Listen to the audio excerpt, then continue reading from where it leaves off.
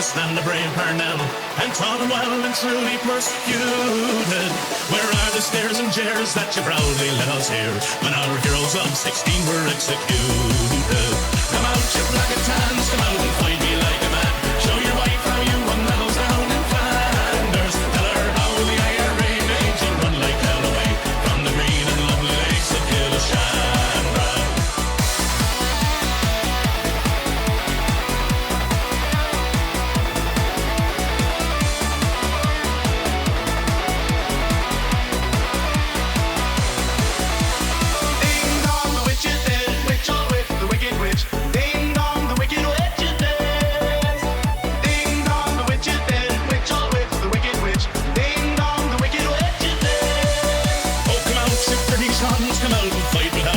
Show your wife how you won medals up in Derry. You murdered 16 men and you'll do the same again. So get out of here and take your bloody army.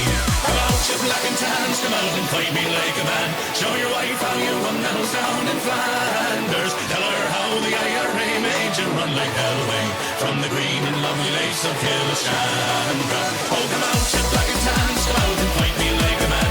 Show your wife how you won medals down in Flanders. Thanks for the money. Announced the death of Her Majesty Queen Elizabeth II.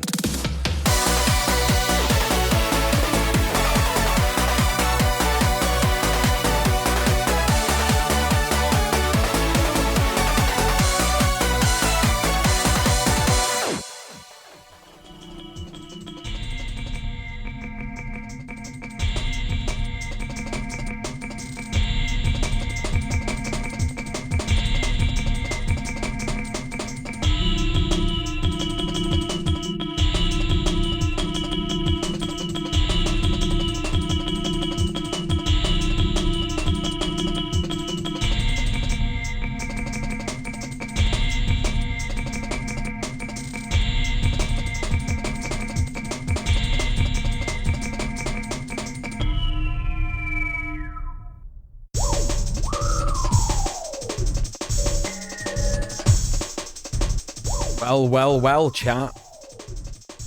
Well.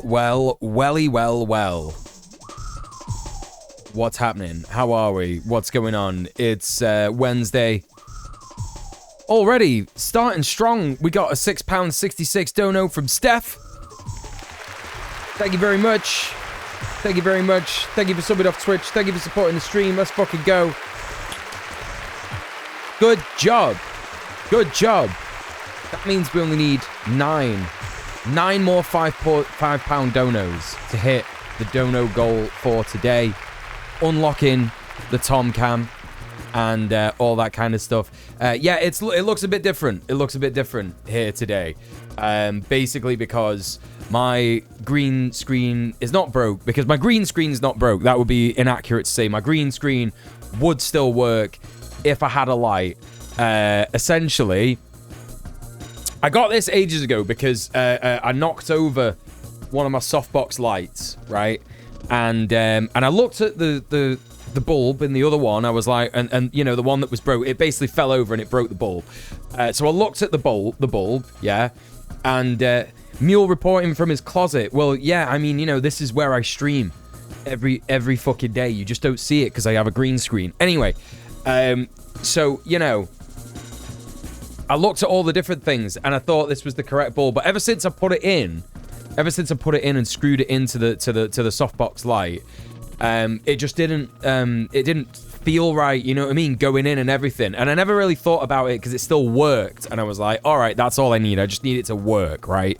But what's actually happened is the contact of the light has become twisted off, because I started to hear it like flickering, like going like, and I'm like, it's close to the cat tree. I don't want it anywhere near my boy. I love him. I don't want him to die. Do you know what I mean? I don't want to electrocute him by accident. So I was fiddling with it today and trying to like fix it, but it just fucking twisted right the fuck off. So the softbox light is broke. So I've ordered a new one. It's only 50 quid, so it's not too bad. But it has like eaten into like expenses for the month, which is a little frustrating, but it is what it is. The show must go on. The show must go on, chat. The show must go on. So anyway, there's the green screen explanation. Not going to be explaining it for anyone else who comes in. So if you're here early, that's what you get. That's what you get. That's the kind of bonus content that you get for being here early. My favorite best chatters, aren't you? For all being here early. Let's say hi to all of you, because there's a few of you here and I want to say hi. Welcome in, Catgirl Steph. Hello, Sir Demon. Hello, Just Johnny. Hello, Val. Hello, Ori. Welcome in. How are you doing? Good to see you. We got Lexi as well. How are you doing? We got Prince Infidel. We also got Discrotter. Who else do we got? We got Mr. Dank. We got Stealth Intel. That's right. You missed bonus content, I'm afraid. It's gone like tears in the rain. No, it'll be on the VOD channel. You can check it out there. Danielle Henry. Welcome into the stream with a vomiting emoji. Vomiting emoji straight up with the first thing that he's done. I wonder what that chat is going to be like. I wonder what this chat is going to be like in the YouTube chat. First chatter in the YouTube chat with a vomiting emoji. Wonder what he's going to be like. Wonder what he's going to be like.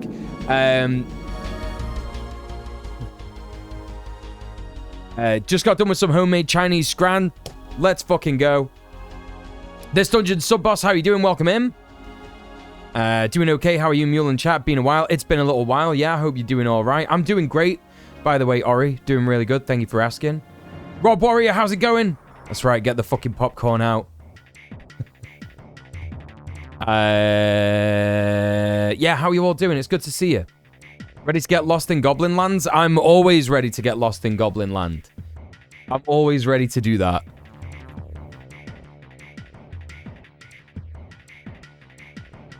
So yeah, apologies for not streaming yesterday. I didn't stream yesterday because of the softbox lighting thing. Obviously, like, I don't care about that because I'm live now. I didn't not stream yesterday because of the soft. Does that make sense? The reason that I didn't stream yesterday was not because of the softbox light not working. That happened today, and I'm still streaming today. That makes sense, right? I probably didn't need to explain that. It was because I completely forgot that it was the GMTU committee meeting, and whenever I forget that happens, it means that, oh, I just can't do anything until I get to that part of the day. And I didn't make enough time to do like an early stream yesterday, so that kind of sucks.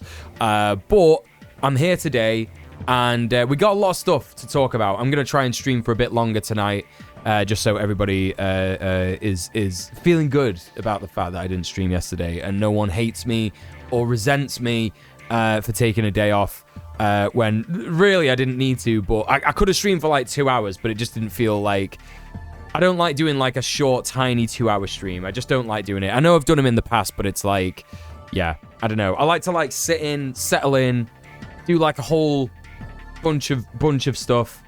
That Daniel Henry guy in the YouTube chat hasn't said anything, so we're just going to ban that guy. Absolute coward. What the fuck are you doing? You're obviously some kind of weird fucking queerphobe or something.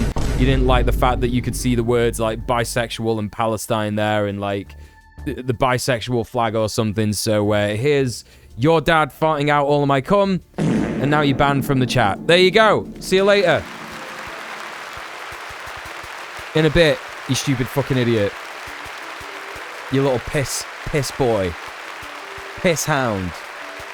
Yeah, that's right. You keep trying to send messages in the chat, bro. You're banned. It's done. No one can see your shit. Anyway. Discross says, I've been struggling with vertigo for like 6 weeks now, which has been bad. Yeah, that fucking sucks. I'm sorry to hear it, Discross. Sorry to hear it. Is it like an inner ear thing or something? Hey, Ninny, how are you doing? Good to see you. Is it little piss boy? That's piss. Little piss boy. That's correct. Little piss boy there. What else was I gonna say? So yesterday, what did I get up to? Nothing much. Well, actually, no. Something weird and interesting happened yesterday. So I made. I don't know if everybody knows, but I make my own bread. I do it quite regularly because it's a lot cheaper than buying bread, and it's quite fulfilling. Actually, it's a lot tastier and healthier than bread from the shop, and I made brown bread. Brown bread is the most often bread that I make. It's the most regular bread that I make, yeah?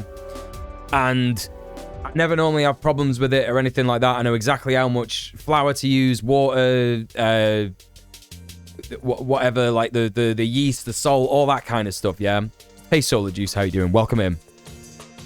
But for some reason, this dough that I made the other night, when I got it to put it in the oven, what I normally do, I put the dough to rise on the side and leave it overnight, and then in the morning I have a lie-in with the boy, and I put the bread in the oven, wait for the bread to be baked, and then leave it to cool down. You know, have a nice relaxing morning in with the boy. You know, it's really cute. We get to sit there and watch Star Trek together because I love him very much, and he is my actual son. Crystal, how you doing? Welcome in. So basically, I did that, and it was all fine. But like, when I put the bread on in the morning, I got it all out, put it on the baking paper, ready to go in. Like, because with baking bread, because you need such a high temperature to do it, sometimes it's good to do it with like a bit of water in the oven as well. Or if you've got a Dutch oven, which I've got, put it in that. So I'll put it on baking paper and then put it in the Dutch oven, and then for the last 15 minutes, take the lid off, and then it gets all crispy around the top. But so, you know, I put it on the baking paper, and it was dead watery, and I was like, that's odd. That's pretty fucking odd. What's that about? I've never had that happen before. Oh, well, probably means nothing. Put it in the oven, it's fine, right? But it was just very, very wet, wasn't it, chat? When the bread was finished, when it came out of the oven, the bread was just very, very wet, and hadn't quite properly baked all the way through. So I have no idea what happened. I didn't do anything fucking different. I mixed it all the same. I think maybe there was just a bit more water in it than normal. I made bread soup. No, it wasn't that bad. It's still a loaf of bread. It's just like, it was just very, very, very moist. And I think it just didn't cook properly. And I think that when that happens, it means that the gluten in the bread doesn't quite like... It just doesn't happen in the correct way. So what happened was I had I made a sandwich before the committee meeting, right? And chat, when I tell you, I had the biggest insulin spike of my entire life. I was fucking sat there for the entire meeting, just like, I was so cranky and so tired, and I was just like, I couldn't like You know what I mean? Could also be the weather outside. That can affect things. A rain came through, maybe? Whoa, whoa, whoa. What are you on about? What are you on about? Rain? What are you on about? Rain? What do you mean? It seemed normal going right. The dough seemed normal right before going in the oven. No, it seemed weird. It seemed odd.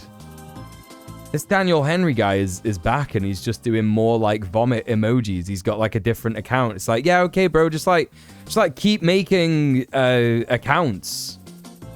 I'll just report you for like ban evasion, you know? Don't worry about it, dog. It's all good.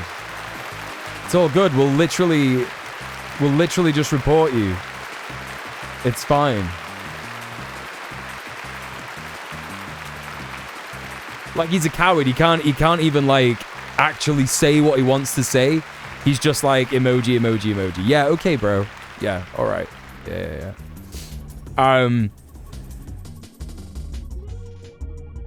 What do you mean for the bread? Sorry if I'm behind. My phone is kind of goofy. Yes, I thought you were talking about the bread, Gobs. I'm confused. B-Rat, how are you doing? Welcome in. It's good to see you. Good to see you. Good to see you. So anyway, yeah, I was really fucking tired after eating like these sandwiches. Incredible. The dough seemed normal right before going in the oven. No, it didn't really seem that normal. No, it was really wet. It was really, really wet. It was just very wet. The humidity of the environment can affect the dough. Is that what you mean, Gobs? Anyway, everybody please go and follow Goblin Hugger. They're amazing. They're a great streamer. Fantastic moves if you go and follow them. Could also be the flour. No, I've used this flour before. It's from the same pack. I've made 2 loaves already with it this month. So nah, it's not the flour. I think I just used a bit too much water, honestly. Genuinely. A lot of factors go into bread chemistry. Yes, humidity. No, there was absolutely zero change in humidity yesterday. Not even remotely. Not even remotely. It didn't even rain overnight. So there you go. There's my bread making adventures from yesterday. Do you measure your flour by weight or volume? Just volume, man. Just volume. Listen, I can't explain to you just how, like, the only thing that I think I did incorrectly was add like a tiny bit too much water. I just wasn't paying that much attention when I was adding the 2 cups of water. It's literally 4 cups of flour, yeah, 2 cups of water, a teaspoon of yeast, 2 teaspoons of salt. That's it. Easy. Piece of piss. So I think that all that's happened there is I've not been paying attention when I put the water in, and I think I might have like overfilled the water, and therefore it's not properly, like, you know, there's not been enough flour in to compensate for it.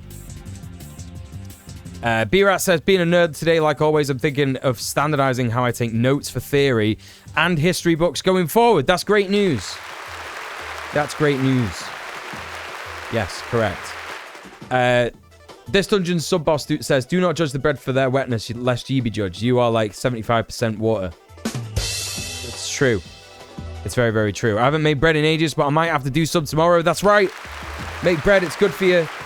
It's really, really nice. It's the tastiest bread you'll ever have in your life. Yeah. But get it done. Get it done, get it done, get it done. What else we got out here? Disgrot was saying about her sickness. It may be a virus on the balance nerve as my hearing isn't reduced. Have to lay down to not get dizzy. Try and walk around a little outside to be healthier. Well, let's get some love for Disgrotter in the chat. I hope that you aren't suffering too much with it. That seems likely. It's surprising how little water can take to make a big difference. Yeah. I'm not going to make that mistake again, chat, because, oh my god, I was so, like, I was just, like, fucked. I was completely fucked. Do you ever cold ferment your dough? What does that mean? It's likely that I don't, because I don't know what that means. I have just no idea at all. What else was I going to say? So that was a bit of yesterday. The day before. No, because yesterday I was off. I was streaming the day before. Today, what I've been up to today? Well, today I was watching some Star Trek in the morning. And then I went to the pet shop to get Tom a new toy because I ordered this type of toy that he really, really likes. It looks like a bird. You might have seen me messing around with it on the stream before. But they don't really do it anywhere. They just do it at this one specific pet shop that I have to go to. And I did a click and collect, and I've never done one of them before, and I felt quite modern. So that was quite nice. So I did that. And I went to pick it up, and I was talking to my dad before, and he was like, "It's a nice day, son. Why don't you go and walk? It's a really nice sunny day in March. Spring has sprung. It's a really nice day. Why don't you go and walk? And you'll have a nice walk. That'll be a nice bit of exercise for you." And I thought, you know what, Dad? You're right. I'll go and have a little walk. And as soon as I fucking got outside, it was pissing it down, wasn't it? It was fucking pissing it down, chat. So that was unfortunate. I got absolutely piss wet through on the way to get my boy his favorite toy because he needs it. You know, when you mix the dough, cover it and let it rise in the fridge for 3 to 4 days rather than at room temperature. Yeah, there's no way I'm doing that. No way I'm doing that. I'll just forget about it. I will fucking forget about that. I like Boober says, "Bro, you are not Vsauce." No, you don't. No way, dude. You don't say. Crazy. He thinks he's him. Yeah, I do, man. Yeah, I do think I'm Vsauce. 12-year-old in the chat, whose account was created literally like fucking 20 days ago. Damn, dude, you're so funny. What a funny guy.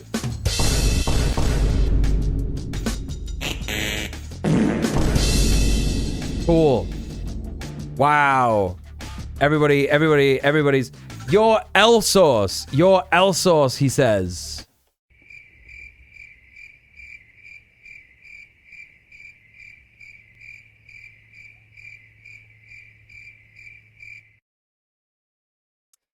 Yeah, go back to trying to get fucking... my dad. Your dad, actually. Go back to... my dad. That nearly...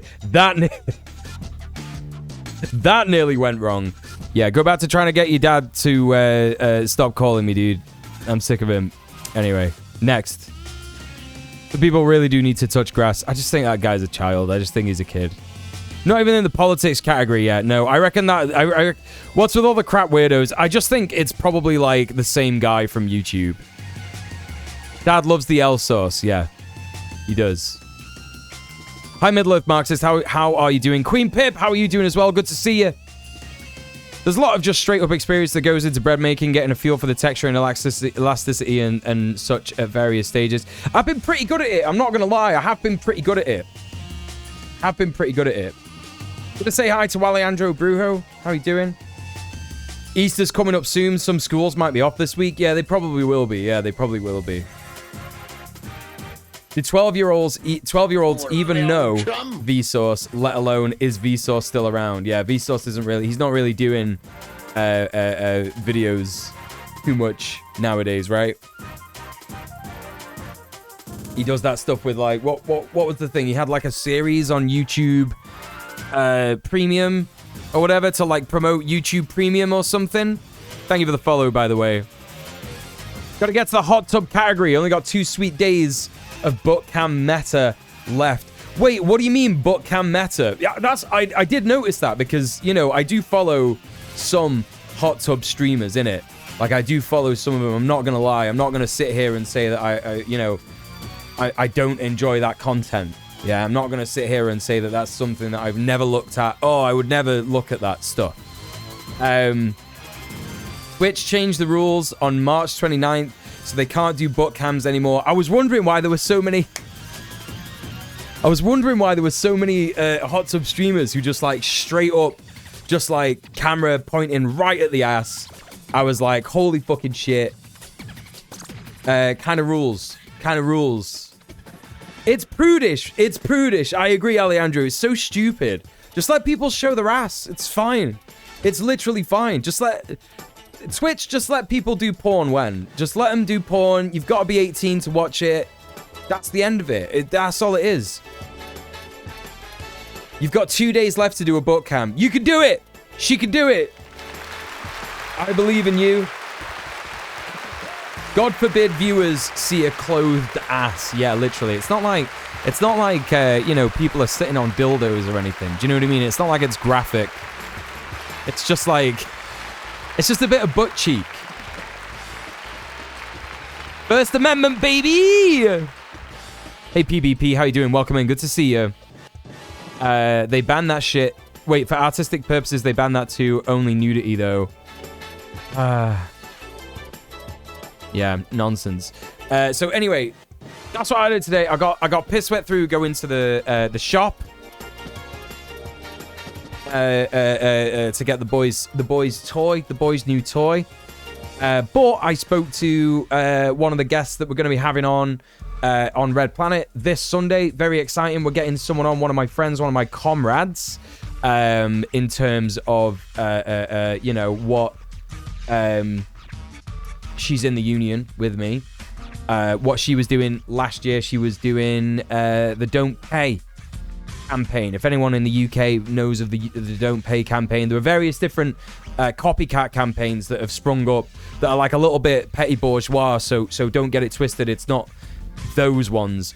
It's about like the energy bills going up in the UK around 2019, 2020, and it kind of escalated last year because the off-gem cap went up and loads of people just couldn't afford it and they were getting into debt. So that's going to be a really interesting episode on Red Planet on Sunday, so get excited for that. And I heard a really funny thing because one of my other comrades from the union was also involved in that campaign, and I asked her if she wanted to come on to talk about it with our other comrade because they were doing it together, and you know, two guests are better than one, aren't they? And she was like, no, I'm not too cool about going on podcasts and stuff. I get a bit like anxious about it. I was like, that's totally fine. But she told me this really funny thing. Yeah. Which was, she goes, David Graeber followed me on Twitter 3 weeks before he died. And I know this sounds really gross and depraved, but I was obviously devastated when he died. But one of the first things that came into my head was, well, you can't fucking unfollow me now, can you? I was like, what the fuck? Could you imagine? Oh, Jesus Christ. What else we got in the chat? Might be considering a career change while I'm unemployed. Do it, PBP! Fucking do it. Happy to support, happy to promote, happy to help you out as much as I can. That blessed Graeber follow. Yeah, could you imagine?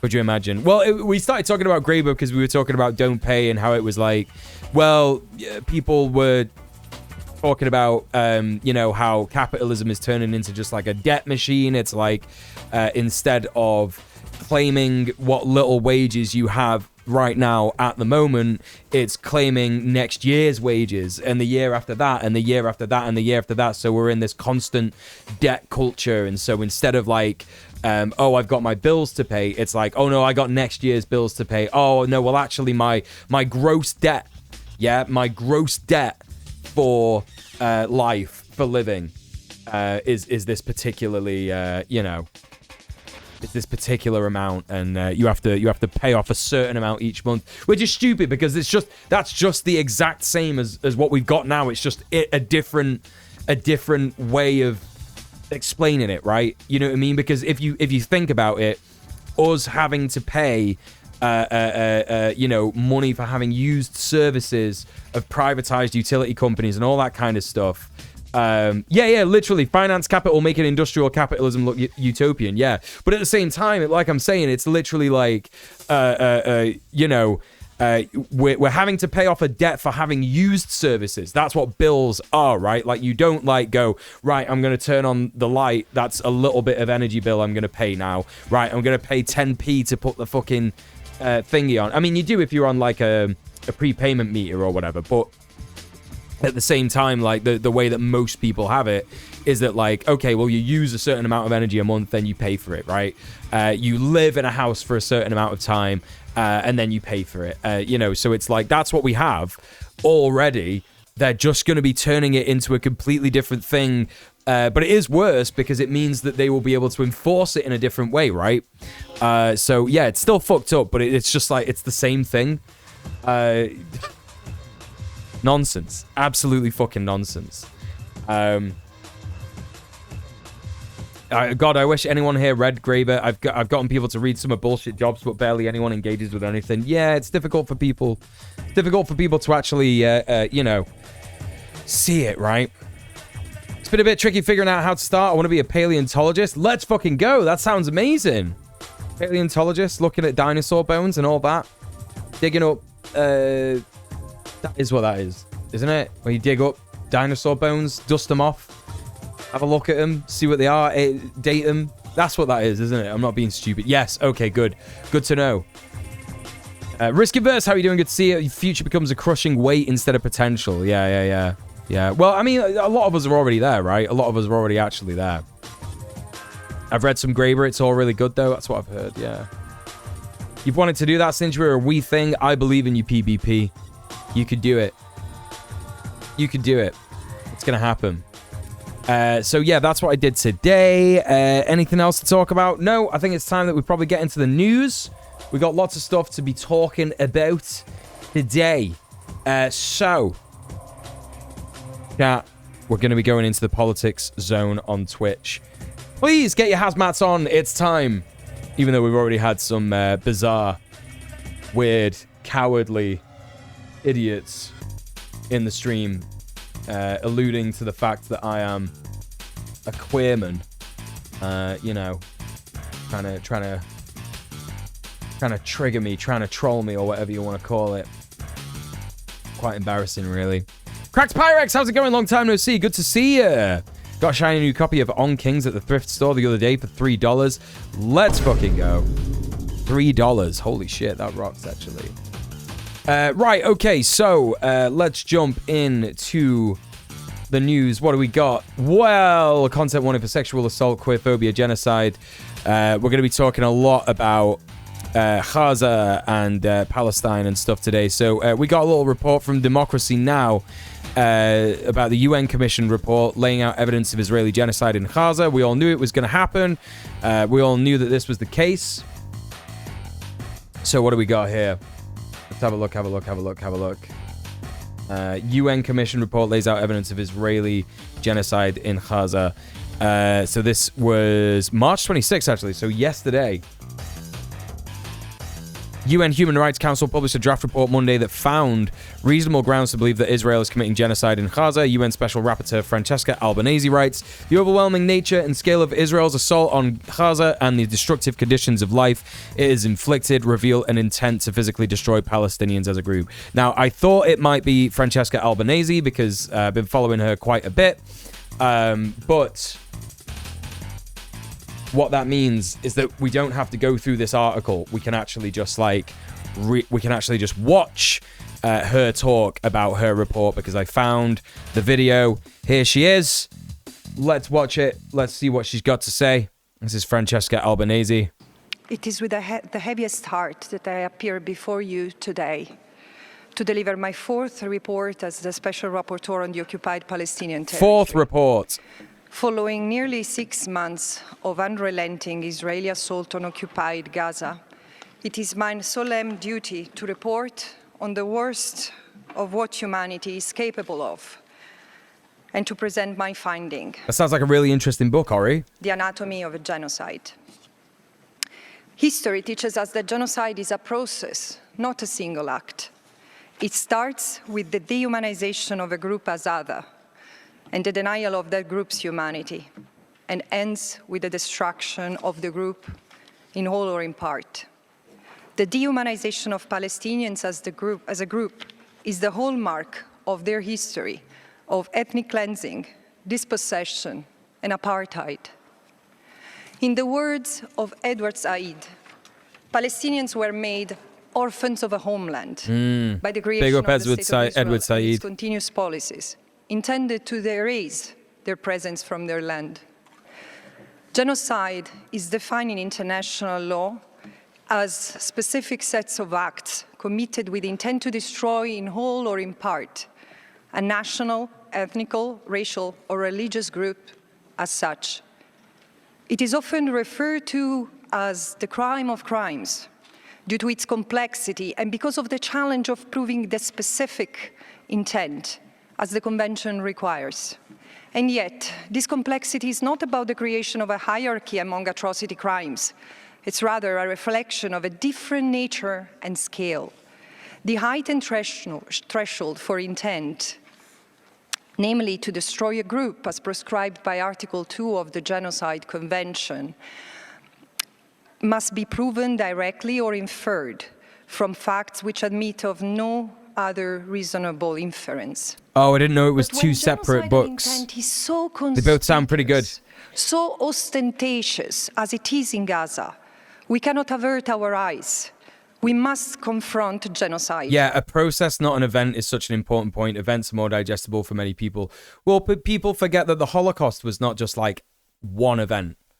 People seem to think that it was like, okay, well, Hitler decided to gas 6 million Jews, and they just did it in one go, and that's such a stupid way of thinking about how it happened, because it just didn't go down like that. Do you know what I mean? It was like routinely Jews were in groups over a long period of time taken to gas chambers, like to the point where most Jews in Auschwitz particularly, and in other camps where they exterminated Jews, like they knew what the word showers meant. Like, oh, they got sent to the showers. They knew that meant they're not coming back. They didn't, like, not everybody knew how. They were like, obviously, like, oh yeah, they gas people, or they do this, or they do whatever.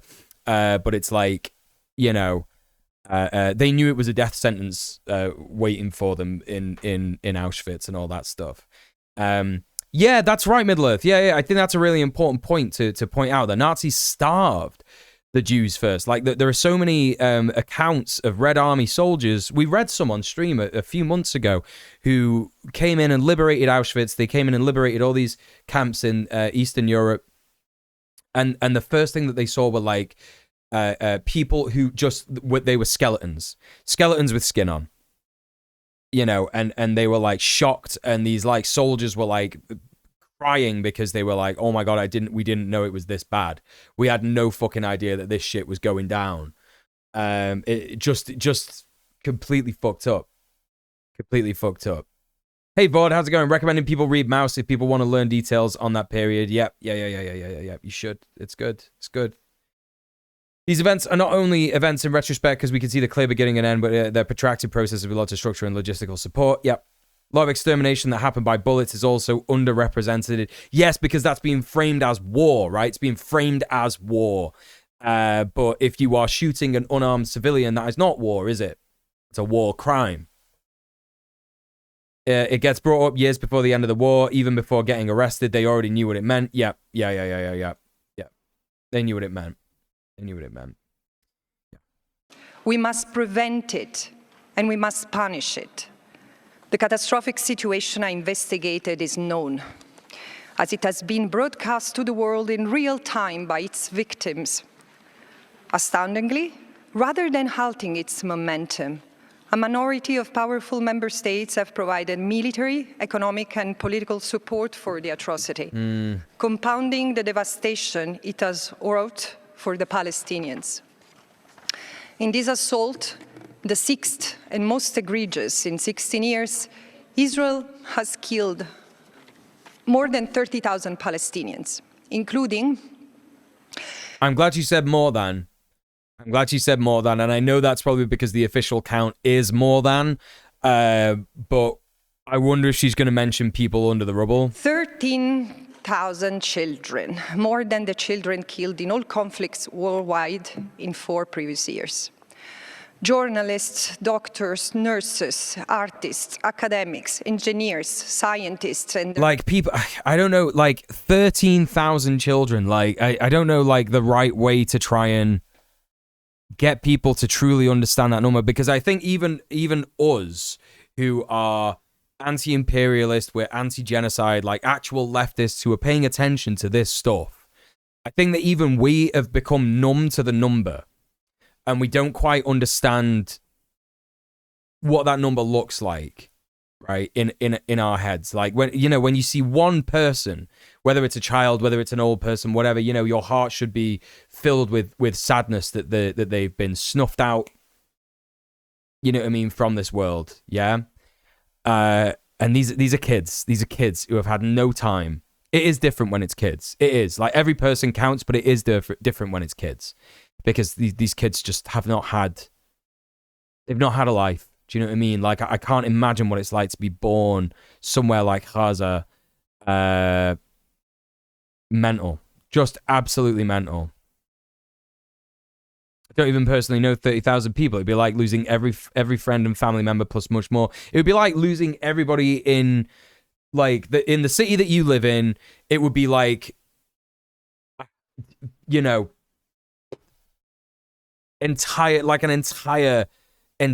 fucking neighborhood and more. Like maybe like 10 neighborhoods of people.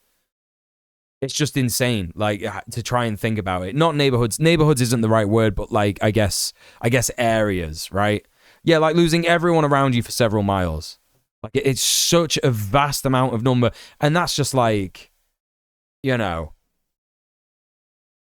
how do you even begin to understand that? Like, when you like think about in Lord of the Rings, right? I know this sounds like a stupid example to me, but in Lord of the Rings, when they're talking about a force of 10,000 Uruk-hai coming to, like, Helm's Deep or whatever, and they're all shocked because, like, there is no such force. What are you talking about? There's so many.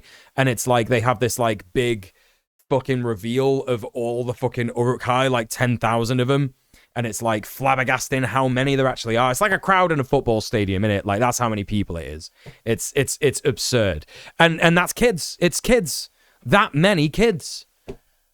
That's just the kids. 3 times that. Maybe even more. 30,000 people is 1/3 of the population of the area I live in, not just the town I live in, yeah. Yeah, wild as it's a large swath of the east coast of the country I live in, yeah. Their family members. A whole society has been targeted. A further 12,000 Palestinians are reported missing, most presumed dead. Some 71,000 Palestinians are reported missing.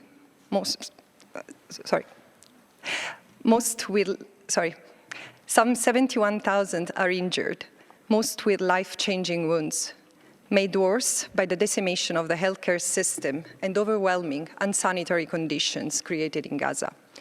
In the first 2 weeks, Israel prevented all humanitarian aid from entering Gaza, and in the ensuing months, it has imposed extreme restrictions of water, food, electricity, and fuel. Israel has blocked the entry of medical supplies, including anesthetics, incubators, and even baby formula. Convoys have hardly reached northern Gaza. The deliberate policy has induced rapid and sustained severe food insecurity in the entire population, with those trapped in the north forced to eat animal feed and grass. The occupying power has also undermined UNRWA, the main lifeline to Palestinians in Gaza. UNRWA, she said, Growing for those numbers reading of Palestinians are dying of starvation as we speak. And the hostages and their families have also not escaped this devastating 4 times the population of your hometown. The collective scars of those who survive are certain to last generations. In the initial weeks of the assault, Israeli forces killed around 250 Palestinians daily through an apocalyptic arsenal of weaponry on one of the most densely populated places on earth. 25,000 tons of explosives, equivalent to 2 nuclear bombs, unguided munitions, and hundreds of 2,000-pound bunker buster were used to level entire neighborhoods. Well, Cracked Pyrex says in the chat, it really is infuriating that Joe Biden shows a lack of empathy considering he's lost a child of his own. I mean, it calls into question any kind of showed empathy that he has had for his kid dying, because it's like, well, did you really care? Did you really care? Because if you knew everything that was going on in Gaza, you would be like, or the question is, it's either that, it's either like, actually, he didn't care about his own kid dying that much because he's like a shitty patriarchal knobhead of a father, actually. Do you know what I mean? And maybe it's that. Yeah, that's another good point. His kid wasn't brown. So, you know, that makes him cry more, doesn't it? Yeah, that's true. Yeah. I was about to say, like, you know, it's also like he's never cared about his own kid. He's always used Bo as a political prop. That's kind of what I was thinking, Nick and Trunks. Also, welcome in, yeah. But also, like, aside from that, like, because this is speculation, right? But on top of that, you've got to think, like, we always have to materially analyze this stuff, because when you simply ideologically analyze stuff, you get to the wrong conclusions, or it becomes confusing and upsetting, right? But when you materially analyze it, everything becomes clear. This is why dialectical materialism is so important. Analyzing power dynamics is so important, right? What are Joe Biden's material conditions, right? He is an elderly man. He earns like what, $70,000 a year or more. I can't remember what the. This is like before he was president. Like as someone in the political machinations of the USA, Democratic Party, fucking candidate shit. You know, loads of money. He's worked in the White House before. He's been a senator for years. Can't remember if it's a senator or a congressman. You know, thousands of pounds. He's got a good house. He's got nothing to worry about financially. He knew what this was about the moment he stepped into the suit, right? He knew what this was about. He knew he would have to be like, you know, taking charge of this imperialist machine. I think it's a little naive to assume that, like 40 years, close to 40 years, he's been in politics in the USA, right? Loads of revolving door connections to private industry. It's a little naive for us to think that people in those positions don't know what they're getting into. Like Joe Biden's not like just like been elected to the highest office in the land and then gone, oh my God, we're killing all these children. This is really bad. He knows about that shit. They all know about this shit. They don't care. You know, he said it how many years ago? If there wasn't an Israel, we'd have to create one. He said it years ago. Because he understands like the necessity for, you know, ethnic cleansing in that area to enable the imperialist machine. This is what it is. You know what I mean? So it's really sad. But when you materially analyze it, it's like, well, that's why he doesn't care, because every night he goes to sleep on a big bed of money. You know? I don't believe Biden has any ability to care in the way that real people do anymore. If Biden cared, he would have to what's the word? Is it reconcile? He would have to reckon with what he's done to people. He would have to reckon with what he's done and what he's doing to people. You know, like he's giving Israel $14 billion, expediting that shit. When a bill was passed to stop the money going through, he signed an executive order to do it. He's a war hawk. He worked for a major credit bank. Yeah. There you go. So there you go. Yeah. If you're wondering why Joe Biden doesn't care, even though he lost a kid himself, it's because he's so far removed from it. He's safe in his little fucking gaff. Well, it's not little, is it? It's massive, isn't it? You know? The definition of evil. I mean, it's also the banality of evil, right? Because for him, it's just a bureaucratic process. It's just like, yeah, sign the thing, whatever. Sign the thing, there's the money, whatever. He doesn't have to see any of it. He isn't there, you know, personally torturing these kids. He is doing that by giving Israel the money. But he's just literally like sat in a nice, comfy armchair most of the day, isn't he? Biden had a bit of a nickname as the senator from MBNA, which at least one of his sons had a big position at, and he represented the interests of. Yeah, it's fucked up, right? Fucked up.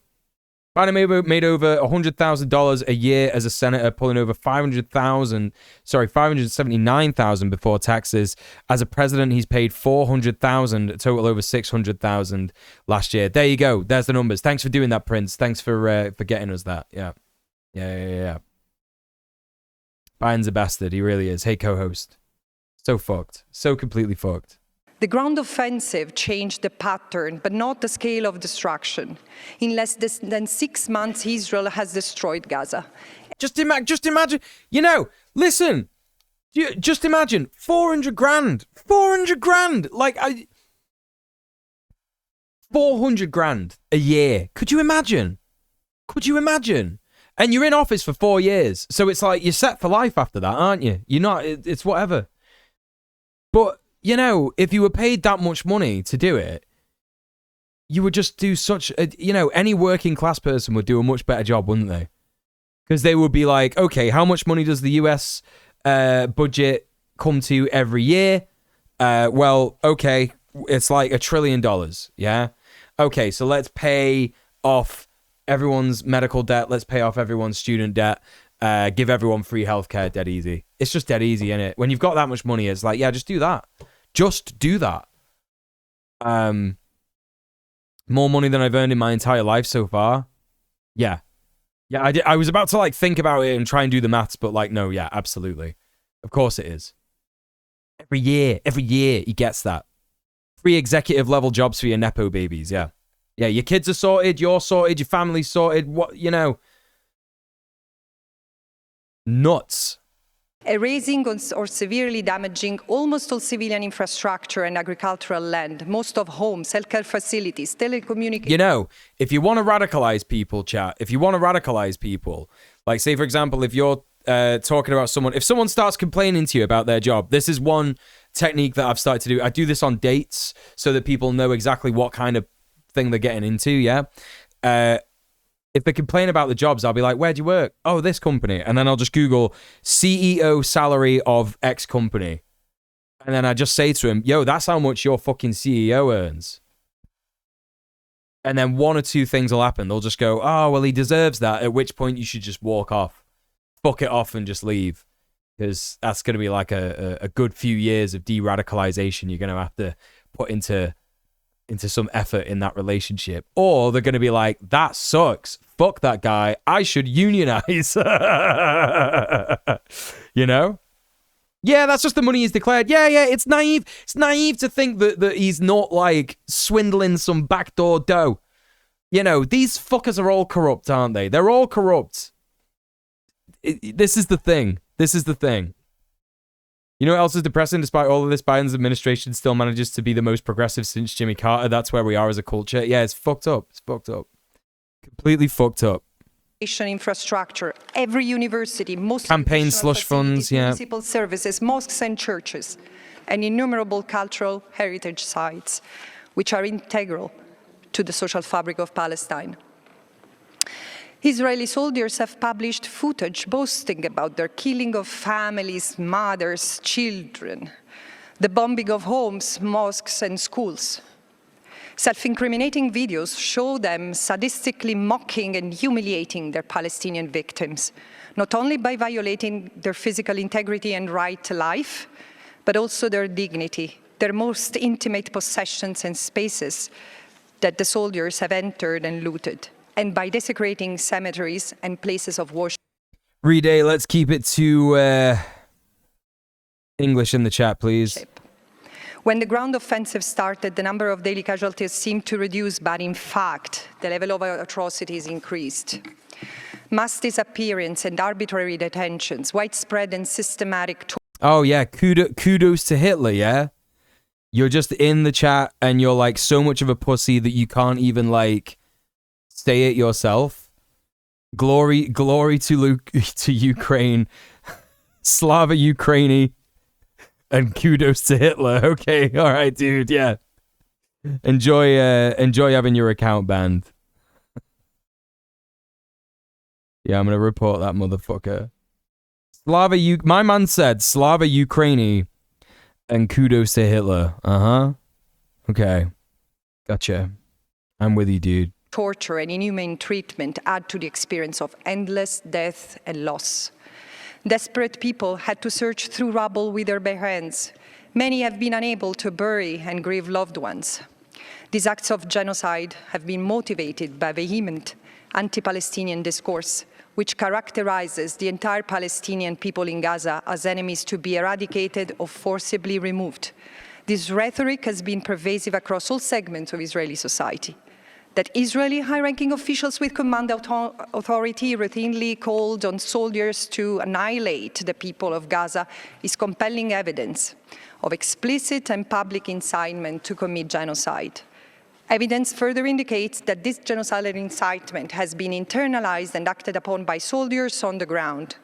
One of my key findings is that Israel's executive and military leadership and soldiers have intentionally Mr. Dank, I don't think that's true, is it? Ukrainians mostly fought against the Nazis under the flag of the USSR?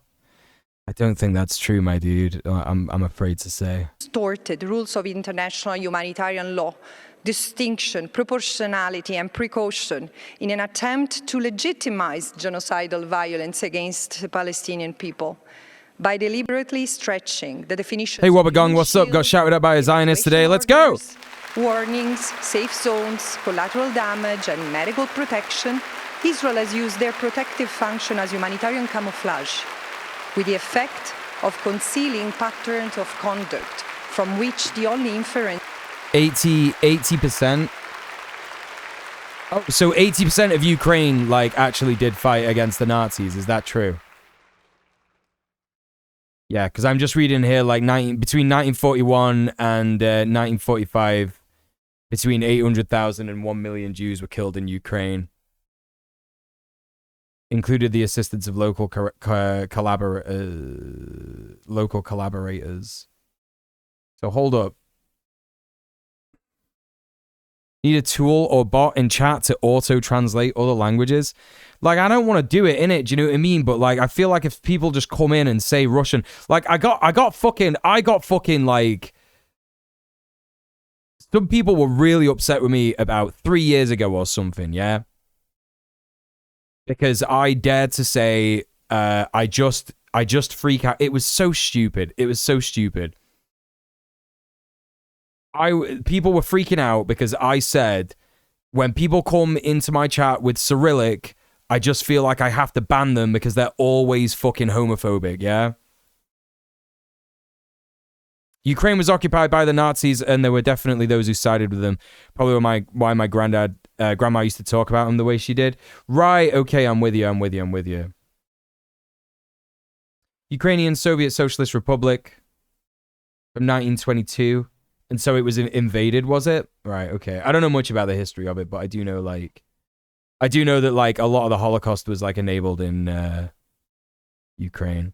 I've never seen a non-bigot Cyrillic chatter. Well, this is the thing, do you know what I mean? Like, people got mad and they tried to, like, cancel me. They were like, djmuel is yikes because he said that when people come into his stream and use Cyrillic, that's bad. And I'm like, well, it is. It's just like a red flag, dude. Like, what do you want me to say, innit? Do you know what I mean? What do you want me to fucking say? Like, you know, if every single time I'm translating Cyrillic in my chat, it's saying like, death to all F words, or like, you're an F word, or whatever. Do you know what I mean? Like, you should die because you're an F word kind of thing. Like, I'm sorry, but like, I actually have like, you know, a bit of a reason to talk about that. To mention that stupid shit. But you know, still, I don't want to do it because it's like I don't want to stop people from like using their own language to a degree. Different alphabet, they're probably here in trouble. Yeah, I mean, I said this years ago, but people were like, "Nah, djmuel's yikes because he does that." Shut up, man. Shut the fuck up. And then I had to like, and then someone, like, people had to DM me, like, other content creators. They were like, these people are saying this stuff about you. And it's like,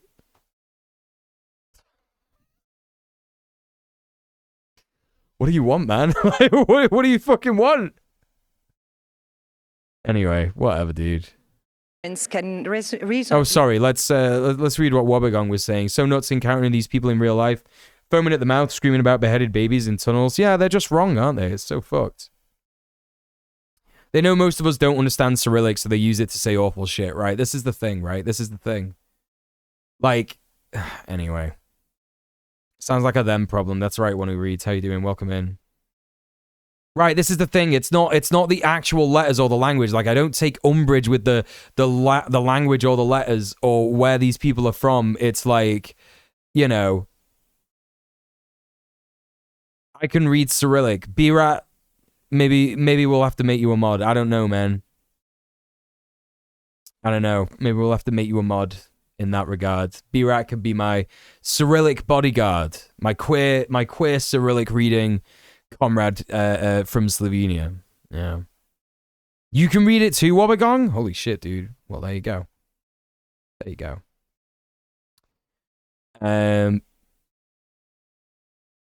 Okay, yeah, let's crack on. Be drawn is a state policy of genocidal violence against the Palestinians, blurring the distinction between protected civilians or civilian infrastructure and combatants or legitimate military targets. Israel has effectively characterized the whole civilian population in Gaza as human shields or terrorist accomplices. Yeah, that's right, this dungeon sub-boss, yeah. Policy. Those who managed to evacuate to areas that Israel defined as safe humanitarian zones have been met with further attacks, their deaths and injuries justified as collateral damage. By making repeated claims which have been systematically discredited that Hamas used hospitals as operation centers, Israel appears to be operating on the premise that if you tell a lie long enough, people will believe it. Israel has used the camouflage of humanitarian law to characterize. It's not just people will believe it, it's also people will understand that they are able to use that as an excuse if the majority consent manufactured in the country that they're in is that they support Israel, right? Is that Israel is fine and they can do whatever they want. They will then realize that they are being signal to that this is the correct language to use when someone accuses you of being wrong. Yeah. So like this person that had a go at Wobbegong, you know, they're just turning around and going, beheaded babies in the tunnels, beheaded babies in the tunnels. You know, just nonsense, just like screaming nonsense at people who are like, genocide is bad actually. And they're like, beheaded babies, systematic rape. Ah. The entire Palestinian people and life-sustaining and life-saving infrastructure of Gaza as targetable, killable, destroyable. Israel has attempted to legitimize, for example, the devastations of Gaza's medical infrastructure, which has led to potentially thousands of additional deaths, life-changing injuries and trauma. IHL has thus been distorted to justify a war of annihilation. In light of this, I find that there are reasonable grounds to believe that the threshold serves to derail the discussion. That's true one. Against Palestinians as a group in Gaza has been met.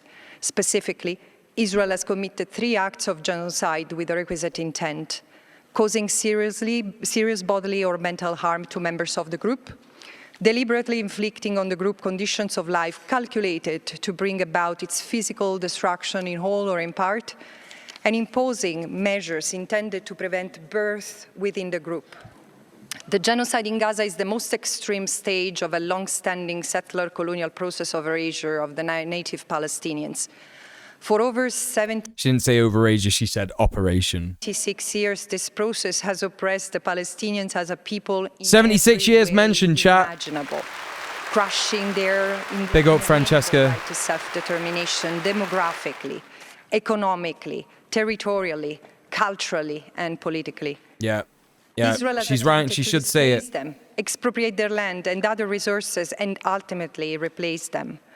The colonial amnesia of the West has condoned Israel's colonial settler project from the Colonial amnesia.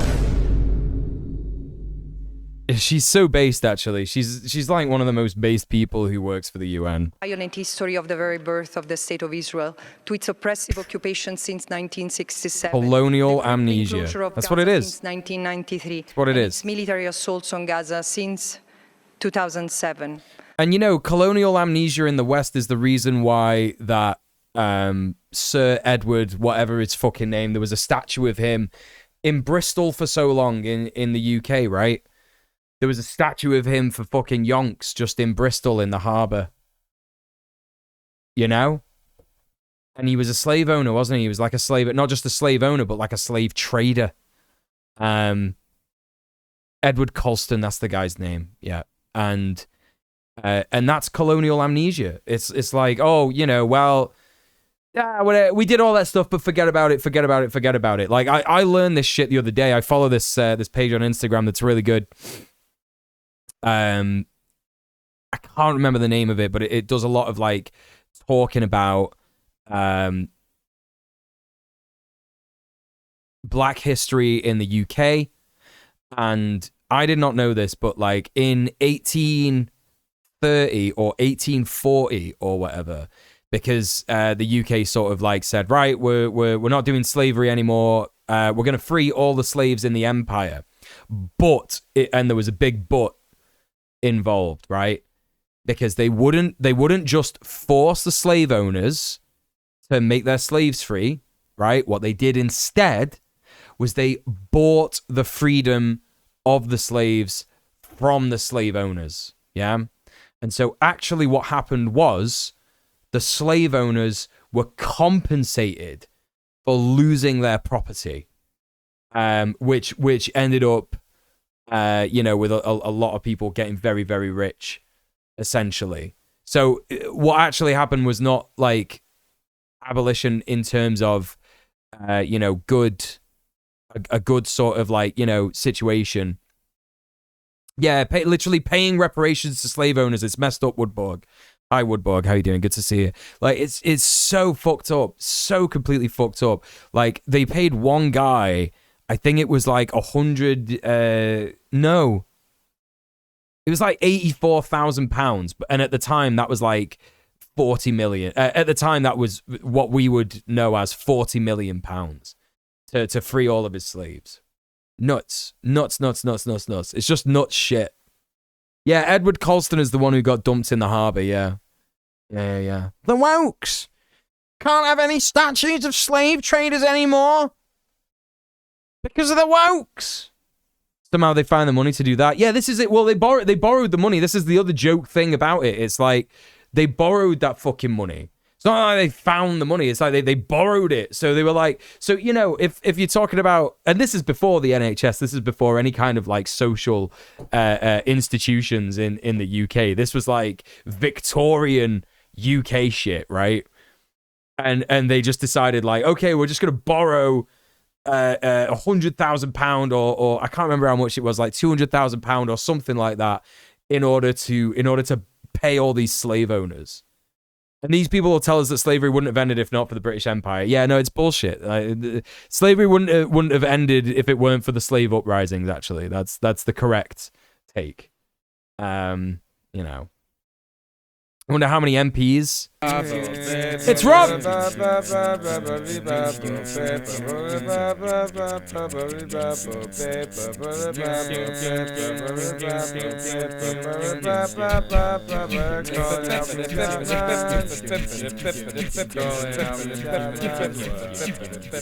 Rob and Raiders, welcome to the stream. How are you doing? What's going on? Welcome in, everybody. If you don't know, my boy, the king, Rob Rousseau. It's the Rob Rousseau. That's right. Please go and show some love to our Rob. How are you doing, Rob? How's it going today? Bob broke my beer. Take off, you hoser. Rob, have you seen that movie? Do you know which movie I'm talking about? If I say Bob broke my beer. Anyway, he's probably just chilling. He's probably got to pick up his kid from school or some shit. Anyway, if you don't know Rob, please go follow him. He's a fantastic streamer. He's a top lad. If you like my politics, you'll love his politics. Welcome in. If you're coming in from Rob's stream and you don't know me, my name's djmuel. I'm a left-wing political commentator. I'm also a housing activist. Hello, me old chum. I'm also bisexual Palestine. That's right. That's right. Dad, Bob broke your beer. That's right, one who reads. That's right. It's a classic Canadian movie, actually. Starring Rick Moranis and Bob. What's the other guy's name? Doug something. He's got a really boring, bland name, and I can't remember his name.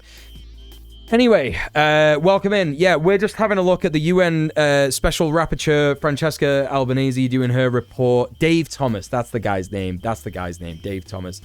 We're just looking at Special Rapporteur Francesca Albanese's report on genocide going on in Gaza. Like, we all know it's genocide. We all know that that's what's going on. Now the UN has finally got another report to say that it's going on. But welcome in, Moist Owlets. How are you going? Moss World, how are you? Good to see you. Hope you had a good time in Rob's stream. But excuse me. All right, let's crack on. The world now sees the bitter fruit. Need stubby beer bottles to come back. I actually agree, and I don't even drink that much. This was a tragedy foretold. While the International Criminal Court will have to deliberate, the International Dave Thomas is the Wendy's guy? I don't even know who that is. Will have to deliberate. What are you on about? The International Criminal Court will have to investigate. It is my responsibility to remind you that the genocide. You know I'm British, don't you? We only just got Popeyes. You know that, don't you? We only just got Popeyes a couple of days ago, and I didn't like it. Me and my friend, we didn't like it. We went to get Popeyes. It wasn't that good. We didn't like it. Wendy's is the surge pricing restaurant. There's loads of those in the UK. That doesn't, you know. Hello, Mistress of Insanity. How are you doing? Good to see you. How are you all handling that? Not well. Not well at all. It was pretty good. The wings were pretty good. There's a Wendy's and a Popeyes in Croydon. They both look mid.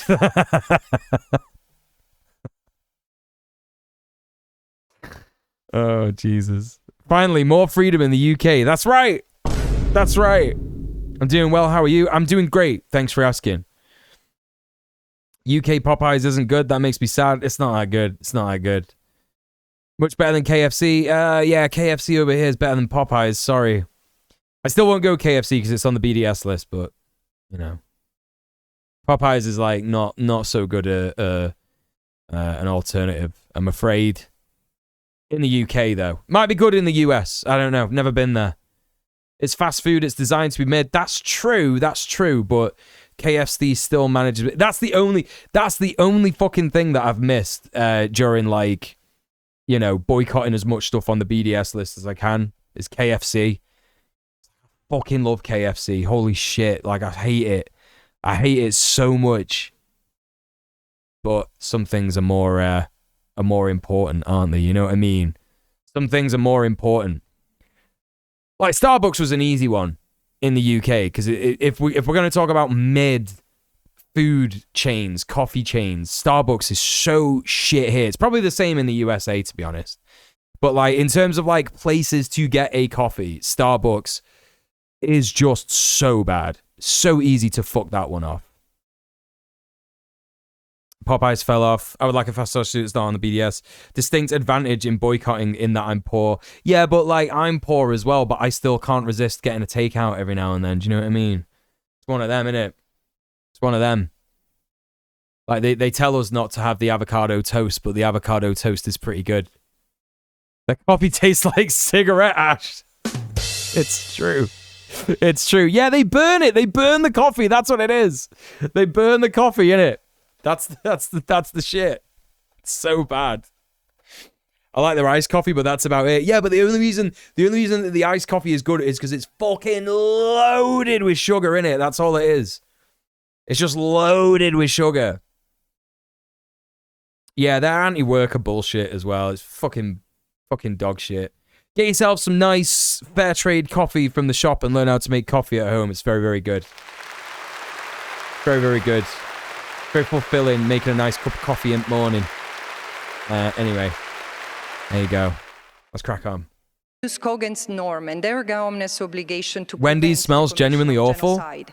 A reality the International Court of Justice recognized as plausible exactly. Coffee goes, unfortunately, so hard. The time for states to act was then, and as they did not, the time is now.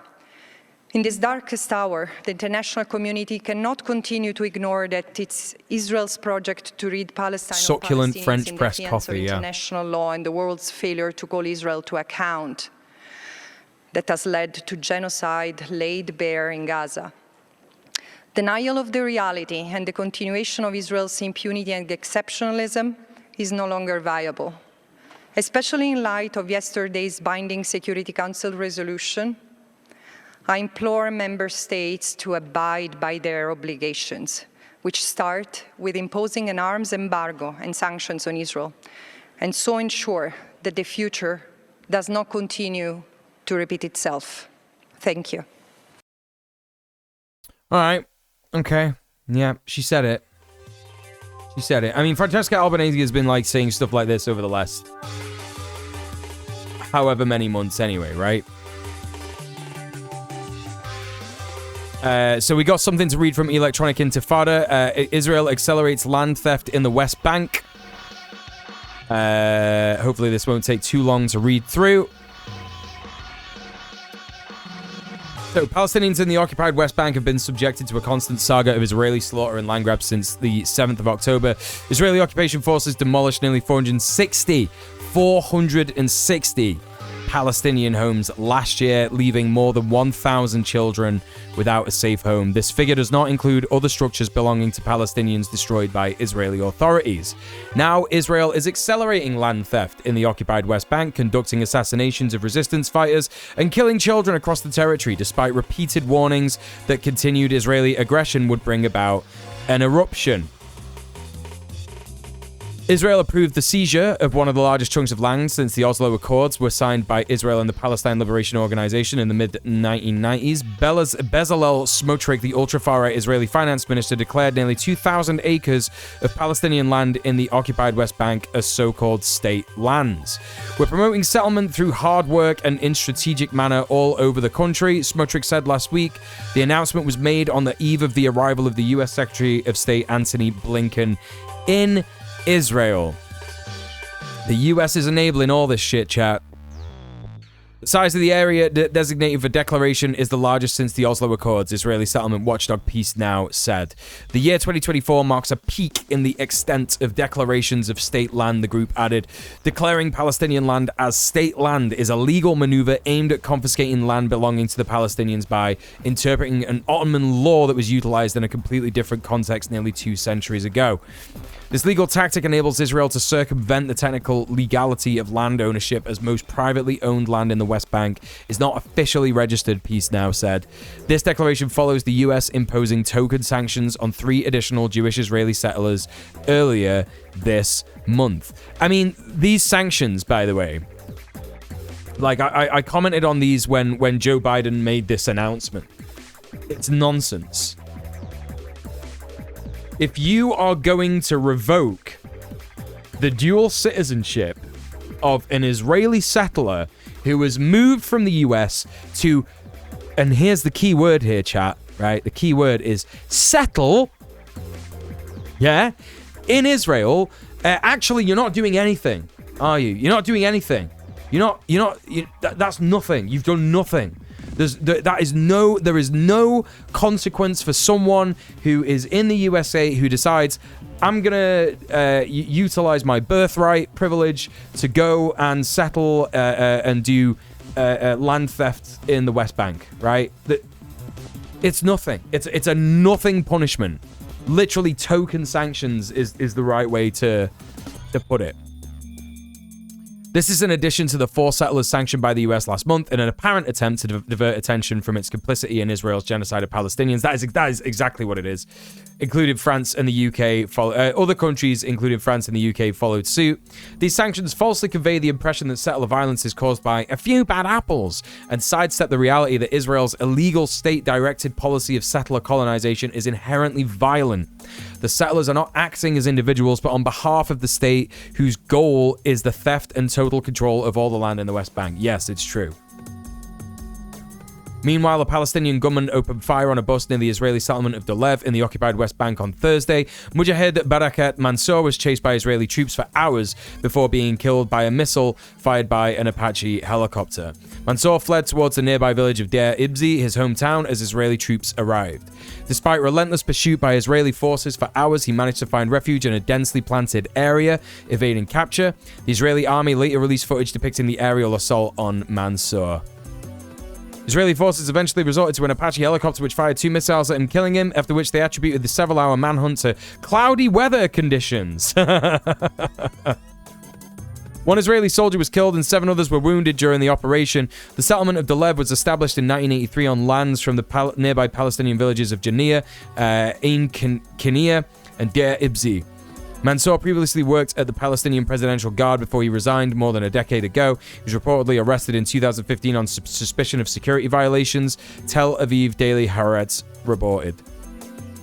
The Palestinian Authority, which collaborates with Israel, suppresses Palestinian opposition and resistance to help Israel maintain its occupation in the West Bank while promoting the illusion of Palestinian autonomy and representation. It is noteworthy that a member of their forces would later change course and direct his weapon at the military, facilitating settlement on land stolen from his and other neighboring Palestinian villages.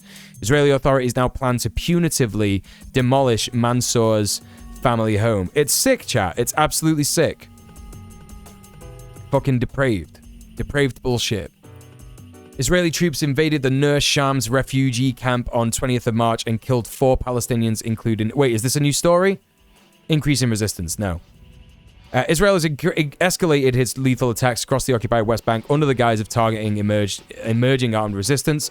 Israeli troops invaded the Nur Shams refugee camp on 20th of March and killed 4 Palestinians, including 2 children. Dozens of Israeli armored vehicles, including bulldozers, raided the camp east of Tulkarem city in the northern occupied West Bank and began bulldozing roads and underground infrastructure in the camp.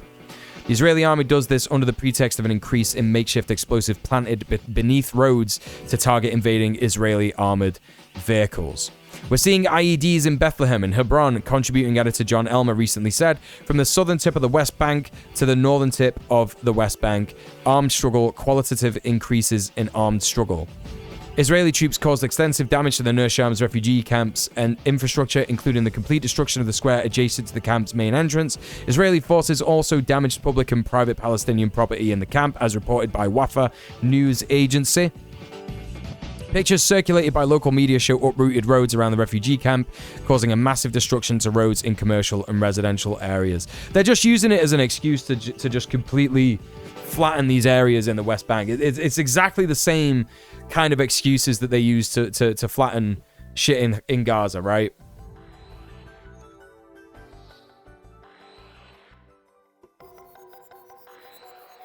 Fucked up. An Israeli drone-fired missile killed 2 Palestinians, including a teenage child, as Israeli troops invaded the camp. Iyad Nidal Kanu, at 17 years old, and another Palestinian man, Nidal Mamoun Abu Obeid, were killed in the strike.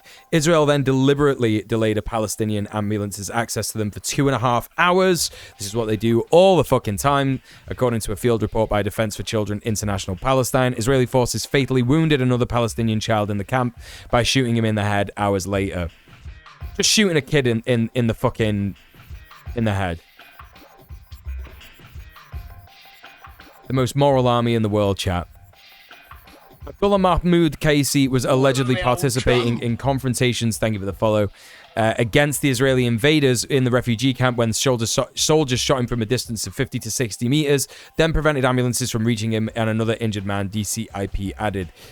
Palestinians transferred Abdullah and the other man to a nearby mosque for hours until Israeli forces withdrew from the area and they were transferred to a nearby hospital. Also on 20th of March, an Israeli drone-fired missile struck a vehicle in the Jenin refugee camp, killing 4 Palestinians. The Jenin Brigade, a group associated with Saraya al-Quds, the military wing of the Islamic Jihad resistance group, identified the victims as Ahmed Barakat, a leader of military operations, Ziad Khamran, who shot and injured members of Israel's domestic spy apparatus, the Shin Bet, at the Gush Etzion junction near Bethlehem earlier this month, as well as members Mahmoud Rihal and Mohammed al-Fayed. During the funeral procession of the four men, Palestinians demanded that the Palestinian Authority release detainees affiliated with the Jenin Brigade and to allow them to bid farewell to their comrades before burial. The PA violently suppressed the protest by firing tear gas canisters at the funeral attendees, resulting in injuries to 4 people, one of whom sustained a head injury. Meanwhile, a Palestinian man accused of collaborating with the Israeli authorities was killed in the Jenin camp on the 21st of May. I think these are like new stories, chat. I'm not sure. This might be a whole... These just like all the stories, or is it the same one? Okay, well, it's a bit of a long story, so we're going to skip to the end anyway here. Israeli forces and settlers have injured nearly 5,000 Palestinians in the West Bank since 7th of October, more than 700 of them children. 5,000 Palestinians injured. They've killed more than 420 Palestinians, 113 who were children. Completely fucked. But no Hamas in the West Bank, by the way. No Hamas in the West Bank. We've got another piece from Electronic Intifada here, which I think is important. This is about Kochav Elkayim Levy winning the prestigious Israel Prize for spearheading a non-existent civil commission credited with writing a non-existence report on 7th of October rapes. Israeli Commission on 7th of October rape claims exposed as fraud by Ali Abu Nima. Let's take a little look at the video.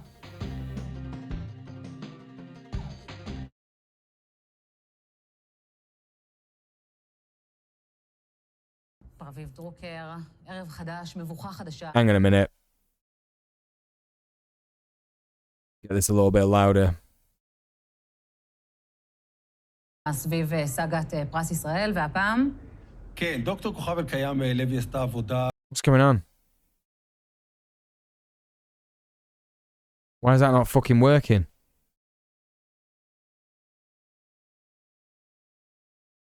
Okay, just have to do this. עבודה, היא חתנית כלת פרס ישראל, היא עשתה עבודה ברוכה וחשובה בלי שמץ של ציניות בהעלאת המודעות הבינלאומית לזוועות המין שבוצעו על ידי החמאס. אבל התהייה עולה, קודם כל, היו מספר נשים מאוד בולטות שעשו פעילות בזה, לא ברור למה לקחו דווקא אותה ולא נתנו לכולן, רות אלפרין קדרי, פרופסור יפעת ביטון, שאשא ביטון, פרופסור ביטון, לא שאשא ביטון. כל הזמן טועים. נכון, סליחה. כן.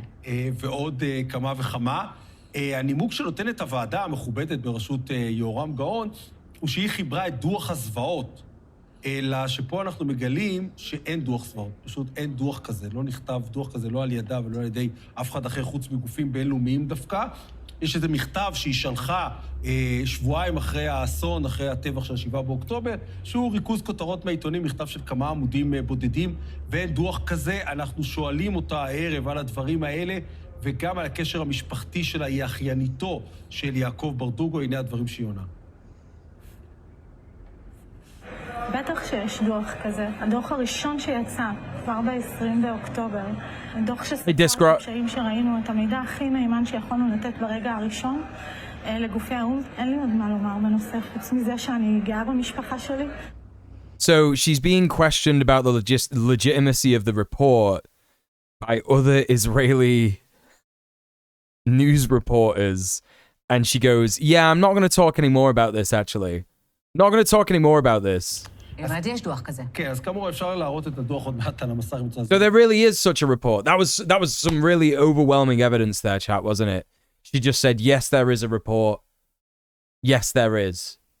That's the end of it. המכתב של 4 עמודים, עמוד אחד זה חתימות, עמוד אחד זה אמירות כלליות, ושני עמודים זה כותרות מהעיתונים, פשוט אף אחד לא ידע עוד כלום. ב-20 לאוקטובר זה לא דוח במובן של זה וזה עשו בבחורה האיש שחס וחלילה נרצחה, זה הפשע, זה הראיות, אין דוח כזה. היא טוענת שהם עמלים על דוח כזה, אנחנו נשמח מאוד שהוא יצא יום אחד, אבל אם זה נימוק הוועדה, למה היא כן ואחרות לא, אז הנימוק הזה פשוט לא תקף ולא מחזיק מים. מה אומרים במשרד החינוך? משרד החינוך אומרים... Mental. They just don't have a report.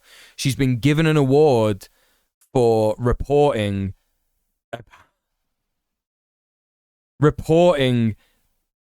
how now? I'm sure there is a report. If it's fair and unbiased, it probably disproves it. This is the thing.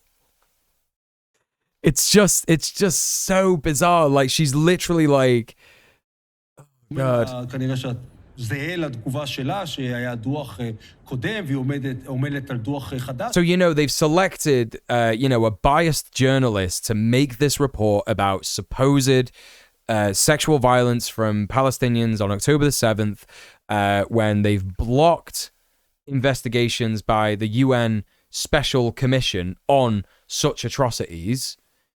And there is just simply no evidence of it. We saw it in that Al Jazeera documentary last week. This is probably why they're escalating this kind of thing. This is probably why they're escalating this stuff now. Because people are realizing that the New York Times article from Anat Schwartz is complete bunk. Yeah, nothing to do with it. Nothing fucking happened to that woman in that article. And it's all fucking lies. No journalistic integrity to that article whatsoever. The New York Times should be dismantled and dissolved and destroyed. And on top of that, there's also the Al Jazeera documentary, like I said. And the New York Times have actually admitted, I think, today that, actually that article was false. Like the information in that article was false. And so now in Israel, they're like, oh no, yeah, we got this one person to do a special report on it, but it's not really a report. And when we questioned her on it, she said, yes, it is. And then they go back to this guy and he's like, well, it's not really a report. There was a prior report. She's working on a new report. It's just nonsense, chat. It's fucking nonsense. Pontificating bullshit. שהפעילה נציבות אזרחית להעלאת המודעות, צריך לומר, גם הנציבות האזרחית זה שם מאוד מפוצץ. If there was, like what we're seeing is like, if there were a 24-hour news cycle during Nazi Germany, during the time of Nazi Germany, this is the kind of shit that they would have had on TV.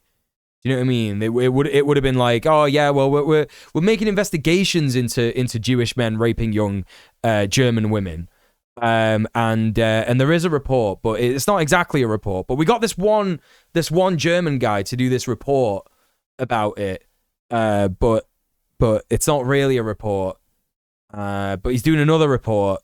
It's just fucking nonsense. והיא זאת הנציבות, אין איזה גוף גדול שנציבות שפועלת בכל העולם, זאתי פעולתה ברוכה. I mean, this guy's right. It's her, and her work is welcome, but that only she is awarded is very odd. It is. It is. Damn, dude. Wonder why that is the case. I wonder why that is the case. So, let's take a little look here. Oh. It did want to full screen that then. Anyway, never matter. Doesn't matter. Never mind. Never matter. Doesn't mind. In early December, the White House received Kochav El-Kayem Levy, whom it described in a press statement as the chair of Israel's Civil Commission on October 7th crimes by Hamas against women and children. The subject of multiple media profiles, El-Kayem Levy played a key role in giving international legitimacy to Israel's baseless atrocity propaganda about mass rapes. But now El-Kayem Levy and her commission have been exposed as frauds. This comes as the New York Times has just debunked a sensational and lurid story about 2 Israeli girls being raped on the 7th of October, a false story contained in its notorious Screams Without Words article published in late December. During her meeting with Biden administration officials, El-Kayem Levy spoke about her work to gather testimony and document evidence of the events of 7th of October and develop a comprehensive accounting of gender-based violence committed by Hamas, the White House said. That meeting came days after Haaretz, Israel's equivalent of the New York Times, published a glowing puff piece about El-Kayem Levy. And this is the headline here. The scope of Hamas's campaign of rape against Israeli women is revealed. Testimony after testimony. The aggregation of evidence collected by Dr. Kochav El-Kayem Levy and her civil commission presents a horrifying picture that leaves no room for doubt. On October 7th, Hamas terrorists systematically carried out acts of rape and sexual abuse. She has discovered, however, that there is no rush to acknowledge this abroad, so painting everyone as being like rape deniers, abuse apologists, all that kind of stuff. A 30th of November 2023 puff piece about Kochav El-Kayem Levy by Israel's Haaretz newspaper. So that's when that was pushed. The article's shocking headline asserted that the scope of Hamas's campaign of rape against Israeli women, a no less sensational subhead, we just read that. One clue that this was rubbish was I love how they say it's rubbish was buried in the Haaretz article itself. The admission that thus far the commission has not taken testimony directly, but it will begin to do so soon.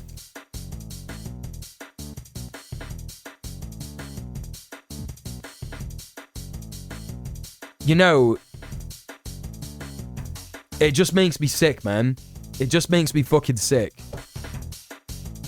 They are so desperate to paint Arabs as like horrible, violent rapists, and we spoke about this on the day after that Al Jazeera documentary came out. Well, it wasn't the day after; it was a couple of days after when I reacted to it on stream.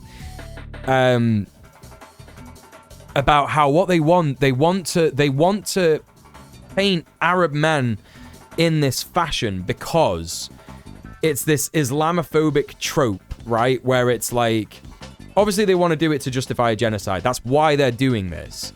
But the reason that is being seen as an acceptable lie to tell about Arab men, Palestinian men in particular, is because the way they see Muslims, even though not all Palestinians are Muslims,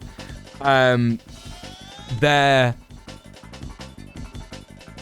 always seen as being very prudish because obviously women wear hijabs or they wear niqabs or burqas or stuff like that. Thank you for the follow. And so with that in mind, they're like, oh my God, they're prudes. They just don't have sex. They never talk about sex. And it's a very like prudish hush hush. We don't talk about that shit. And it's like, no, well, obviously they do. Like, obviously they fucking do. It's like absurd to try and imply that, right? And there are plenty of Palestinian women who don't wear hijab. And maybe that's because they're not Muslim. Maybe it's because they're Muslim and they just don't want to wear a hijab. They don't want to wear a niqab or a burqa or whatever, right?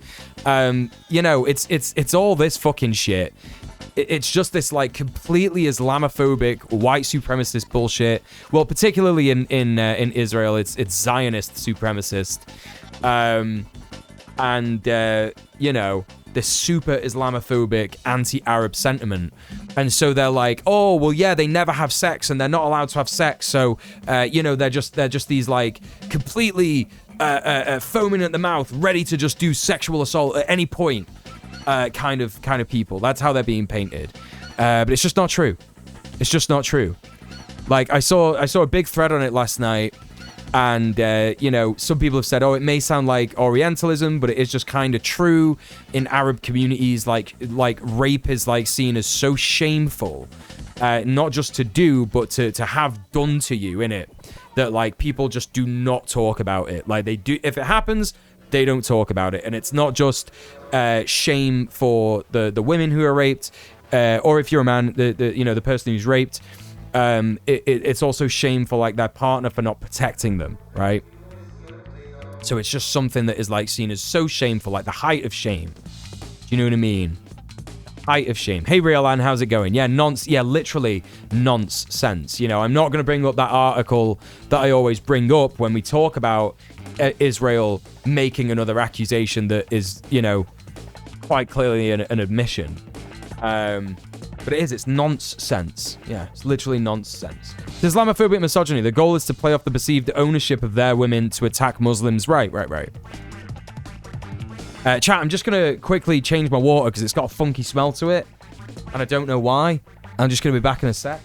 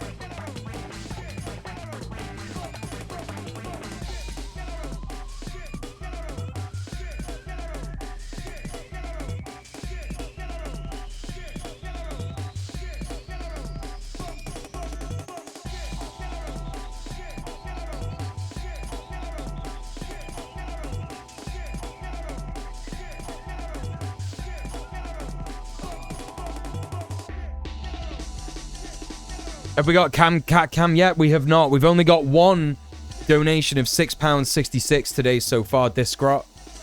So, you know.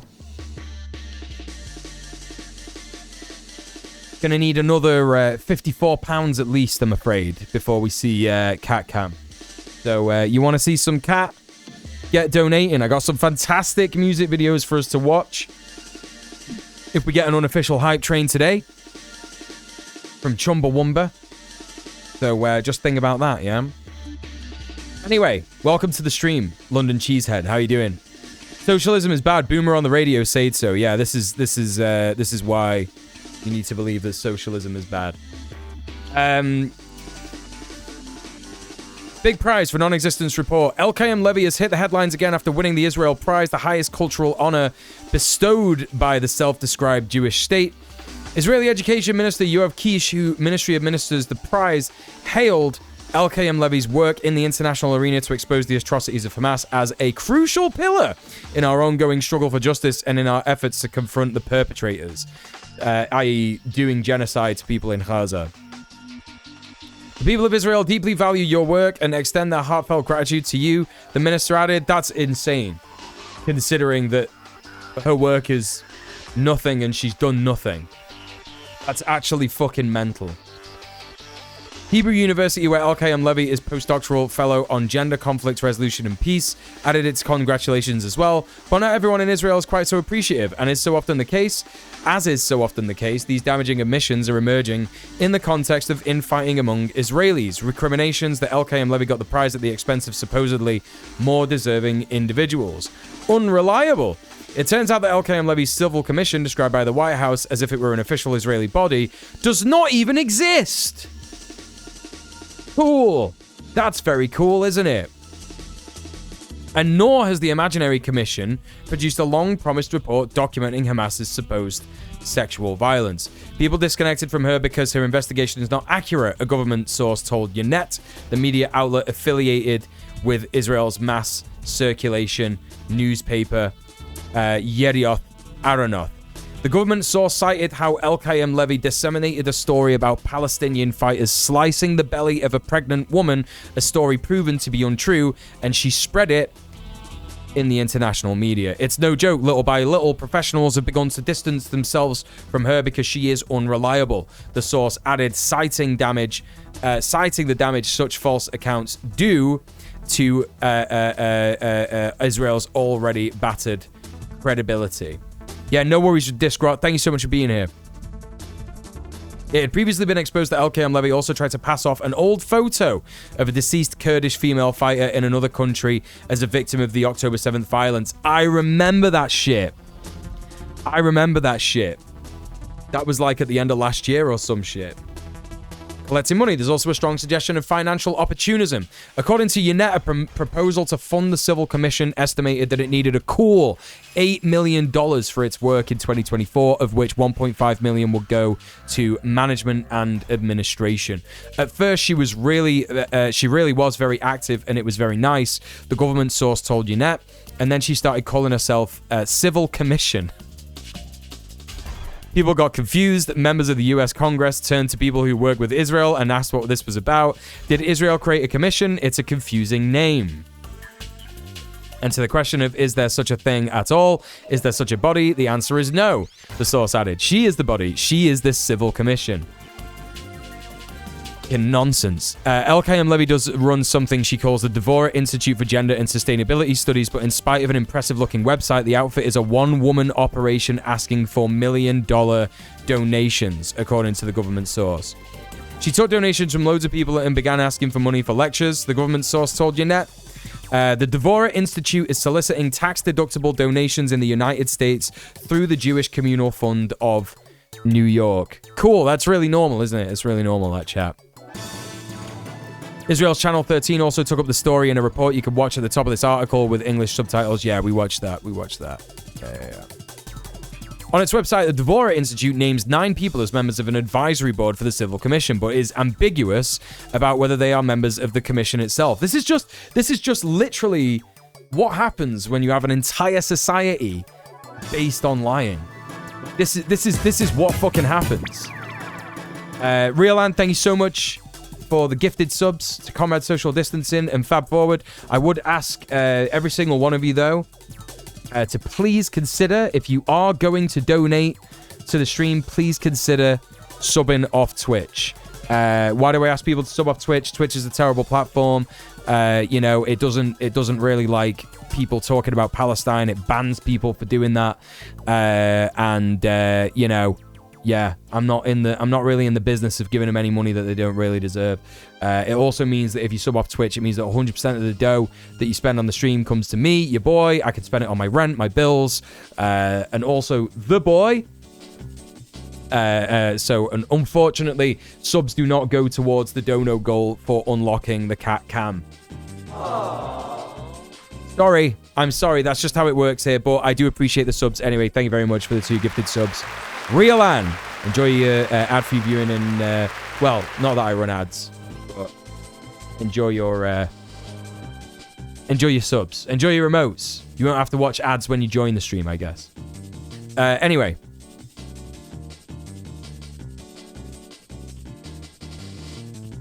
Yeah, it's literally just trust me, bro. Yeah. On its website, the Dvorak Institute names 9 people. Blah, blah, blah. Yeah, a society based on lies. A society based on lies will simply produce people who lie about fucking everything, right? They include Erwin Kotler, a prominent Canadian Israel lobbyist, Michelle Greenberg-Cabrin, an adjunct professor and a former dean of students at Columbia University Law School, and Ilya Rudiak, a visiting professor at California's University of the Pacific and former head of the weapons department aboard an Israeli Navy submarine. Whoa, crazy! Requests for comment have been sent to several members of the advisory board. Yeah, I bet they've not got back to anyone. There is no horrors report. According to Drucker, the head of the Israel Prize Committee, said that the award had gone to LKM Levy because she authored the horrors report, a report on the mass rapes. But then we realized that there is no horrors report, Drucker observes. There is simply no such report. It hasn't been written, not by her and not by anyone. There is this letter she sent 2 weeks after the catastrophe, after the slaughter of 7th of October, but it was just a collection of newspaper headlines, a letter only a few pages long. There is no such reports. So, you know, this is what we saw in that thing that we just watched. So we're going to skip this. Drucker reveals that LKM Levy is the niece of Yaakov Berderot, a advisor to Prime Minister Benjamin Netanyahu. As a commentator on Israeli army radio, Berderot incidentally played a role several years ago in helping to frame a Palestinian man falsely accused of raping a Jewish child. But that is not Kochav LKM Levy's only connection to Netanyahu. As Mondo Weiss reported in early December, the Dvorak Institute works as a close advisory body to the Israeli Prime Minister's National Security Council. The Dvorak Institute's advisory committee includes a former director of the Israeli Prime Minister's office and 3 former officials in a National Security Council. As for LKM Levy, she is far from the feminist human rights advocate she markets herself as being. She has in fact authored guidelines for the Israeli government to force feed Palestinian hunger strikes detained in its prisons, a form of torture.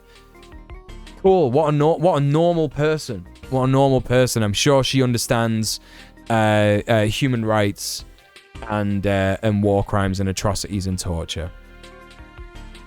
The revelations about LKM Levy's investigation being a fraud will come as no surprise to readers of the Electronic Intifada. We exposed many of her dubious assertions and connections in a live stream in early December. How long is this?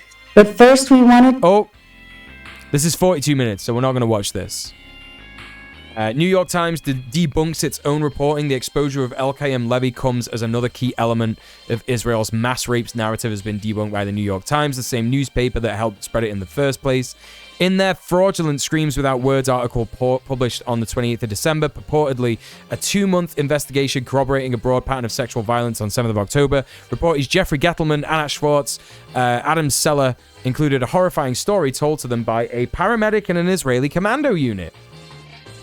The paramedic said he had found the bodies of 2 teenage girls in a room in Kibbutz Be'eri, the Times reported. One was lying on her side, he said, boxer shorts ripped, bruises were by her groin. The other was sprawled on the floor face down, with pajama pants pulled to her knees, bottom exposed, semen smeared on her back, the newspaper added. The paramedic did not document the scene, according to the Times, and the Israeli military allowed the paramedic to speak with reporters on the condition that he not be identified. Odd. Odd that, isn't it, chat? It's odd. So here's the article in question. The same story had already been reported by numerous outlets, including the Associated Press, CNN, and the Washington Post, fully clothed. But on the 25th of March, Times conceded that the new video has surfaced that undercuts the account of an Israeli military paramedic who said 2 teenagers killed in the Hamas-led terrorist attack on October 7th were sexually assaulted. The newspaper states that the footage taken by an Israeli soldier, which was viewed by the leading community members in February and by the Times this month, shows the bodies of 3 female victims fully clothed with no apparent signs of sexual violence. Whoa. Weird that he would lie, chat. Why would he lie? Whoa! Residents of Kibbutz Be'eri who viewed the footage said in no other home in Be'eri were 2 teenage girls killed, and they concluded from the video that the girls had not been sexually assaulted. The Times said that it contacted the medic, who declined to say whether he still stood by the account. That's weird, isn't it? Why would he decline? Why would he decline to say that? Why would he decline to say whether he still stood by the account, despite overwhelming evidence to the contrary? Following debunkings of the story by Mondo Weiss in early December and by The Intercept this month, the tale of the 2 raped girls in Kibbutz Be'eri can be added to the long list of Israeli atrocity claims that turned out to be lies. 2 teenagers who it falsely claimed were raped were identified by The Intercept as Y and N Sharabi, ages 13 and 16. The elder of the 2 girls, along with the girl's father, Eli Sharabi, were actually still missing and unaccounted for more than a week.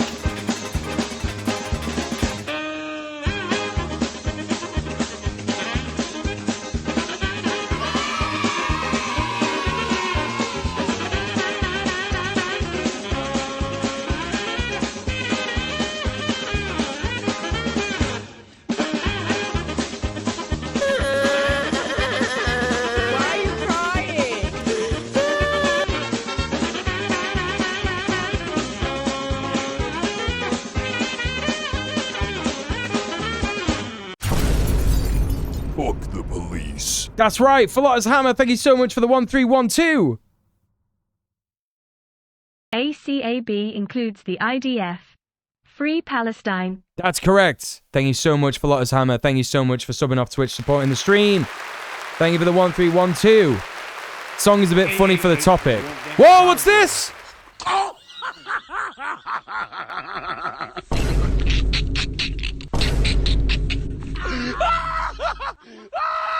Steph with the £4.20. Thank you so much for subbing off Twitch. Thank you so much for supporting the stream. Chat. We're halfway to the daily dono goal. Can we get one more donation to unlock an unofficial hype train? Can we get it? Can we get it, chat? Can we get it? Sub off Twitch now to unlock the official hype train and listen to some cool Chumbawamba music. Yeah? How about that? And also, have you considered this? That's right, he's there. He's there. He's right there. You could have this on screen for the entire stream. Yeah? For the entire stream. If we get to £50 worth of donos today. He's a handsome lad, isn't he? He's a handsome lad. Is my YouTube chat not working because I don't understand.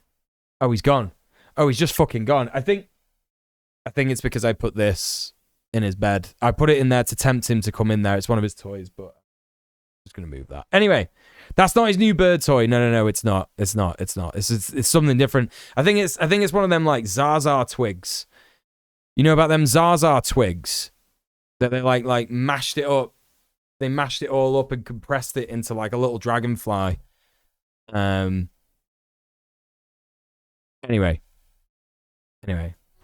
let's carry on listening to the article, chat. He's gone anyway now. He's gone anyway for now.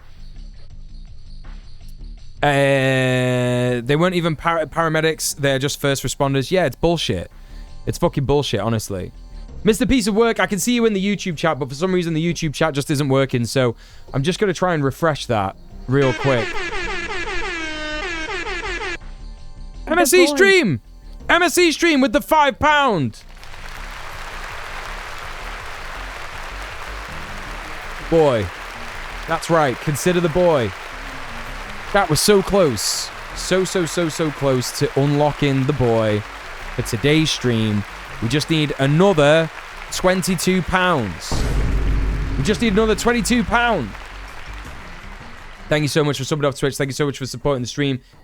Chat, we've done it. We've unlocked the unofficial hype train. Can you believe it? VOD watchers, I gotta see you later. VOD watchers, you're back in. Welcome in. Excuse me. Yeah, Chumbawamba rule. They really do. Easily one of the best bands of all time. Let's get back to this article. I know it's quite long, chat, but I think it is very important for us to like talk about this because you know, there is like consent. There's consent being manufactured here, right? And we need to fight against it so much. You know, in that, like, it's that old white supremacist lie, right? Anyone who's not white is like a horrible rapist. Yeah? It's that same shit. And it's just being furthered again and again and again. It's disgusting. It's fucked. Anyone who's a victim of actual, like, sexual assault will tell you that things like this where, you know, racialized people are demonized in order to further white supremacist, you know, nonsense is it's incredibly insulting. It's incredibly insulting. You know, when it comes to false rape allegations, like 90% of false rape allegations are not by women about men. They're about men trying to demonize other men who are a different color to them. You know what I mean? And that's basically what it is. You know? Gotta blame DEI for everything wrong in the world until every news reader accepts it as fact. We're gonna be having a look at that in a bit as well. Yeah, we're gonna be having a look at that. Like it to Kill a Mockingbird. Oh, it's been a long time since I've read that. Yeah. But it's yeah, quite that's quite the example of it, right? In that one bird. That one bird in that one book. My brain. But I'm not familiar with that album, actually. One Who Reads. Double album of Chumbawamba Live in Leeds. And Chomsky's lecture on unaccountable private tyrannies now. ATR signed to Polydor in the early 90s, delivered totally uncommercial work, and used their advance to form digital hardcore records. Let's go. That rocks. That rocks. And that's right, Prince. We're so close to the monthly goal, honestly. Listen, monthly goal this month is unlocking the DJ stream for next month. Yeah? To do that, we would only need £72. Yeah? £72, chat. It's not a lot. That would be 7 chatters donating £10. We could do it today. We could reach the monthly dono goal today. But I will only ask you to get us to half of that. That's the only thing I'm demanding today. Yeah? So if we could get 2 more £10 donos or 4 more £5 donos and then another £2, we'll be right there for the daily dono goal. So, very exciting. Very exciting.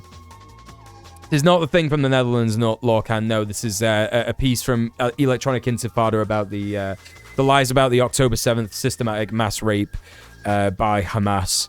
The elder of 2 girls, along with the girl's father, Eli Sherabi, were actually still missing and unaccounted for more than a week after the 7th of October events, according to members of their family.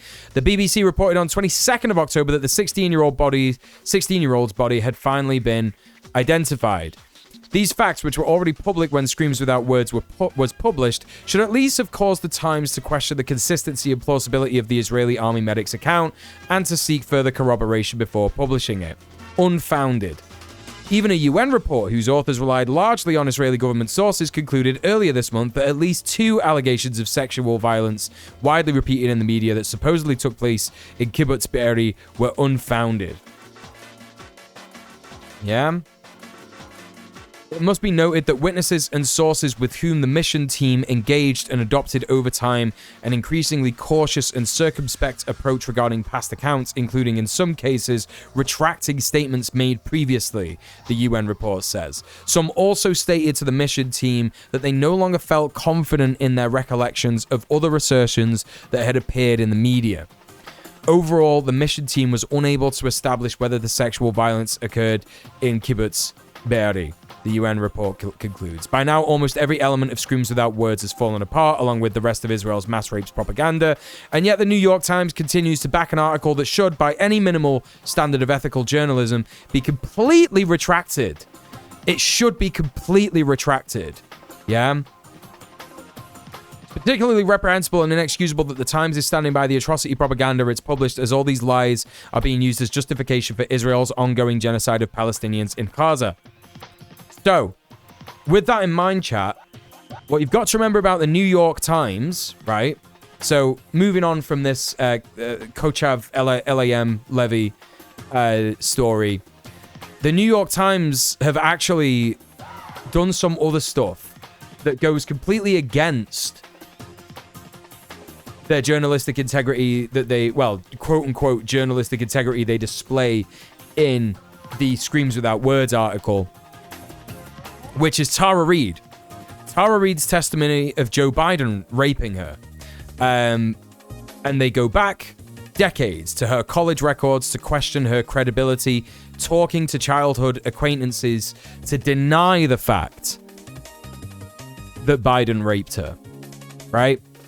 It's absolutely insane. Whenever a fact adds to Reid's credibility, the New York Times immediately frames it as questionable and to be dismissed.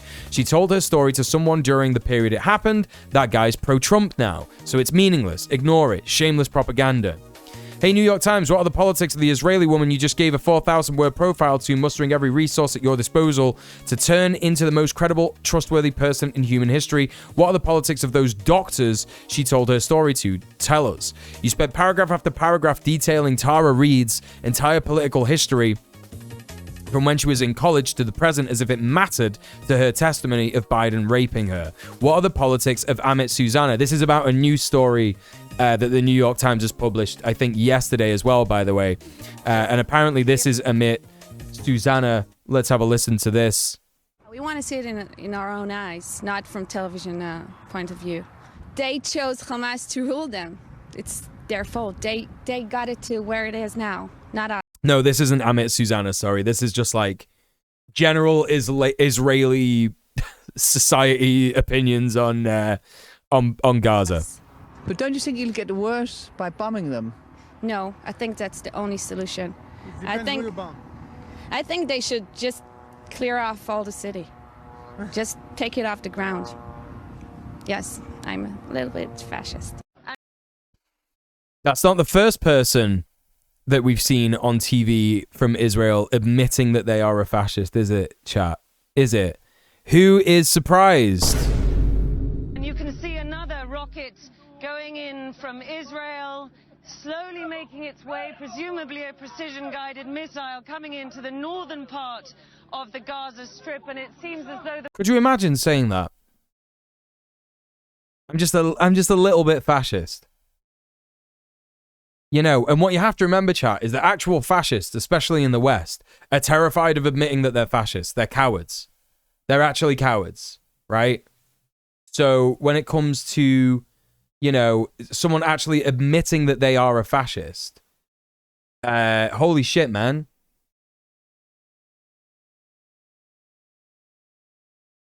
Holy shit. Yeah, they're allowed to do a little bit of fascism as a treat at the you know, behest of the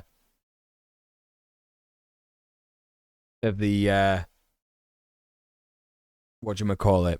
Okay, I've missed some people in the stream. I'm so sorry. I completely missed you. Because the chat was fucked in YouTube. I'm so sorry.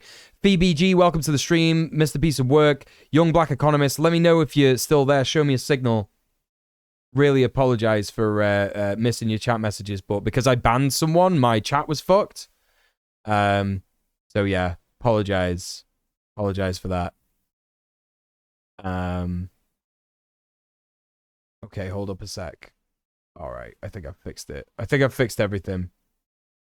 Show me a signal if you're still there. Phoebe, you tried to do the pronouns command, but you had like a space after the exclamation mark. It has to be all one word. So there you go. YBE still in the chat. Let's go. Let's go. Everybody, please go follow Young Black Economists. They're amazing. How do you shout out people on YouTube?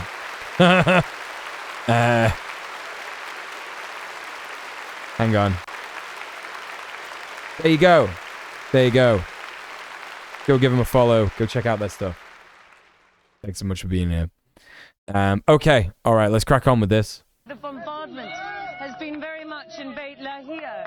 Now, the sound that you are hearing here, we're on the top of a hill, and I think you can probably see there are lots of Israelis gathered around who are cheering when they see these kinds of Israeli strikes. And it is an astonishing, macabre, and an awful thing, really, to watch this display of fire in the air. But This guy's fucking back. T1000 in the fucking chat says L sauce.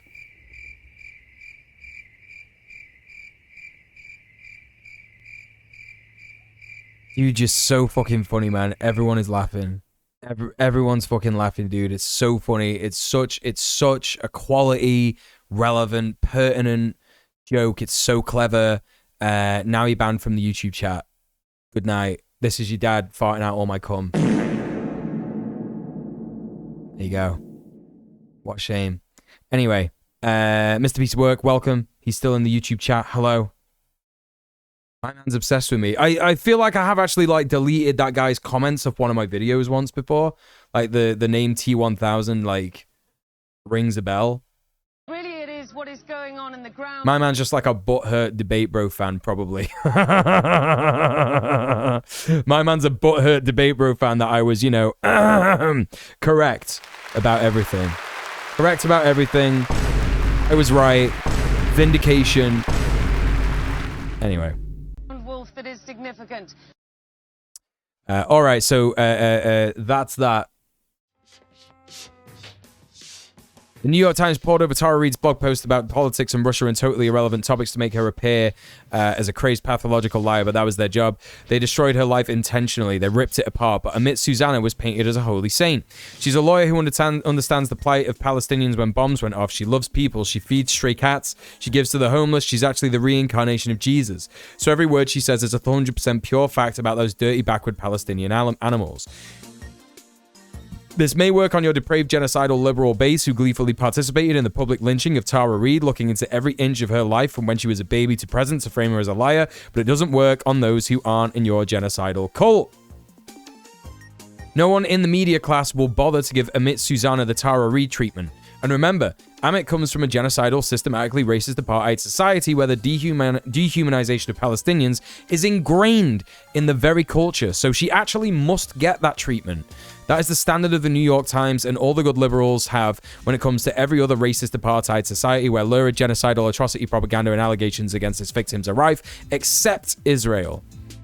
As I said in that thread, unlike the New York Times, who intentionally fabricate genocidal atrocity propaganda, as has been proven with the Gettelman-Schwartz Seller hoax and destroys people like Tara Reid, I will actually be principled and apply the same evidentiary standard. The most depraved part of the New York Times poring over every inch of Tara Reid's life from blog posts to interviewing 100, thank you for the follow, of her passing acquaintance neighbors. They actually got one of her neighbors from decades ago to smear her, is that Biden is actually a pathological liar. Let's have a read it. Let's have a little watch of this. Joseph Biden admitted today that he committed plagiarism when he was in law school. He said it was a mistake, but that it was unintentional. He quoted 5 pages of someone else's work. Hey, Applesauce, welcome to the stream. I've done some dumb things, and I'll do dumb things again. He was given an F. So, ladies and gentlemen, I've been dumb. Senator Joseph Biden may have more explaining to do. The new questions stem from taped remarks. What happened to Tara Reid? She was raped by Joe Biden, but the New York Times basically were like, nah, she that never happened. She's a liar. Everything that she says is a lie, and just goes through like every single fucking aspect of her life to call her a liar, and essentially like ruined her life in a fucking article. It's so bad. Incredibly, incredibly fucked up. Hey, Husker, how you doing? Welcome to the stream. Joseph Biden admitted today that he committed plagiarism when he was in law school. He said it was a mistake. It's wild, isn't it? Unintentional. Young black He economist. quoted 5 pages of someone else's work without proper citation. I've done some dumb things, and I'll do dumb things again. He was That's pretty fucking funny, chat. given an F. So, ladies and gentlemen, I've been dumb. Senator Joseph Biden may have more explaining to do. The new questions stem from taped remarks of Biden during an April campaign appearance in New Hampshire. Apple Saucer says, I know back in the day what was acceptable to do to women is different than nowadays, so I do think that should be taken into account.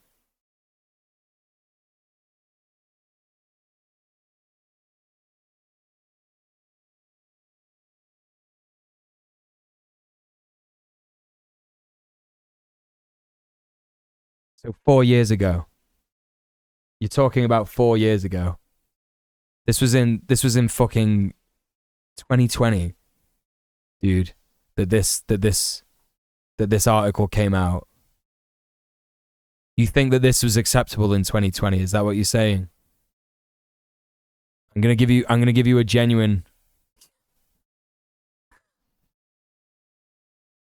You know, but yeah, also like, so yeah, when you are saying like what is acceptable to do to women, you don't mean the rape, you mean like, you're saying like, oh, it would be normal. Yeah? It would be normal to do something like this a generation ago kind of thing. I think I understand what you're saying. I'm going to give you a bit of grace regarding that. I don't think you're a fucking idiot. I think you just came into the conversation and you didn't have the full facts, and that's what's going on. Yeah, and also it is important to note that like, yeah, commonplace does not equal acceptable. I do understand what I think I understand what you were trying to get at, but just wanted to give you an opportunity there to like back down on that. The double standard is wild. The same thing happened to Cuomo's accuser. Yeah, for real. Yeah. That's right. There's plenty of men who never done that. We could pick one of them to run the country. Yeah, that's right. That's very true. I went to law school on a full academic scholarship, the only one in my class to have a full academic scholarship. Went back to law school and, in fact, ended up in the top half of my class. I was the outstanding student in the political science department at the end of my year. I graduated with 3 degrees from undergraduate school and 165 credits, only needed 123 credits. Biden now concedes he did not graduate in the top half of his law school class. That he he's just like a fucking consistent liar, dude. Did not have 3 degrees from college, and that he was not named outstanding political science student in college. That's wild, man. That's wild, because you don't even have to be like good at understanding politics to get a political science degree. You're like, holy shit, man. So fucking bizarre. When Brett Kavanaugh and Alan Dershowitz were growing up in the 80s, what was considered perverted and misogynistic was different. Suing or prosecuting them for sexual harassment, that socialization could be an extenuating circumstance that doesn't apply in 2020 or absolve anyone of responsibility. The way that you're thinking is you're thinking in the way of the... You're thinking about, like, the judicial system, right? You're thinking of, like, when you say extenuating circumstance, you're like, yeah, if I was a judge back in the day, that's what I would think. But we don't have to think like that. We don't have to like have a brain that operates in the same way that judges do in 1982. You know, we can have brains that think like how things work now, and what's ethically correct and what's good, you know?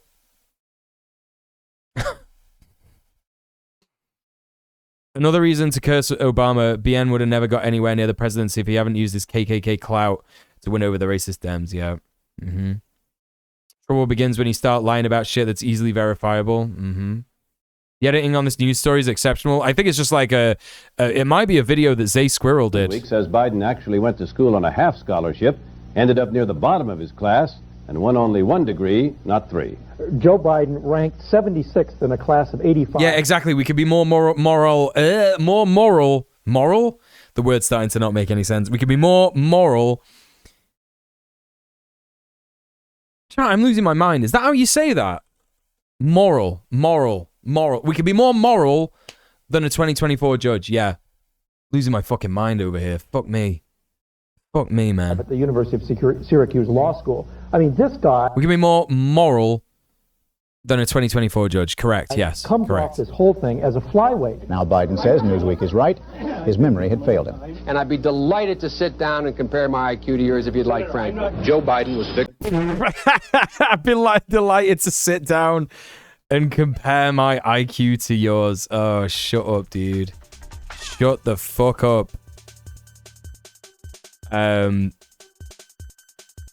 I agree with that chatter. Strom Thurmond, KKK Grandmaster's best friend Biden. Yeah.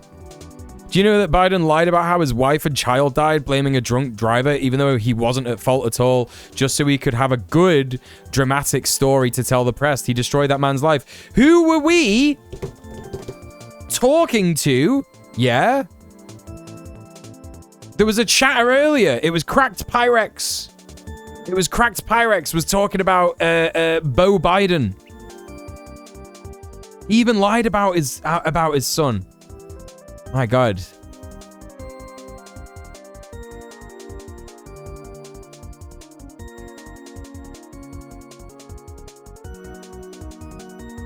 Were it not acceptable, it wouldn't be commonplace. All men benefit from women being terrorized under the constant looming threat of sexual violence. The majority of men won't do anything about it.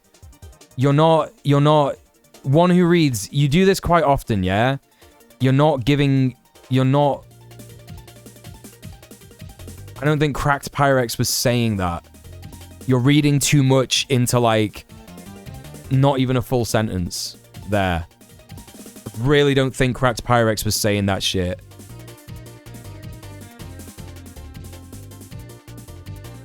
Cracked Pyrex was responding to that chatter who was saying, you know, this shit was acceptable, and it's like, yeah, just because it happened a lot doesn't mean it's acceptable. You know what I mean? Not at all. I'd only meant to expand on that point. Okay, well, in that case, I've read that wrong then. That's my bad. That's my bad. That's my bad. Okay. I just don't... I don't want chatters getting into arguments in the chat. I fucking hate that shit. I hate that shit. I genuinely hate... You know... What I mean is that when judging an individual, you should take into account a person's second-hand nature influenced by culture and education. Back in the day, people were socialized to believe breaking sexual taboos was normal, so nobody raised it in that generation who acted like that should be judged more lightly due to that second-hand nature. Yeah, get the fuck out of here, man. Why are you so... You're not right. You're not right in the head, bro. You're not fucking right. You're not right. You're talking about fucking sexual assault, man. Do you know what I mean? You don't get to just be like, oh, because someone was you know, because someone was brought up when misogyny was like more normal, more commonplace, and it wasn't pushed back against, that means you judge them more lightly. Like, what are you talking about? Judge them more lightly. What are you fucking on about, man?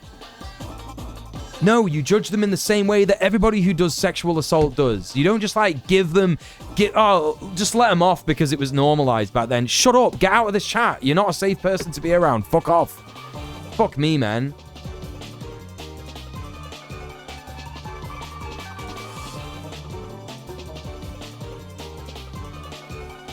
Breaking sexual taboos can be a good thing. Notably lacking from this chatter's bizarre sexual assault laundering is the entire concept of consent. Well, I mean, yeah. Fuck that chatter. That's so... Like, this is what I mean about, like, cop brain, innit? Do you know what I mean? This is what I mean, like, when people have cop brain, they think that, like, the way to think about things is by observing the judicial system and making your morality that. You know what I mean? People were once raised in a society that slavery was accepted in. No excuse. There were abolitionist efforts back then because people knew it was bad. Exactly, yeah. Exactly. People knew that rape and sexual assault was bad in the 80s. I've been watching Star Trek recently. This is another thing. This is another thing about watching Star Trek. It completely destroys any of these fucking stupid idiot losers' ideas about like, oh, everything's so much more woke now. It's like Star Trek: The Next Generation was easily one of the most popular TV shows of the day, right? It was so incredibly successful and popular that it was like syndicated for years and years and years and years and years after. You can still get it on Netflix. Do you know what I mean? And that was in the fucking late 80s, man. They wrote that in the late 80s. It was even written by like a fucking weird sex pervert Gene Roddenberry. You know what I mean? So, you know, it's just like such a joke, man. Like, there's like, anyway, whatever, man. It's fucking stupid. Anyway, let's carry on with this. Everything's so woke now means I can't get away with bad things anymore, yeah. Have to get going. Happy you're tuned in. Prince, thank you so much for being here. Take it easy. Have a good day. Have a great day.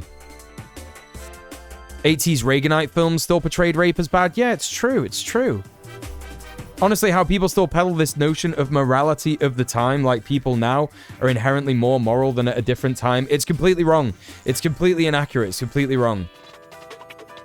Like, I was willing to give that chatter a bit of grace because, like, I can understand how you can get, like, twisted by thinking like that and hopefully being in, like, a room full of people who are going, no, that's not the case, actually, would make them, like, not double down. But they did double down, and that's that. I don't think they're a safe person to have in this community if they're trying to say that, like, you know, rape was a bit more acceptable back in the day. Rape's just a sexual taboo.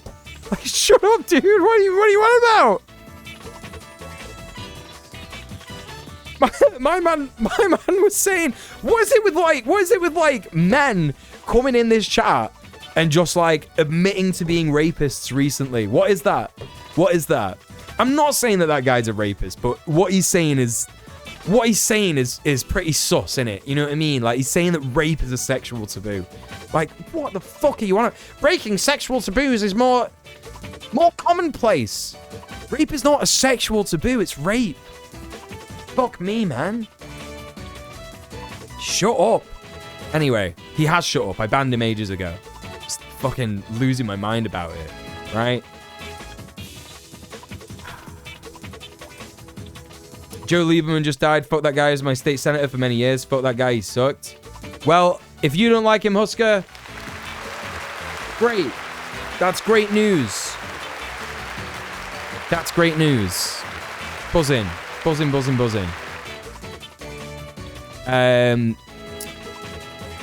Okay, so back to this. Do you know that Biden lied about how his wife and child died blaming a drunk driver even though he wasn't at fault at all, just so we could have a good dramatic story to tell the press? He destroyed that man's life.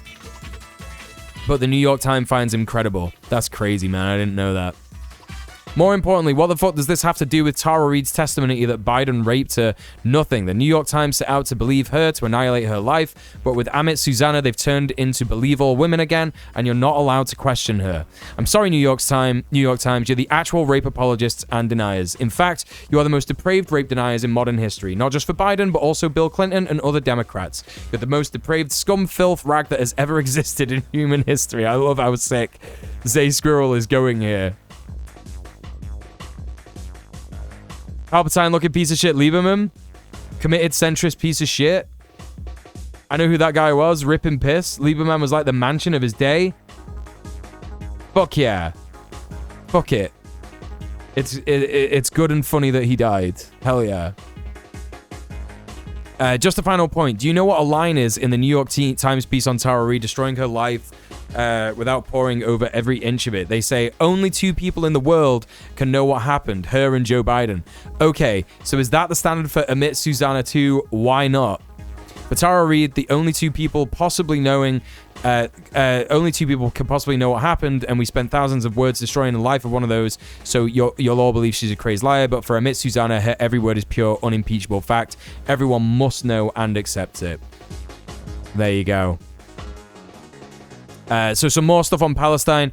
Scorched Earth, ex-senior IDF officer admits Israel is needlessly and unjustifiably destroying everything in its way in Gaza with unprecedented amounts of munition. He says the IDF could have accomplished the same results with 10% of the destruction they've caused, but cruelty is the point. So this is from Haaretz. Hey, Origi, how you doing? Welcome to the stream. Hello, hello, hello. According to a former ranking IDF officer, our form of combat at the moment is unusually wasteful. You could term it a war of cruel, rich people. We're attacking innumerable targets without asking whether it's worth attacking them, and artillery is being used in places where it's not really obligatory. He adds, the fact that we're demolishing everything before entering is being manifested in the duration of the operation. If you'd asked before the war how long it would take us to conquer Gaza, the answer would have been that we were talking about a situation that could be accomplished in far less than 4 months. In principle, it would be possible to arrive at a similar achievements with 10% of the destruction we've caused. Our assumption is that if we'd have sown less destruction, we would have sustained more IDF casualties. On the other hand, however, less destruction would have meant that we would be on the ground there for less time, and less time means fewer casualties. Yeah, it's true. So we got also this here. My piece today. This is Theo Baker, who is apparently some kind of nepo baby from the Atlantic. Someone who owns the Atlantic is like his dad or something. I don't quite know. Some people in the chat might know this guy. But he says, my piece today in The Atlantic is the product of 5 months of work, dozens of hours of interviews, and lots of personal anguish. It tells the story of a campus consumed in a unique fashion by bigotry, of reasonable students enabling rancor. Take a read. And Mohammed down here says, you can read this dogshit article here without giving it clicks. If you've been wondering, it's just him whining that enough Palestinians haven't been killed to satisfy him yet, and he docks his classmates who are against genocide. Cool article, man.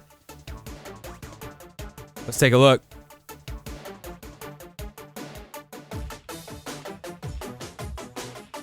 How long is this, by the way?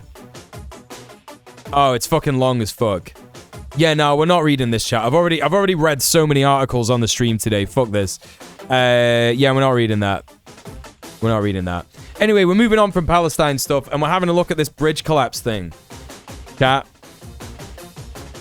So everybody saw the other day in Baltimore, a ship went into a bridge, and it collapsed, didn't it? And it was a tragedy, and it really sucked, and lots of people died, and it's very sad. But of course, conservatives and right-wingers are losing their minds about it. Stone Toss, aka Hans Christian Grabner, that's his name. He comes from Spring, Texas, just in case anyone wants to know, is blaming it on foreign workers in this cartoon here, saying our economy needs more foreign workers, and then the bridge crashing, implying that foreign workers would just crash a ship. Yeah. That they would just crash a ship. There's also some people here saying China. General Spaulding on Twitter here saying Chinese container ship. Cool. Foreign, not DEI. Well, Hans Christian Grabner is a bit more obvious in his fascism, isn't he? He wouldn't say DEI. He'd say literally just foreign workers. Yeah. Yeah. So lockdown, apparently, this one news report, this Newsmax report is saying lockdown caused the bridge to collapse. So let's have a little listen. Never fully come out of, you know, as I said, you look at our critical infrastructure, and I'm one of these people that believes we've never fully come out of all the lockdowns and the COVID issues. Yeah, it's lockdown and COVID, isn't it? It's lockdown and COVID that caused that to happen. Hamas, obviously. Hamas mentioned, chat. Say the line, Bart. Say the line. My initial assessment of bridge collapse due to the main support column being struck by a ship in Baltimore is that it's more likely than not intentional. I worked several AQ Hamas cases while in the FBI and found, verified by state intel agency, is this Al-Qassam Hamas targeted key bridges to shut down exfil so they could conduct a significant level follow-on attacks. This is stupid, dude. This may be that, or it may be an accident. Who is this crank? John Guandolo? Anyone can pretend to be anything. Anyone can literally pretend to be anything on Twitter now with a fucking blue check mark in it. Do you know what I mean? Like, he's just got a blue check mark. Like, he could be anyone. He's just like John Guandolo from down the road, innit? I worked several Al-Qaeda Hamas cases. Yeah, maybe Al-Qaeda, yeah. It's a foolproof system. That's right, PM Triox, yeah. What is going on? Shut down exfil abilities. They could conduct significant level follow-on attacks. This may be that, or it may be an accident. I lean strongly towards not an accident. The fact FBI DHS says it's not terrorism is a key indicator that it is.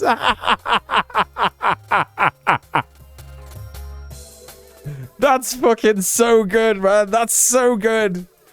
That is so good. The FBI and the Department of Home Security are famous, aren't they? They're famous for denying terrorism when it happens. They definitely don't embellish terrorism. You know, what they call terrorism, a terrorist attack. They're always famously saying, this wasn't terrorism. We can't jump to conclusions. It wasn't terrorism. You know. So good. Oh, Jesus. Listen, I'm a huge Star Wars. I've seen hundreds of Star Wars, and I'm convinced the Separatists are responsible. Yeah, that's exactly what it is. Exactly what it is. Oh, God. So funny. So fucking funny.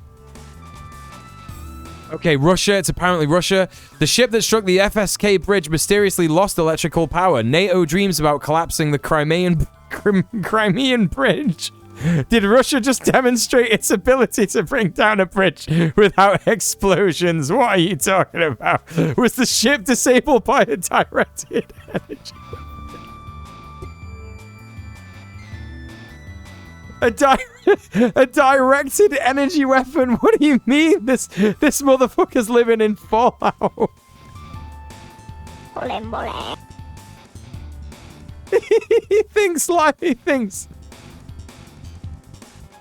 He thinks it's Fallout. This is so good. What the fuck? It's a phaser. He's living in Star Trek, man. EMP grenades are real. 5G waves. Hey, Purple Apple, how you doing? Yeah, the US is famously very light on terrorism, yeah.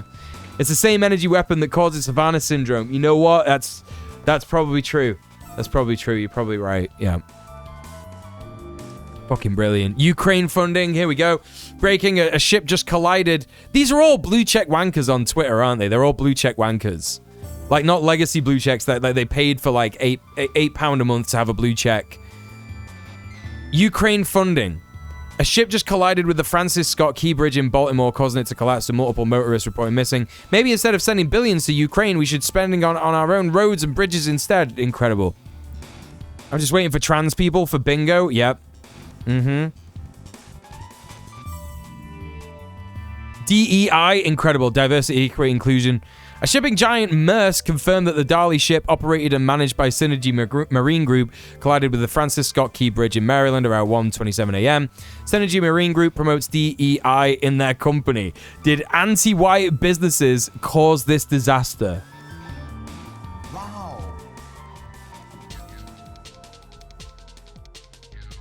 Funding for Iran? Let's take the money needed for the Baltimore Bridge from all the dollars we're sending to Iran, period. What are you talking about? Learn USA history.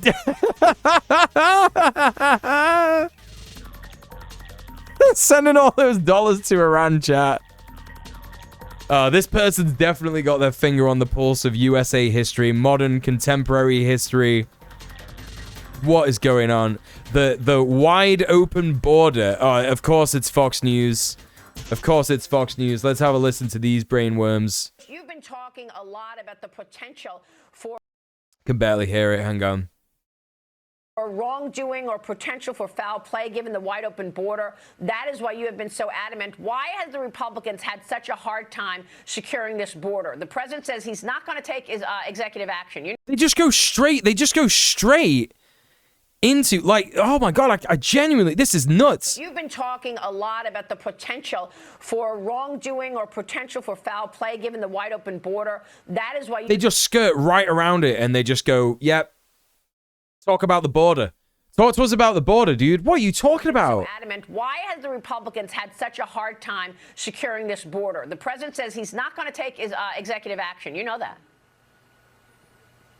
Well, we all have to stand together. We all have to say that it takes 60 votes to pass anything in the Senate. And so Republicans have to stand together and say, look, we're not going to do anything else unless we secure the border. Mental. Mental. What's that got to do with anything? They don't even try and link it. What border? It's in It's literally Maryland. They're talking about the Canadian border, obviously. Obviously. The diversity was holding the rudder in place. That's true. That's true. The border between Baltimore and Washington, D.C. needs to be secured. Yeah, it's true. True. Yeah. Okay. So. Incredible. This is great stuff. This is great stuff. Speaking of DEI, good post here. This is why you're constantly seeing the phrase DEI from the right. They know they're overusing it. It's strategic. Eventually, it becomes so toxic that genuine practice of the phrase has to be scrapped because centrist media validate their disingenuous criticism by reacting. So let's have a look at this video here. Of Americans consider themselves very liberal, and probably fewer of them consider themselves to be woke. And so, you know, when we talk about traditional, what does that mean to you? Would you mind defining woke? Because it's come up a couple times, and I just want to make sure we're on the same page. So apparently, I think this was an interview between Brianna John Gray and this woman who is like a known reactionary, whatever. She's just like a talking head. Yeah, that's right, the Norwegian. Yeah, DEI just means the N-word nowadays. Yeah, literally. It's like woke turned into the N-word. It's like it's the N-word, it's the F-word, it's every slur against every marginalized person ever. Yeah. Absolutely. Bethany Mandel, that's her name, yep. Also, welcome to the chat, Norwegian76. So, I mean, woke is sort of the idea that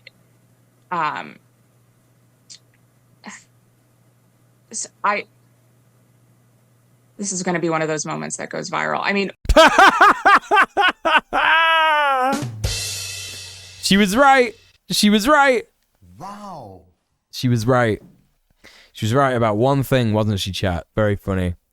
PC to SJW to CRT to woke to DEI pipeline. Yeah, that's right. That's right. My mum genuinely asked my girlfriend and I what woke meant in the car, and it laid bare to us how meaningless it's become, having been taken out of context from its original meaning. Yeah. Yeah. That's right. Twitter main character enough it prompted Glenn Danzig to pile on? No fucking way. That's funny as fuck, man. So anyway, we got some good stuff here, but again, it's another article. And I'm not going to read this today. I'm going to read this tomorrow instead. We're going to go through that today. I've read way too many articles today. And also, we're going to read this one tomorrow. It's a little bit of US stuff. US embassies are to be banned from flying pride flags, apparently. Took her about 48 hours to try and put a tweet out to explain woke. That's pretty funny. That's fucking funny. So... Next up, we got some British stuff. British Social Attitude Survey finds record low satisfaction with the NHS at 24% satisfied. It peaked at 70% in 2010. Yeah, I mean, this is like something I can speak to. Right? Back in the day, before I was 20, I remember it was so easy. So easy to get seen by a doctor. So easy. Any fucking health problem I had no fucking drama getting it sorted. Yeah? And since the privatization, the backdoor privatization over the last 14 years of Tory rule, it's just horrific. Like, you just can't expect to get anything. I'm still on the waiting list for my ADHD diagnosis, by the way, chat. Still on the waiting list. They told me that I should stay on the waiting list and not get referred out to a private company because it would actually take longer. So, really cool. Really cool. Really cool that's how it's working nowadays. So yeah, this is like an article over here. Excuse me. So there you go. What else do we got? This is an absolutely incredible video that I just had to watch live on stream. This is my live reaction. I've not pre-watched this. In history, but tonight I'm gonna turn this up. Yeah, this is a live mule reaction, folks. Live mule reaction. This is apparently a conservative video about how London has turned into a crime den. It's become a crime den, hasn't it? Hey, 3 geese in a trench coat. Good to see you. It's become a crime den, hasn't it? In the last 10 years or so, since Boris Johnson wasn't the mayor anymore. Yeah. Let's have a look at this. Let's have a look at this. London, a city steeped in history. But tonight, its ancient streets bear witness to a different tale. A tale not of kings and queens, but of crime and desperation. It is a city now run by the Labour Party. Its police answer to them. It is a blueprint for how Labour intend to run the rest of the country, if you let them. In the depths of these narrow passageways tread squads of ULEZ enforcers dressed in black. ULEZ enforcers dressed in black. Faces covered with masks, terrorizing communities at the beck and call of their Labour mayor master, who's implemented attacks on driving, forcing people to stay inside or go underground. Yeah, you know, the ULEZ, ultra low emission zones. Yeah, ultra low emission zones that were, you know, they were started by Boris Johnson, weren't they? Actually, Boris Johnson said, ultra low emission zones. Yes, we're going to start them, and it's just taken a very, very long time. So now they're happening under Sadiq Khan. So you know, it feels very satire. It feels. I was convinced it was satire. Like I was looking at the page, and I'm like, hang on, this isn't.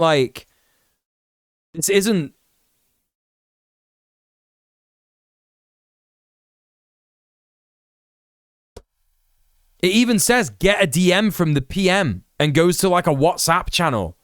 Joined in 2008. Be the first to hear from the Prime Minister. Like, it's legit.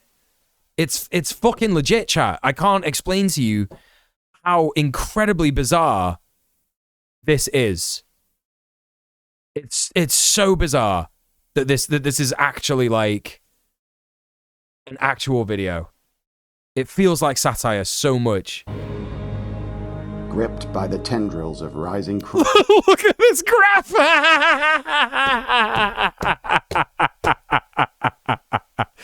Gripped by the tendrils of rising crime. Like, yeah, this like gradually increasing crime. This is something you see on Canadian TV every so often when you switch to an American channel. Everything was antenna. Apparently the schlock ads have crossed the ocean. Yeah, they have. Yeah, look at this. Look at this. This literally feels like Brass Eye. If anyone's seen Brass Eye, I can't show you a clip because the VOD will just get completely nuked on the VOD channel. But check out like Brass Eye. Just Google Brass Eye graph. Yeah, and you'll see it. This is nuts. As a scientist, I can confirm that is some data. Yes, this is data. Data that shows crime. Can you believe it? Under Labour. This is why you should vote Conservative. Yes, there you go. Crime, London citizens stay inside. The streets are quiet. That's not true. That is just so provably not fucking true. Literally not true, even remotely. Like, what are you talking about? If anyone who's been to London would know that, like, it's not quite New York status. It's not quite like the city that never sleeps or anything like that. But you would be hard pressed to find a fucking street like that in London. You know what I mean? It's stupid. This is nonsense. Quieter at night now than they used to be. A 54% increase in knife crime since the Labour mayor seized... There's daily cams you can watch on the internet of London, yeah. ...has the metropolis teetering on the brink of chaos. And in the chaos, people seek a desperate reprieve, egged on by the Labour mayor who wants to decriminalize the use of illegal drugs. This can't be real, chat. It can't be real. It just doesn't feel real. Like, who's made this? Like...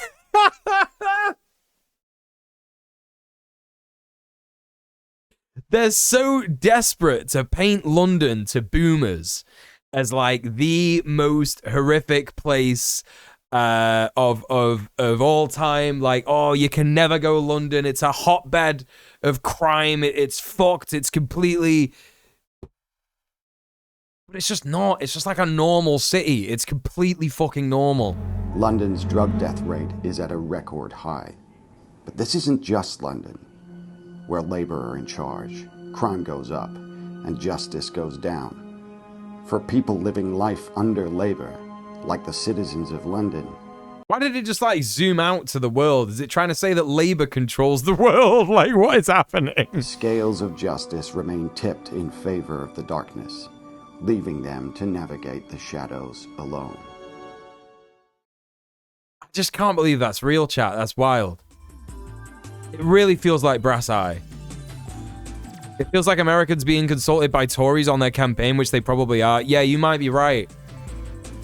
Crime goes up, justice goes down. That's right. It's cribbed from American fear-mongering of cities where a lot of people of color live. Yeah, that's true. It's true. I think you're right. Yeah. Yeah. Love navigating the shadows alone. The zoom out to the world was powerful. It was, wasn't it? Like, this bit. This bit. Like, what does this even mean? But this isn't just London, where Labour are in charge. Crime goes up, and justice goes down. What? For people living life under Labour, like... It's so good.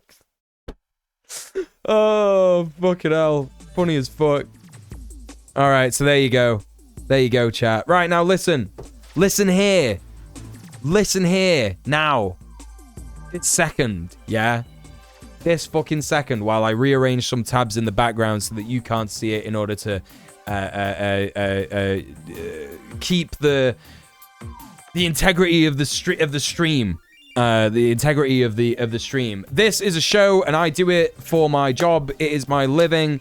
We are 1 day away from the final stream of the month, apart from Saturday, because there is going to be a bonus stream on Saturday, but that won't count. That won't count. You're not allowed to donate on Saturday. Well, you are. It's encouraged, but please consider subbing off Twitch, yeah, and giving me money, because it does actually help me out so much. Oh, not dub off Twitch in the YouTube chat. Yeah, fuck that. There you go. Please consider subbing off Twitch. Why do I ask you to sub off Twitch? Well, Twitch is a pretty bad platform when it comes to reporting on various leftist topics. It's not a welcoming and good environment for racialized or other marginalized people who are streaming. It's also just like pretty bad in terms of business practices. It makes a lot of bad decisions and bans streamers routinely for talking about leftist, particular leftist topics. So please consider not subbing on Twitch and giving money directly to me, your boy, Donkus Jonkus. It means that 100% of the money risk converts with the tenner. Sonic will never again be a pain in my egg. It's Mule time, baby. Thank you so much for supporting the stream. Thank you so much for subbing off Twitch. That's right, Sonic is dead. Sonic is dead. Sonic is dead. Thank you so much for donating £10. That has taken us up to Where are we up to? 538. 538. That means we only need another £12. Another £12 donated to hit the daily dono goal for today. So, chatters, we either need one £10 dono and one £2 dono, or two £6 donos, or three £4 donos. I'm open to any. I'm literally open to any. Yeah? What can you get? What will you get for donating today and getting me to that goal? Well, there's a cat. There is a cat, and he's not there right now, but he will be there. He will be there in a bit if you donate and get me to the daily dono goal. That means we'll have the cat cam on for the rest of the stream while we're watching the video essay segment of the stream. So think about that. You could be having a look at my cat, who will be there, and he will be there because I'll tempt him there with some treats. That's how it works. It's animal exploitation, chat. I joke, but it like pretty much is, right? So yeah, please consider subbing off Twitch. Please consider supporting the stream. I would really, really appreciate that. It does help me to actually, like, you know, live, pay my bills, pay my rent, all that kind of stuff. So not only should you consider the boy, but you should also consider this boy, the boy right here. Yeah? Imagine. Small Tom stream, thank you, dono peoples. Well, thank you in advance. Thank you to the people who've already donated today, but thank you in advance to the people who get me to £550 today. Right. Just gonna wait a little sec, because I have been streaming for like 3 hours now. 3 hours. 3 hours we're normally there, yeah? 3 hours and we're normally there at the £50 mark. So, you know, I'm just gonna wait for a little second for that call to action to have some effect on the chat. Maybe some people are deciding, how much can I donate? Should I get a coffee tomorrow? The answer to that is no. Don't get a coffee tomorrow. Give your money to me so I can have a coffee once in my entire life. Think about that. Yeah? Think about that. If, actually... Whoa!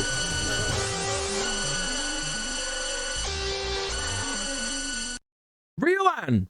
Thank you so much for donating £2.69. That's it, chat! We're seeing it happen in real time. Thank you so much for donating £2.69. It means that we're now at £541.67. Thank you for subbing off Twitch. Thank you for supporting the stream. And Reelan gifted 2 subs today. So thank you for that too. Yeah? Thank you so much. That means that we only now need one £9 dono or two £4.50 donos. I'm not quite sure how the math works. I think that might be right. 2 £4.50 donos, maybe even 4 £2.25 donos. Think about that. You could just donate £2.25 dono train to get me to that daily. Norwegian with the tenner, yo!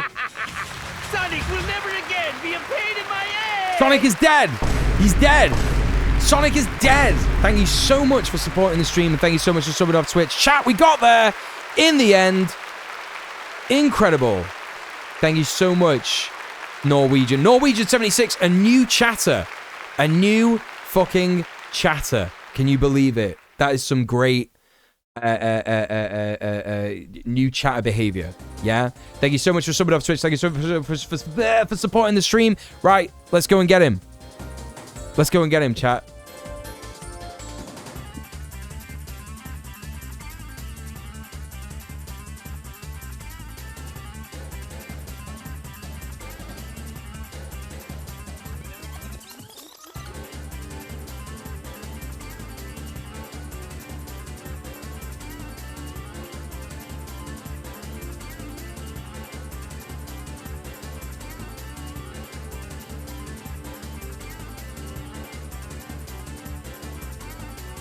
Right, here he is. Here he is. Oh. I thought he was here. Hang on.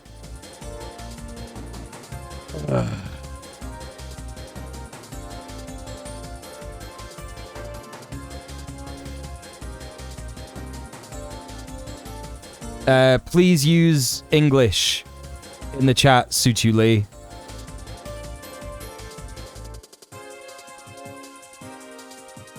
Thanks, Cat Girl Steph. Appreciate that. Where's the Scrimblow? Where is he? There he is. Come on, baby boy. Very patient, aren't you?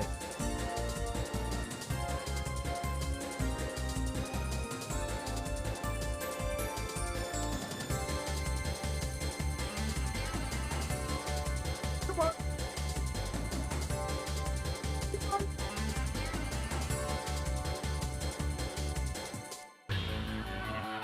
Chat, if he's so fucking tired.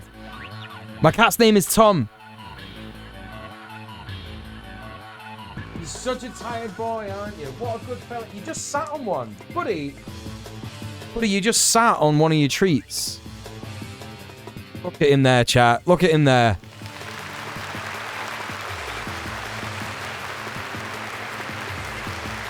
He's such a good boy.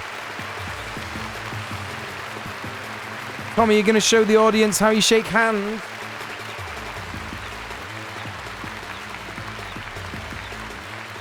What a good fella.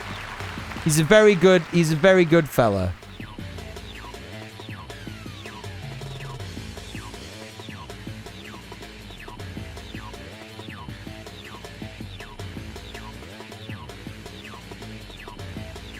Say hi to everyone.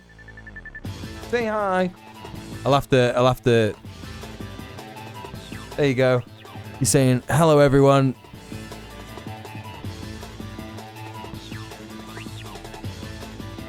Right. There you go. There he is. Hopefully he'll stay there for the rest of the stream. I'm not sure. He's being kind of funny about this room at the minute.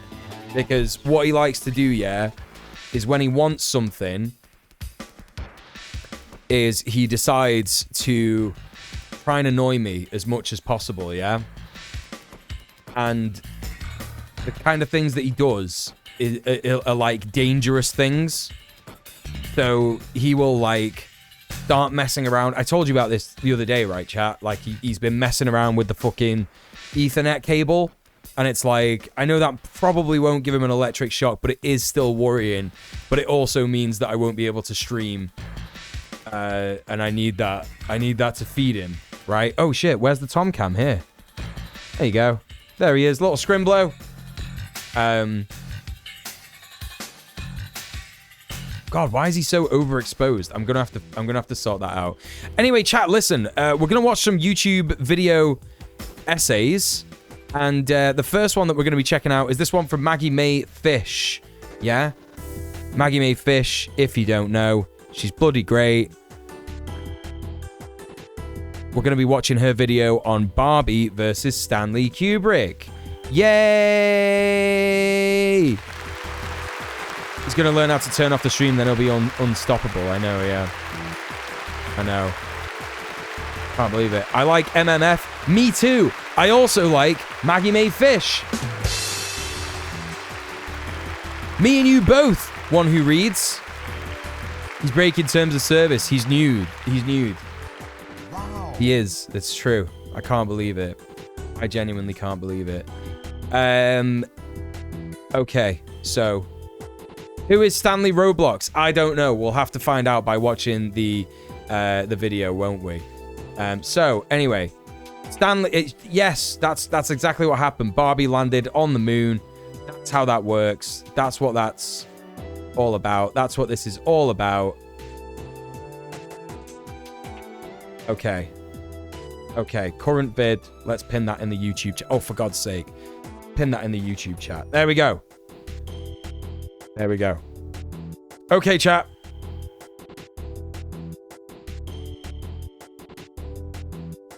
You buy Mubi. And of course, by my lovely patrons. Introducing Emo Goth Revival Barbie. Now available at Hot Topic. There are already some awesome video essays on Barbie. One of my favorite things about the film... Barbie was the first man on the moon. That's what I heard. Colleagues discuss its strengths and weaknesses, like Roe Deschanel and Jessie Gender's videos, or Yahar and Khadijah's videos about the ridiculous Oscar discourse. Like, femininity, it's... Maggie, what about my stream about Barbie? What about the Barbenheimer stream on the VOD channel that you can get if you go to my socials command and click on the Linktree link there in the chat? What about that? Why does she not? Why does no one ever mention me, chat? What's going on? Anyway. Everyone has their own beautiful take on what the film means. But there was one thing that I kept waiting for people to talk about, and it never came. So here I am making a video about Barbie and Stanley Kubrick. Yeah, I'm serious. I'm dead serious. I'm emo goth revival Barbie. Greta Gerwig is a filmmaker who is in love with films. Listening to her talk about her inspirations for creating the world of Barbie is just a delight. I remember making moving shoebox dioramas where I had the background on pencils that I could roll. And I felt so satisfied by this like thing that was static but created the sense of movement. And they made like the little sets with the 3 planes of movement that could show us what it could be. She is extremely cinema literate, so it's no surprise that Barbie has some savvy film references. There are obvious ones, like the bit about men explaining The Godfather. This movie is a rich blend of Coppola's aesthetic genius and a triumph to Robert Evans and the architecture of the 70s studio system. But also this man is wrong. The Godfather is about capitalism. And you know who told me that? The Walter Murch. And even The Godfather, he turned it into a critique of American capitalism. Oh great, now I'm explaining The Godfather. Barbie also references the 70s feminist classic, The Stepford Wives. If you're going to tell me you don't like this dress, I'm sticking my head right in the oven. Dave bought it for me for the weekend. How about the shape? Barbie. Miss Surfer says, my guy, you are really handsome. For real, keep it up. That's right. That's right. Correct, Miss Surfer. It's true. Many people are saying this. That's right.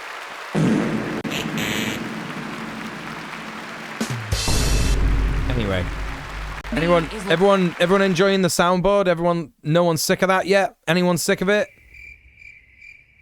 Yeah, good. I thought not. All right, Larger cool. than life. Welcome As to the film stream. points out, she is an object which carries both the gift and the curse of being a symbol of femininity in a sexist society. So naturally, a film like this has a lot to say about the patron saint of film bros. SFX on point 2. Yeah, that's fucking right. You know it.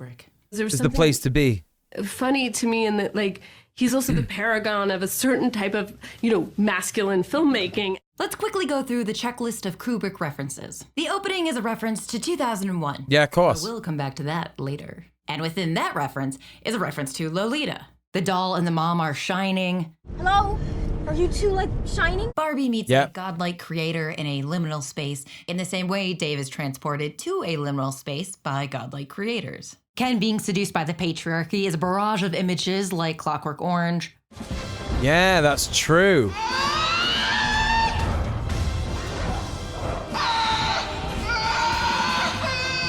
Plus, there's the overall Palladian shot compositions.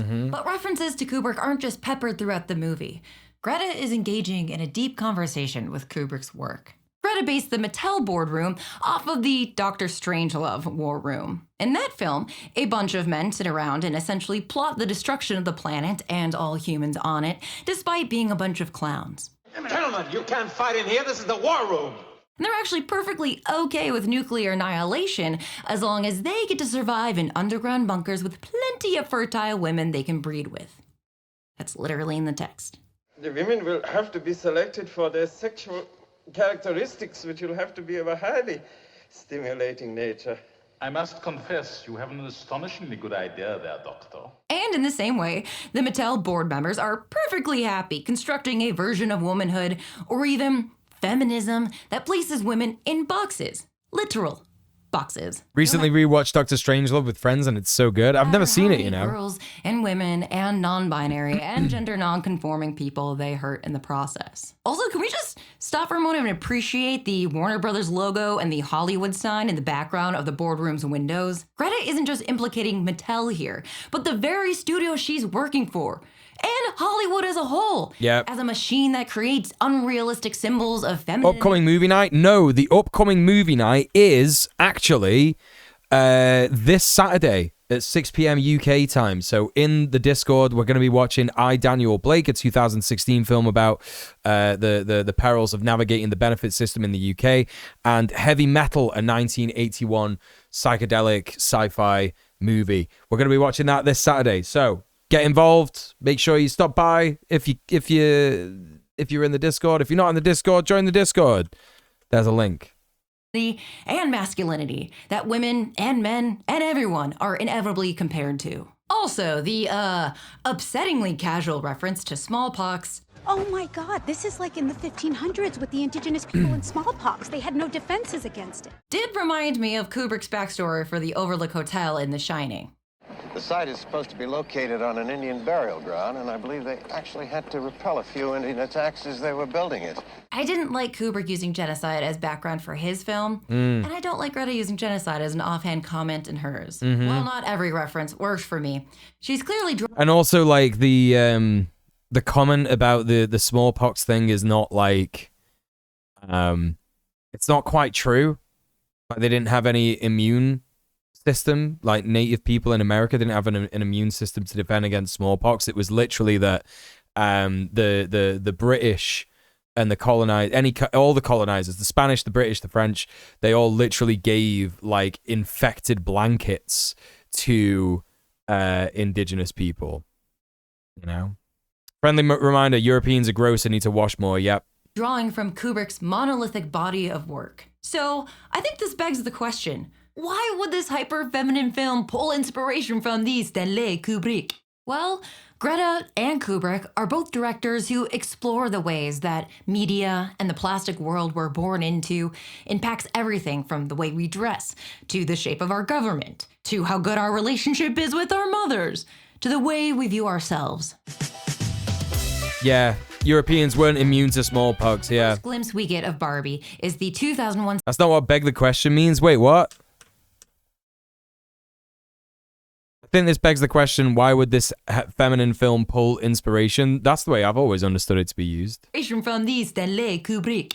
Well, Greta and Kubrick are both directors who explore the ways that media and the plastic world we're born into impacts everything from the way we dress, to the shape of our government, to how good our relationship is with our mothers, to the way we view ourselves. Glimpse we get of Barbie is the 2001 style intro. Whatever, I give it a pass. Featured in the trailer. 2001 is one of the most iconic and influential films ever made. They infected them on purpose. The low immunity talking point could be really insidious propaganda, even if the person knows the infections are intentional. Yeah, I agree. So it makes sense that this scene is also one of the most parodied ever. Just off the top of my head, there's Zoolander, this terrible Leslie Nielsen movie. Shut up, you stupid monkey. The latest Nathan Fielder show, The Curse, but I won't say any more because I don't want to spoil it for you. And Clueless, when the soundtrack plays as we view Cher's phone from an angle that makes it look like the monolith. Christian said he'd call the next day, but in boy time, that meant Thursday. Boy time. Isn't the first coming-of-age film to parody 2001 about an idealized blonde woman who starts off the narrative living a sheltered, perfect life only to realize that she is part of a whole world outside, leading her to become a real person. And that's film history. But Greta uses this reference to set up the themes of the film, and with a keen eye for detail and authenticity. She actually got permission to use Kubrick's original front projection plates of prehistoric Earth from the production of 2001. No fucking way. That's wild. Advanced production techniques of his time. But that technology didn't give Greta the flexibility that she wanted. To fix this, Greta used a volume stage developed by Industrial Light and Magic, allowing her to combine practical elements like actors and props with an LED backdrop displaying Kubrick's plates. She seamlessly combined Kubrick's original plates with cutting-edge technology. Kubrick would have... When did you stop selling drugs begs the question of whether one has ever sold drugs. I thought that was more like called a loaded question. Like if we're talking like, okay, so what you're talking about in terms of begs the question, right? Begging the question is a logical fallacy, right? But it is also a colloquial term. And the way that has like evolved to mean different things in different localities is a thing, right? Because what you're talking about there, I always thought if you're talking about the logical fallacy, that is a loaded question. When did you stop selling drugs? When did you stop beating your wife? That's a loaded question, right? I bet that kid had a blast going on a rage room with the tea set and dolls. Yeah, for real. Have creamed himself. Real. In Kubrick's original film, the monolith is a fetish object. Not in the fun way, but in the original not fun way. A fetish object is anything that we attribute inherent, non-material value or powers to. But one of the most common interpretations of the monolith is supported by the larger body of Kubrick's work. And the gist of that is that the monolith itself is a blank space, onto which we, the audience, project meaning.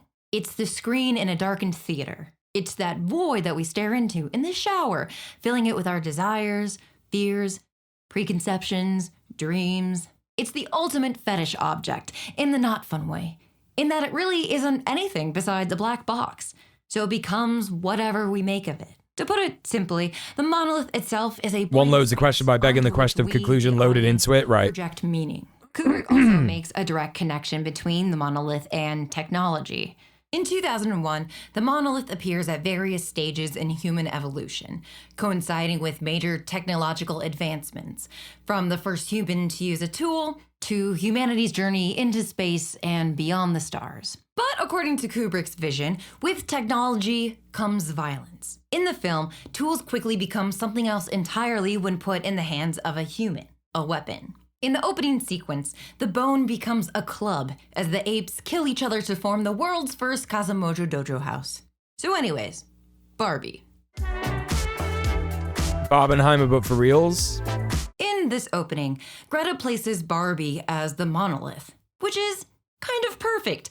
The history of dolls as a concept is as old as humanity, the first being used as far back as the Paleolithic era. Dolls are a blank space where we can project meaning. As kids, we fill them with our own desires, fears, preconceptions, dreams. Dolls are a fetish object, in that they really aren't anything more than a plastic toy. Marketing departments try to tell us what their dolls mean. Parents project their own feelings onto them. But in the hands of a kid, they become kind of whatever that kid makes of them. I preferred stuffed animals, but to each their own. In the film, we see the mom's feelings influence her Barbies, because as kids, we use our dolls to express our feelings and help process things that might happen in this big world we're trying to be a part of. But here's where things start to become complicated, because Barbie is not just a doll, she is a woman doll. Women have traditionally been marginalized by society through dehumanization, and more specifically, perceiving and treating them as an object. And that is a huge generalization, but speaking more directly about filmmaking, women have been traditionally framed as the object of film, right? Whereas men are traditionally framed as the subject. So, at the beginning of the film, we see Barbie larger than life as the monolithic object. Both an actual object, because she's a doll, and a woman, who is more often going to be perceived by others as an object, instead of a human being. Yeah. And of course, bringing white supremacy into the mix, Barbie was created in the image of a skinny, white, idealized blonde woman. She was designed in a white supremacist society, and that whiteness is what signaled to consumers that she could be, quote unquote, anything. Because whiteness is seen as the default. So, as a monolithic symbol, Barbie is what we project onto her. She is empowerment. She is shallow. She is disproportional. If she were real, she wouldn't be able to stand with feet like that. She is a fascist. Barbie, best line of the movie, is what we create her to be. And Barbie, the brand, is also subjected to this ever-changing negotiation of what it means. It means one thing to the marketing department. And when you think of Sparkle, what do you think of after that? Female agency. Another to parents who love or hate her, and an entirely different thing to the kids who play with or destroy her. Since the brand was founded in 1959 by Ruth Handler, Barbie, like the monolith, has been a touchstone for cultural evolution, from the sexual revolution, the new Barbie twist, to the feminist movement, acting more like a real teenager than ever before, to the materialism of the 1980s. The furnished Barbie glamour home is 3 stories tall, has a porch swing and all this. She has moved beyond her physical form as a plastic toy and into the realm of cultural fabric, as recognizable as the theme from 2001. Through the decades, Barbie has always tried to capture whatever femininity meant at the time, whether that meant women getting jobs, getting pregnant, or going to space. And through the decades, Barbie has also been held up as an example of what's wrong with femininity. The fucking Ben Shapiro video. You want to see my reaction to the Ben Shapiro video? That's on the VOD channel as well, chat. Women are inherently shallow, overly sexual, materialistic. In other words, Barbie bad. When adults point to Barbie as simply bad, as the singular signifier for the evils of marketing, or the failures of second wave feminism, or as the only source of body image issues, we ignore the realities of how kids play with Barbie. Kids don't have that same adult baggage, so they're not projecting those same ideas onto her, unless we saddle them with that baggage.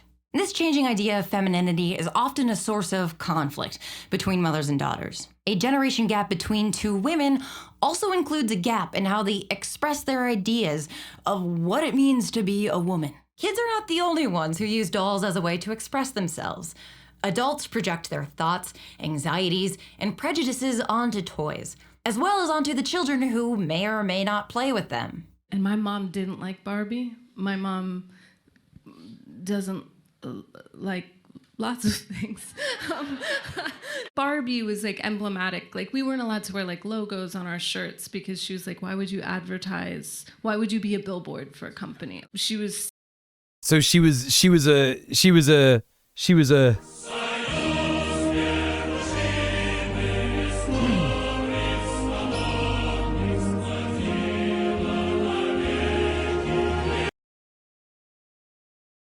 was one of them, was she? This is like I saw someone tweet or skeet about this. I can't remember where, but someone was talking about like adverts, and they grew up in the USSR, and they were saying like, "Damn, that product must suck if they need to advertise for it." And it's kind of true, right? It's kind of fucking true. Staunch, and she was correct. We end up placing a lot of our personal thoughts and feelings are like that's why there are so many adverts under capitalism, because every single fucking every single product that we're force fed is so incredibly bad. It has planned obsolescence baked into it. That's why Apple has those like incredibly vague and nebulous adverts. You remember they were so famous from back in the day when the fucking iPod first came out? It was like all fucking like silhouettes of people like dancing, like having a great time, like, oh, this is so good. And it's like, it's just an MP3 player, man. It's like an overpriced MP3 player that will break if you get it near any kind of humidity. Around femininity onto this plastic object, and by extension, the kids who are inclined to pick it up from the toy aisle. Both because that is her purpose as a toy, but also because she is a signifier of femininity. One of society's favorite things to project onto, label, and control. Misogyny is an overwhelming and pervasive status quo. Fighting against it can feel impossible. So at times, we look for symbols to attack. And as a monolith, Barbie becomes the perfect windmill. Again, I'm not defending the brand Barbie. I am just thinking critically about how we talk about the idea of Barbie. Okay, chat, I gotta go to the toilet real quick. I'll be back in a tick. Give me a sec.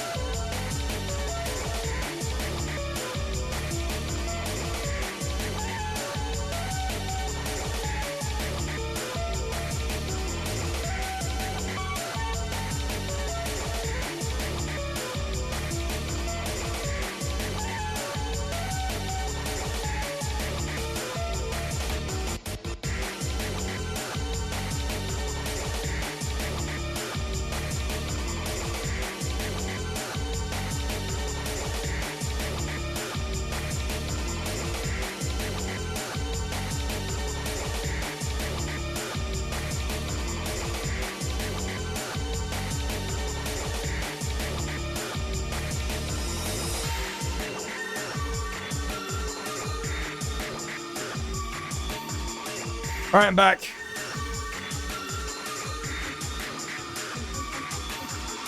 Let's crack on. of playing with my older sister when we were younger, who now is an out trans woman, but at the time was not. We had just played with Thomas the Tank Engine, so I asked if she wanted to play Barbies with me. Pharmaceutical ads are the real dystopia. That's very true. And she told me, well, boys aren't supposed to play with Barbie. Even though I could tell she really wanted to. And as a kid, I felt confused and sad. I was sad that she was sad, and I was confused as to why she felt like she couldn't play with something that clearly she wanted to. So we did end up playing together, but she told me that I wasn't supposed to tell anybody. And I don't know. There's also these pharmacy signs. Wait. You know about these?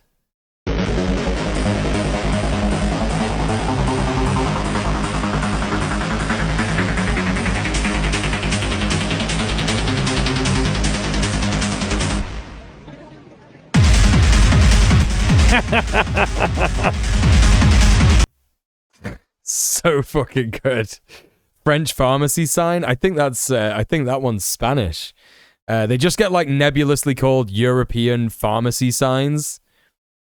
That's like a seizure risk. Yeah, I mean, yeah, probably, yeah. Possibly. Pharmacy sign in France. This is the one from France. Maybe don't watch this bit if you got epilepsy, chat. This is fucking nuts. Look at the state of that.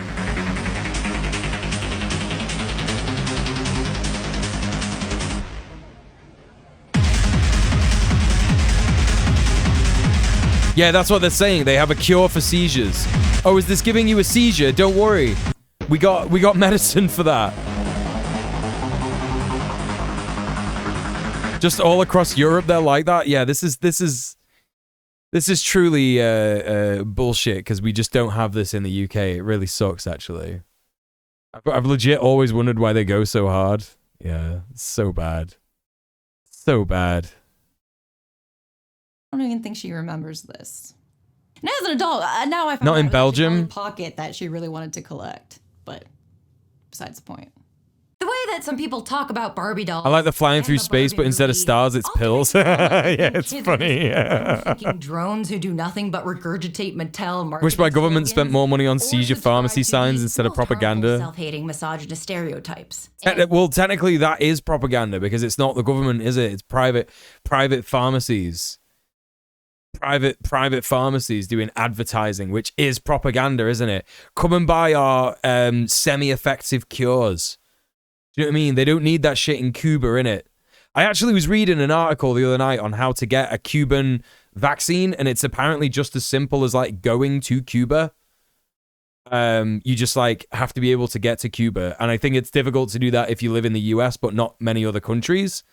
So hold tight for the djmuel Cuba trip to get my Sobrana vaccine of the 99% COVID vaccine, 99% efficiency COVID vaccine. And to me, this can often tip into a re-infantilization of little girls and how they use them. Look at Tom, he's having a little clean. Kids are complex people. Having a little with clean. complex emotions. Kids often see the contradictions within marketing and don't play with toys in the ways we expect them to. Weird Barbie got one of the biggest laughs of the whole movie because she's instantly recognizable. Were people up in arms about the G.I. Joe movie and how it'll brainwash little boys into signing up for the army as soon as they turn 18? All of these contradictory attitudes about the monolith Barbie are expressed through the other characters in the film. The mom sees Barbie as comfort. The daughter sees Barbie as evil. Kids see Barbie as cheap meat for their Roborex to eat. The world sees Barbie as a sex object. Mattel sees Barbie as a commodity. The film tells us that Ruth Handler's initial intent was to give girls a toy to play with that didn't just pigeonhole them as future mothers and baby factories. But of course, Barbie is a hyper-feminine, white, blonde, leggy gal who became a monolith for our ideas of femininity because we live in a white supremacist, patriarchal society. In 2001, the technology... It might have been seen as feminist by Ruth Handler at the time, but she had all these extra things playing into her ideology that she just, you know, it was just sort of like that brainwashing, right? technology put forth by the monolith, the bone, internalized misogyny. becomes a nuclear weapons platform. With that edit, Kubrick is commenting on our relationship with technology and our tendency to use technological advancements to destroy one another. When Greta parodies this edit by placing a baby doll in place of a bone and the Barbie logo in place of a nuclear weapons platform, she's highlighting the way that we use symbols like Barbie both as a tool and also a weapon. That's pretty cool. I kind of like that. Barbie is a tool that lets girls envision their own future. But at its worst, Barbie is a nuclear weapon pointed directly at those same girls, telling them that everything they like is wrong. The name Barbie itself has become associated with dumb blondes, a monolith for the inherent inferiority of women. Despite these societal structures being created by and primarily benefiting the patriarchy, the negative criticisms about Barbie aren't always aimed at the conditions that created her. Instead, these criticisms very often get directed back at girls, whether or not they even like Barbie in the first place. The overly simplistic version of girl boss feminism that Barbie believes has liberated all little girls in the real world is the very ideology that has failed the girls of the real world. In my experience, growing up as a cis girl, you learn real fast that playing with Barbies is shameful and makes you a shallow, materialistic cunt. I once got a Barbie from my grandmother for Christmas. My first thought was, I actually love the way that she like censored that. That's kind of how I censor my swears on TikTok. Like, you just cut out the middle bit, but you know exactly what she said. You know exactly what she said. Wow. She doesn't know me. I don't have that command. What is that command? And then I thought, C-word? What a cunt thing to think. That's not her job to know what toys you're currently playing with. Now go hug her. My grandma saw that Barbie and thought of her young granddaughter. I saw that Barbie and thought of the gap between that Barbie and me. Because even at 6 years old, I was already being judged based on a whole list of things that had nothing to do with me as a human being. A real-life monolith. It's not my grandmother's fault that she thought that I would have liked a Barbie. That toy was already a loaded weapon. I could already tell that I was perceived differently than my male classmates. I knew that my appearance meant something to other people that it certainly did not. I remember using cunt in someone's stream and that wasn't allowed. I thought it was here, but it's somewhere else. No, I say cunt all the time. I'm British. It has a completely different meaning. I mean, it started out as the same meaning, like it was used in an extremely misogynist way, but now it's just like, it's evolved to be this like, just vernacular, like whatever. Like people just use it all the time. I mean, to me, all for reasons that I just could not figure out and wouldn't figure out till way later in life. I just knew the less girly I acted, the more people treated me like a human being. But also, the less girly I acted, the less I felt like myself. And this toy became a symbol for all of those anxieties and so much more. Patriarchal structures hurt everyone, including men. A disco version of 2001's iconic theme plays when Ken visits the real world and discovers male supremacy. Oh yeah, it's true. Patriarchy even more casual in Australia too, that's right. that Ken is evolving to understand and wield against his enemies, just as the pre-humans evolved to understand and wield the bone. Like it's almost like not a swear word. It's still seen as like a bad swear word in the UK. But in Australia, it's almost on the same level of crap. Like I've hung out with Australian people who are just like, they just say it like every other word. Like how do you survive in this country? What's going on? How do you not get sacked? Just as nuclear proliferation threatened to destroy Earth during the Cold War, patriarchy threatens to destroy the utopia of Barbie Land when Ken brings it back with him. Now, I don't want to use Kubrick's work to validate Barbie. Baby boy. Barbie isn't compelling because it references an auteur like Kubrick. It's compelling because Greta is also interested in the power of these monolithic, symbolic images. Both directors frequently examine the themes of conforming or rebelling against a perceived image. Whether it's the women in Little Women conforming to or rebelling Look at this cunt sitting here like he eating crackers like he owns the place. Yeah. Conforming to or rebelling That's how it gets against used. his societal station. Both directors recognize the contradictory violence and validation that an idol can create in ourselves. But Kubrick had one fatal flaw.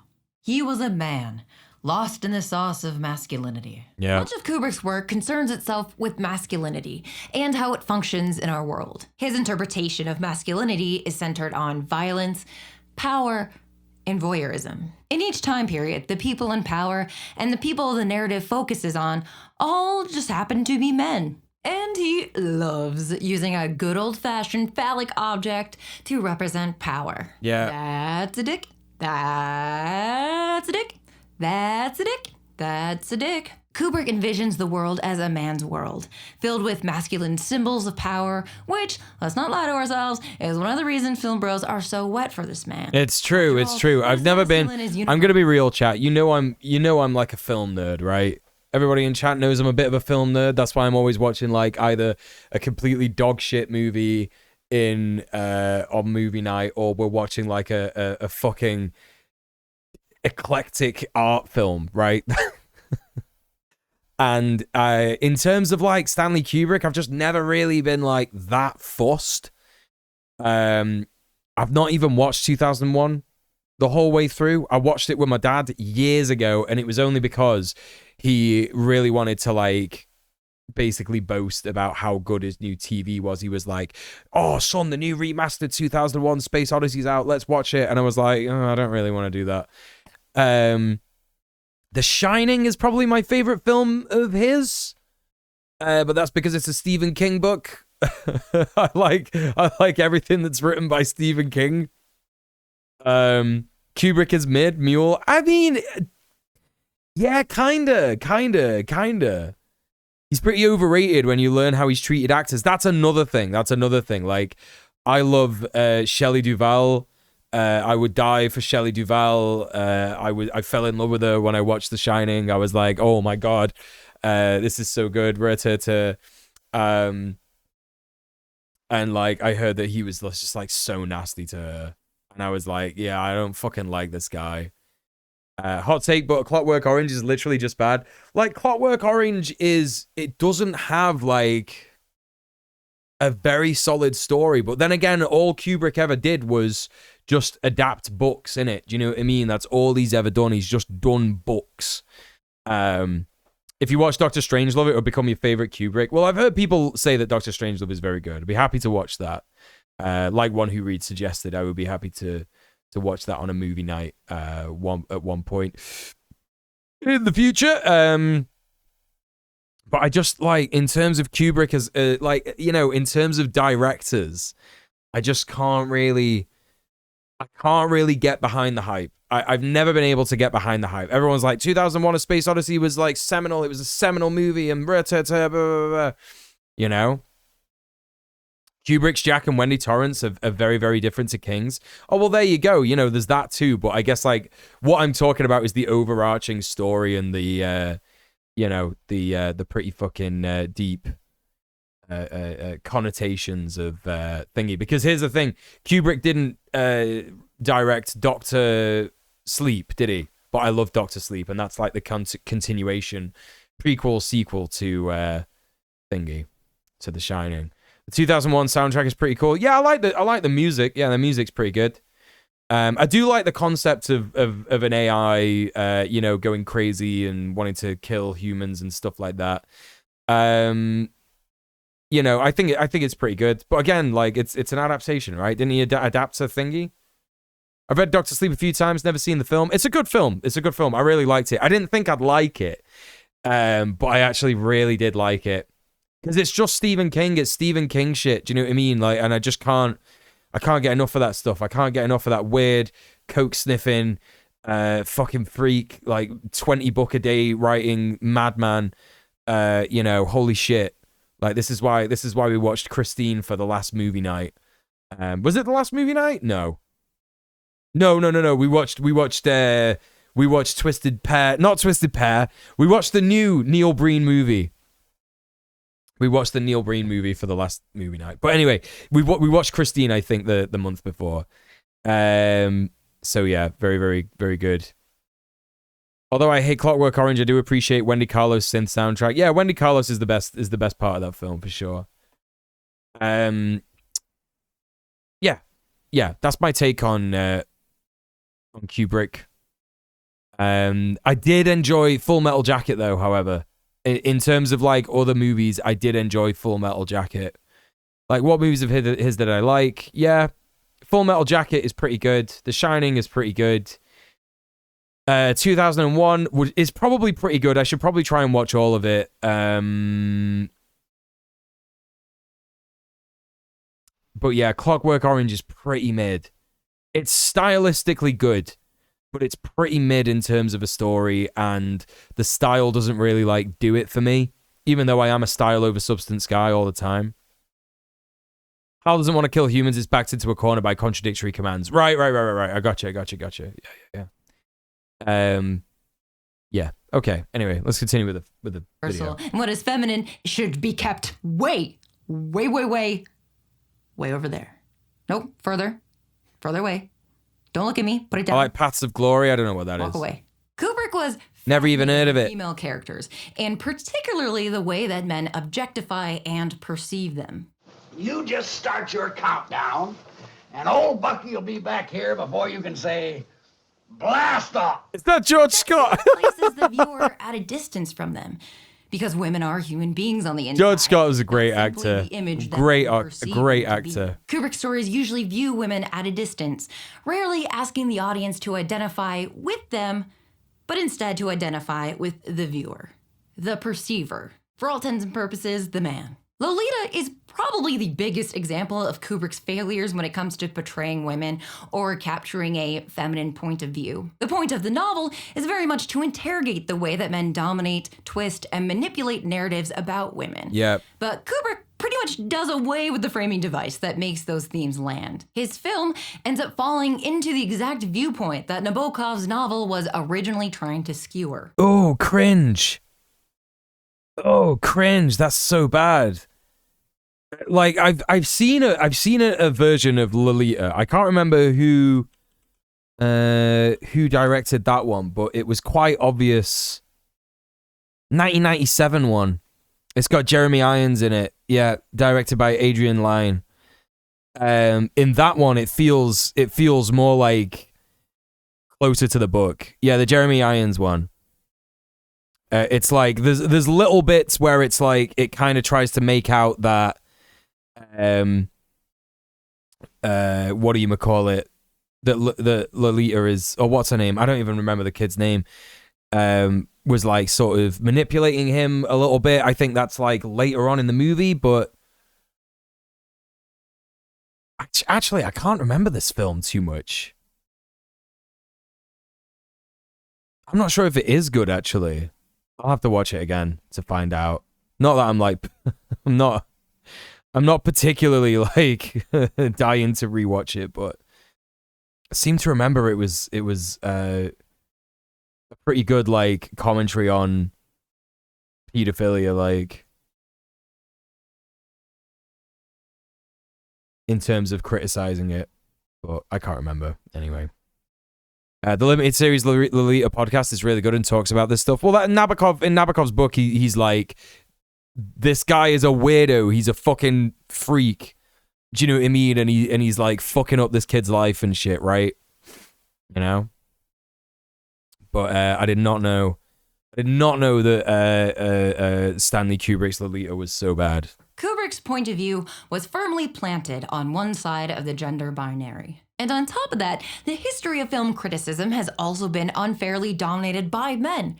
So interpretations of Kubrick's interpretations of masculinity are also most often analyzed through a masculine lens. There's semen all over this microscope. But rather than just gender swapping Kubrick's rubric, TM, Greta transcends his work by crafting a deeply compelling female lead in Barbie, as well as a deeply compelling male lead in Ken. Ken has the more traditional hero's journey arc. He leaves his home, Barbie Land, crosses the threshold into the real world, enters his innermost cave of his Casa Mojo Dojo house, has an ordeal, only to pull through as a better version of himself. He's just Ken, and he is Knuff. But Barbie's journey resembles more of the carrier bag theory of fiction, as Ursula Le Guin described in her essay of the same name. She proposed that the first tool wasn't a spear or weapon, like Kubrick illustrates in 2001, but it was actually a bag, a thing to Yeah. carry things. Mhm. This makes sense, as we now know that the first humans were gatherers before they were hunters. In the context of fiction,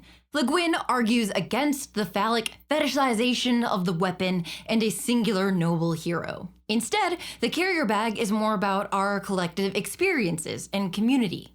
It's messy and complicated. No one protagonist is perfect. The characters bump and jumble into one another. In the essay, We Should All Be Reading More Ursula Le Guin, Siobhan Luddy writes, Not only is the carrier bag theory plausible, it also does meaningful ideological work, shifting the way we look at humanity's foundations from a narrative of domination to one of gathering, holding, and sharing. This is also something that like Terence McKenna observes in his study of it's like an anthropological study of people using hallucinogenic plants and shit like that, and not just like hallucinogenic, but also like plants to heal illnesses and sicknesses and stuff like that, and using plants as medicine and extracting like good stuff from it. And he makes the observation that there were two types of culture, but overwhelmingly there were like what would be known as feminized cultures, which were like, you know, fucking basically this carrier bag theory, like gatherer, like caring communities, good communities that like care and all this kind of stuff. And they were slowly like dominated and genocided and eradicated by dominator cultures like, you know, imperialist cultures like Rome and stuff like that. Yeah. Barbie begins the narrative like any other near middle class white girl. When you're young and born into the gender you identify as, your youngest years are filled with gender Hello, email my Nader account created 22 minutes ago. How's it going? euphoria. Hey, Anabundance, how's it going? Good morning.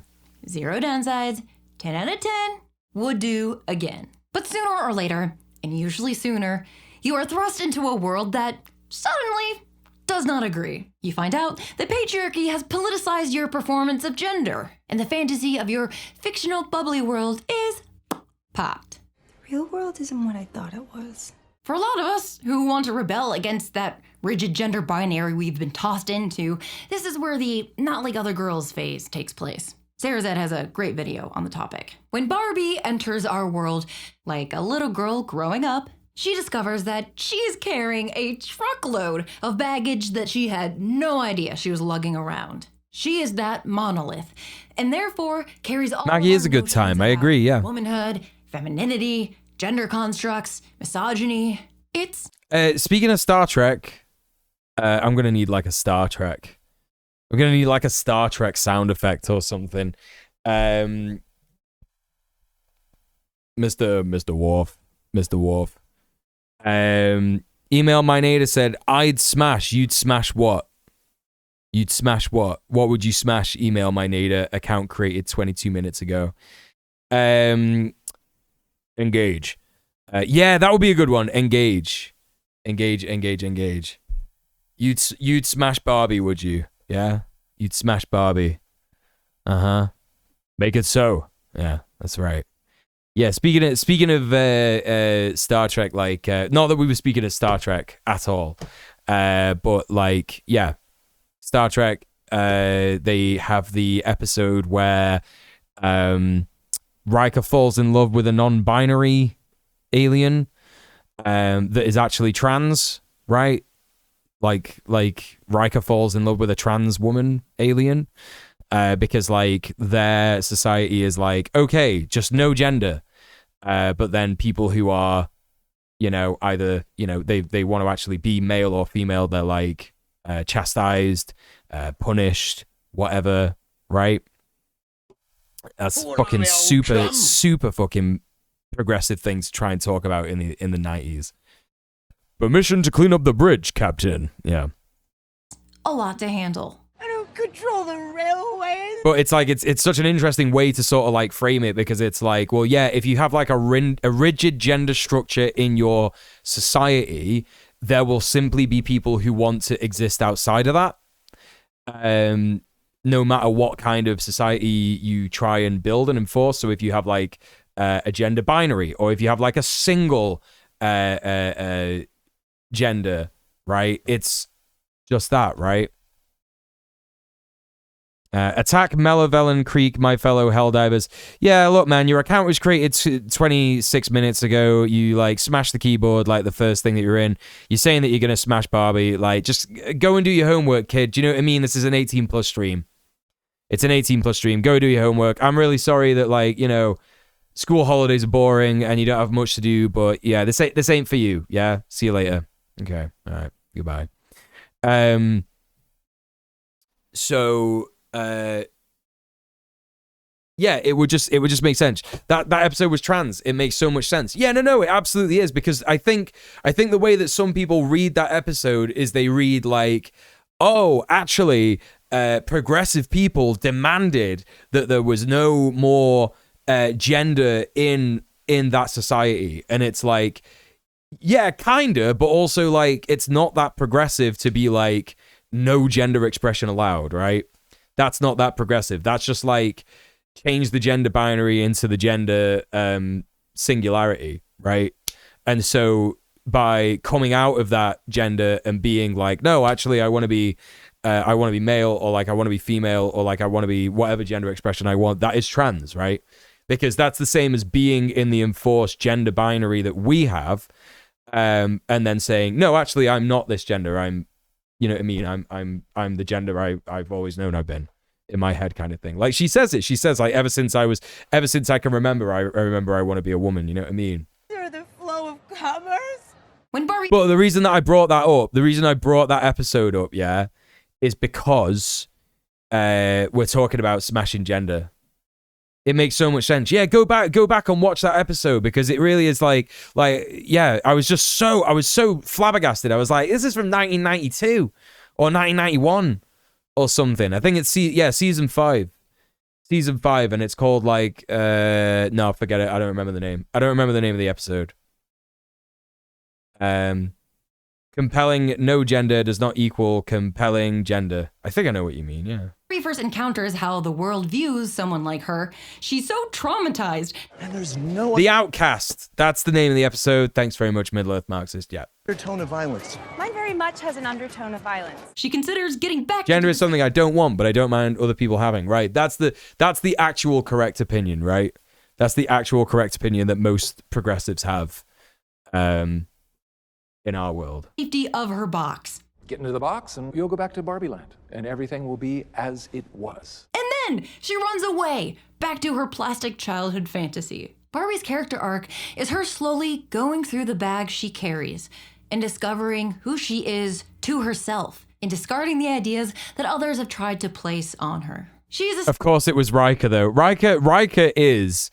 Like, I've joked previously, say, like, Riker's a sex pervert, right? And he is, in a way. But he's not bad, is he? Do you know what I mean? He's got the magnetism, yeah, for real. But yeah, no, this is it. It's like, he's not like a bad guy. He just really, really, really likes to fuck. And he does fuck. It's like that episode where he's talking to Data about the potential of him, whatchamacallit, Data is a woman is falling in love with Data, and Data is like, I should be in a relationship. And Riker's really excited about teaching Data about, like, extreme tantric sex. Yeah, he's not nearly as much of a bastard, those traits, whatever you think. Yeah, not at all. He is our himbo lord and savior, yeah. The thing I recall about that episode is that it felt a lot about Riker wanting to get it in. Nah, because fucking, like, he starts to fall for her. No, she falls for him more than he falls for her. What's her name? Soren starts to fall for Riker. Like, she comes on to him. And then he's like, oh, and it's all like, ooh. He's like, yeah, I'm bisexual, I guess, you know?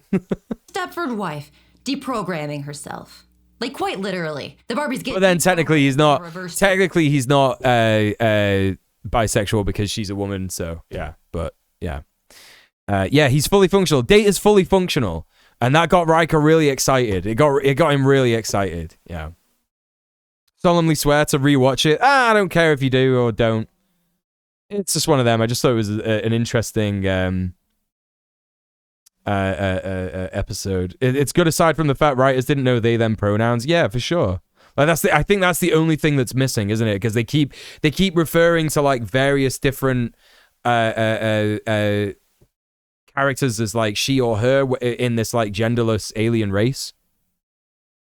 For live sequence. And whatever. Data, I think Data doesn't ever declare pronouns, but he doesn't object to people calling him. Your thoughts on the movie are... I imagine he's probably programmed to just be him. Oh wait, no, hang on a minute, because Data creates that. Should we just talk about Star Trek? Should we just should we just talk about Star Trek? The fucking what was it? Hey, big bug nuts, how's it going? Like, make it so. Like, no, because Data creates a kid. Yeah, Data creates a kid.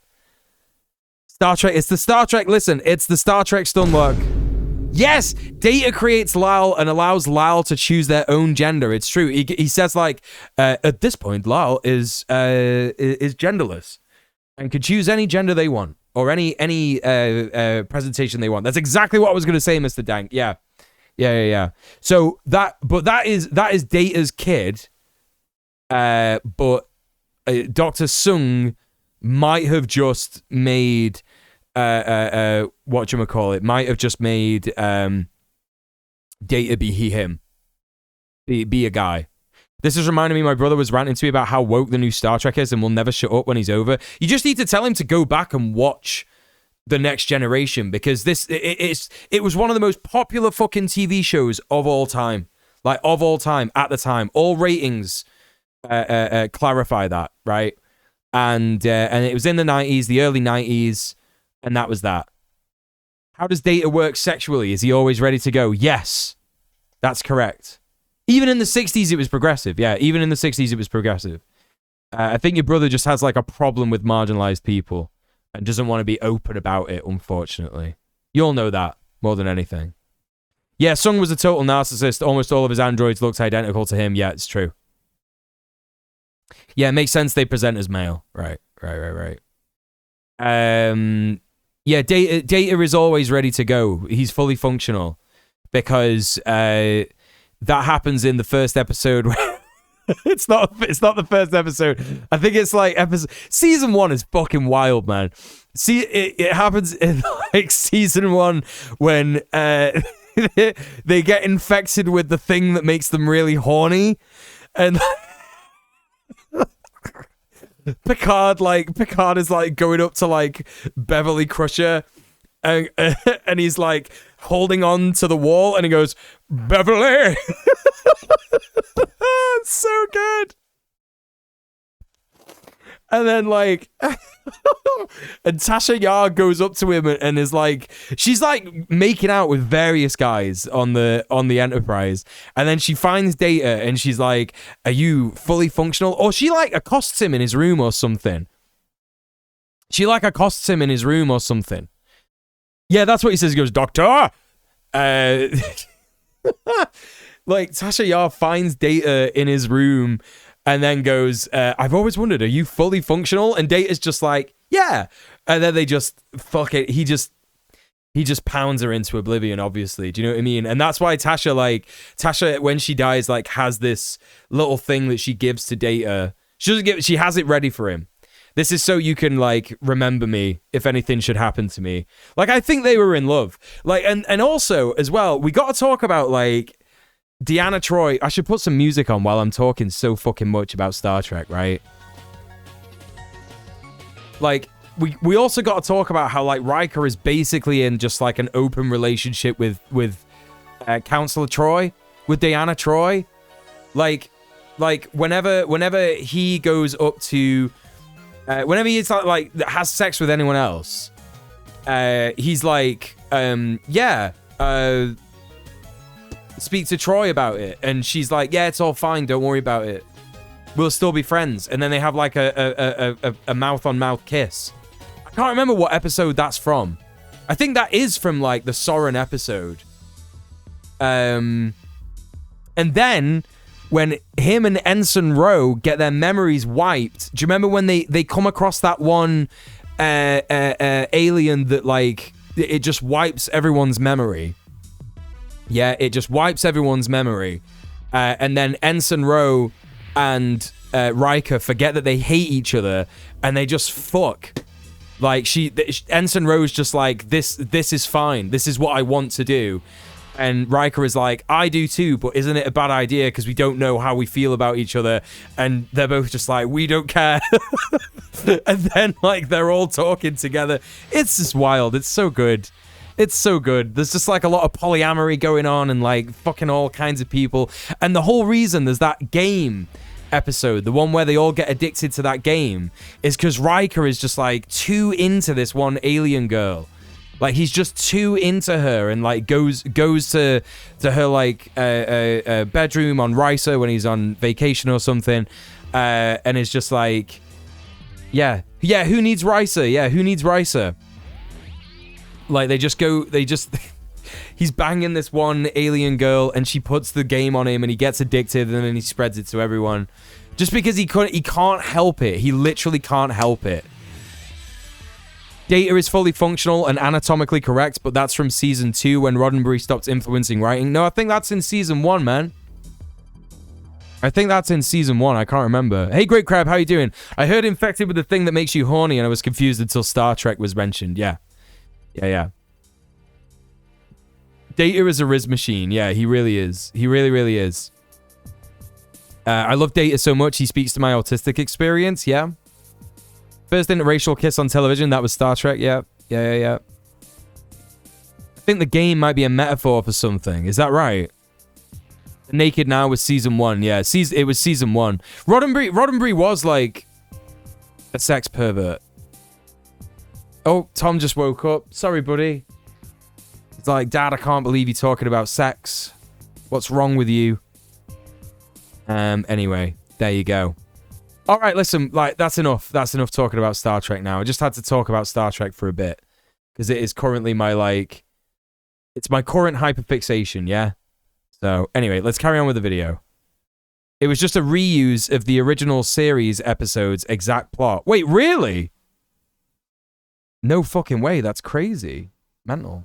I think this is why the film resonates with so many people, and not just women. My dad cried. Well, actually, he cries at every movie, so that's not a good example. My mom cried. She cries at nothing. Especially in late-stage capitalism, which tries to sell us objects in order to define who we are.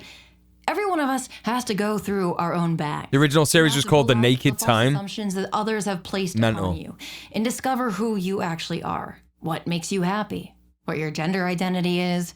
What your sexual identity is? America's monologue speaks directly to this. Her speech illustrates all the things that women are expected to carry, whether they asked for it or not. Kubrick's 2001 begins with the invention of human weapons and ends with the hopeful idea that we will evolve past our tendency to use those weapons to destroy one another. In Barbie, we start with a highly gendered, meticulously crafted world and end with Barbie giving it all up in order to become an imperfect, messy, flat-footed person. She looks through her pink carrier bag and decides that her previous life full of things and outfits and stuff isn't as important as experiencing humanity, of feeling. She'll grow old, get cellulite, and eventually die. But to her, the trade is worth it because there is a promise to be more deeply connected to the people and the world around her.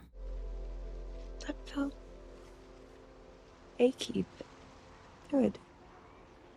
It's about evolving beyond superficiality to experience something deeper. But while the film is asking all of us to shed that superficiality, many of the criticisms of the movie feel kind of superficial. People have complained that the montage at the end is just stock footage Barbie commercial B-roll, but it's actually home videos from the cast and crew, the people who poured their lives into the project. It's extremely personal to the people who made it. The criticism... It's one of the few movies, actually, where like I stayed in the cinema to watch most of the credits because I was like, this is a really cool sequence. I really enjoyed it. It's feminism 101 is valid, But I didn't get a gender studies class until my Still gotta watch it. It's pretty good. University. Pretty good. I would, you know, like in terms of like movies that I've seen over the last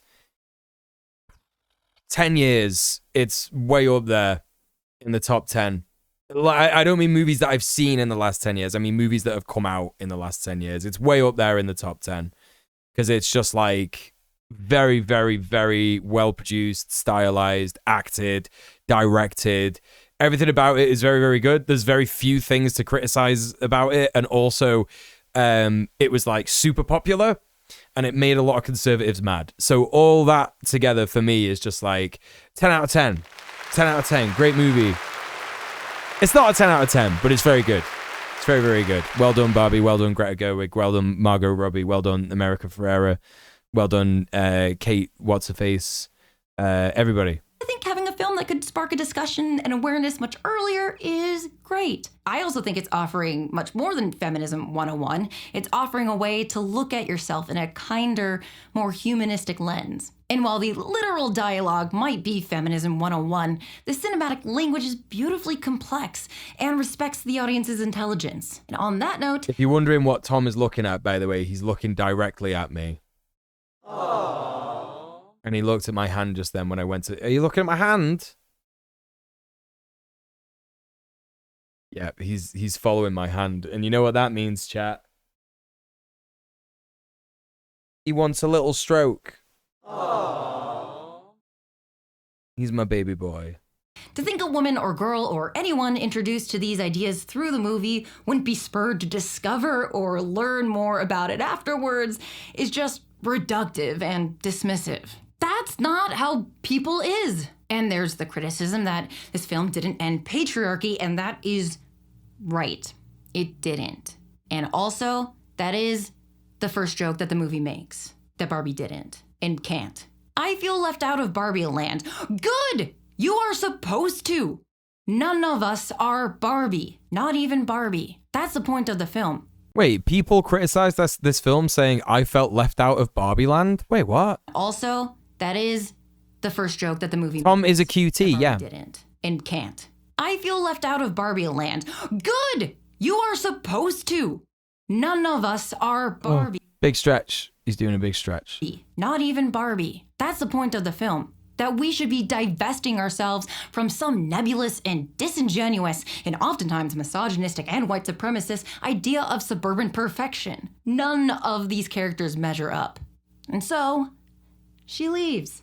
And then there's the criticism that this is just one huge ad for Mattel, which, yeah, of course. And the Sistine Chapel is a commercial for Catholicism. While Mattel's quarterly sales did increase by 16%, in the wake of the Mario movie, Nintendo's quarterly sales skyrocketed 50%. Yeah. But the tone of the discourse around the Mario movie is nowhere near the same. And Nintendo is notorious for its terrible business practices. The disproportionate response reminds me of Natalie Wynn's latest video about Twilight. The policing and fear-mongering about women consuming the right or wrong type of media, as if... Chat, has anyone watched that video, the new ContraPoint? Should I watch that? Should I watch that? I might not watch it on stream because it's like 3 hours long or something. Like, it would have to be a whole stream dedicated to ContraPoints, and I don't know if I could do that. What do you think? Buying a girl the right type of what do you think? End misogyny. As if we can I have, yes. our way out of this hellhole. If that I'll watch the it. case, then One who Monster High reads. would be owed a Nobel Peace Prize. Here's where I'm going to get very vulnerable. My name is Maggie It could be 6 smaller videos. Particularly, like Lady Bird. But I did like the Barbie movie. I liked it a lot. But what I loved about the Barbie movie was watching how other people loved it. Thanks for the hydrate, Vod. I will. Emotionally deep core I will. for so many people. I think we owe it to them to ask why. And I think the emotions that Billie Eilish's song evokes conveys a lot of that why.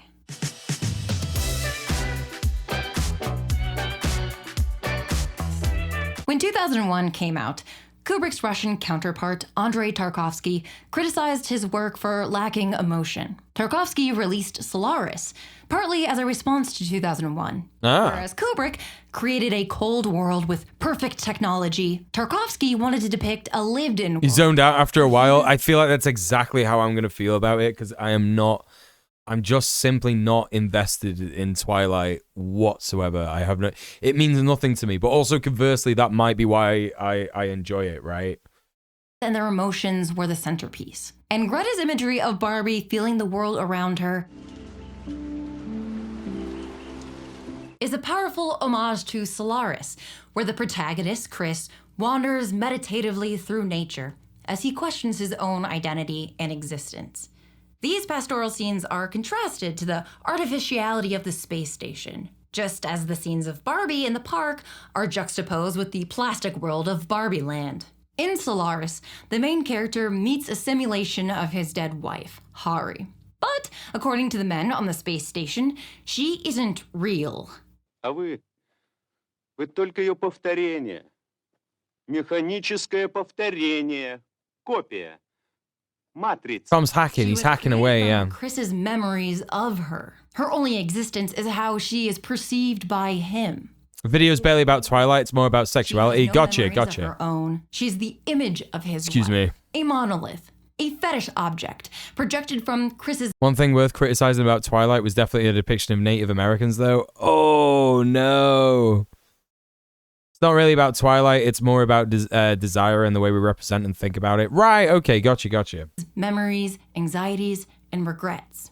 But against Twilight all culture odds, is interesting, and what the yeah. man scientist said, Hari wills herself into becoming human. And she does it by feeling. Я становлюсь человеком. Чувствую нисколько не меньше, чем вы. In doing so, she realizes that she no longer needs the gaze of her male counterpart to validate her existence. Gotcha. Могу обходиться без него. Also, Solaris has one of the most Barbie outfits I have ever seen. Also, someone please make me that dress. In Solaris, as in Barbie, what makes us truly human is not our superficial physical form or our place within a gender binary or the ideas that other people project onto us. Instead, it's our capacity to determine our own identity, to self-actualize, and maybe most importantly of all, to feel. Barbie tells her creator, I want to be a part of the people that make meaning, not the thing that's made. She decides to no longer be the object, but instead the subject. And it's not just a role reversal where Ken becomes the object. It's an evolution. Solaris of how predicted we should crochet view one chic. another. It's true. Greta herself started as an actress, the traditional object of a story, but is now its author. In just a minute, I'm going to give some final closing thoughts. But first, here's a quick word from Mubi, the sponsor of this video. Lindsay Ellis For me, bait one and of the switch best ways trick. to get to know a filmmaker is by What does that mean? looking back. I don't know at what their that early means. work. So I'm excited to check out. You mean like ContraPoint's video on Twilight? Like, oh, it's about Twilight, but actually, no, it's about something deeper. Greta Gerwig and Noah Baumbach's earlier collaboration, Frances Ha, on Mubi. It's the quintessential 2010s. Yeah. Mubi. Maybe I will use your code. I'm not sure. I do think this movie had a lot to say, and it managed to say it while making a packed audience laugh. Which to me is actually the most revolutionary part of all of this. I wish I could have just made a video essay. Okay, gotcha. I do think it's interesting that when women use humor to illustrate a point, it's often brushed aside as flippant. But when men use humor to illustrate a point, it only highlights what a genius we already knew they were. What Dr. Strangelove did for the atomic bomb, I think Barbie does in regards to skewering patriarchal structures. It's just horses all the way down. In a world where images are so powerful, for better or worse, how do we free ourselves from being defined by them? Well, we can close our eyes and embrace our humanity, contradictions, flat feet, and all. Others will try to define us, but inside, we do have the power to define ourselves, to decide what we will carry around and what we won't. I'm a bitch. I'm a lover. I'm a child. I'm a mother. You get it. But hey, you don't have to read the Barbie movie like that. I'm just really dark and deep, so. It's true. Emo Goth Revival It's Barbie. true. Thank you all so much for watching the video. Thank you to everyone watching over on Nebula. And an Well,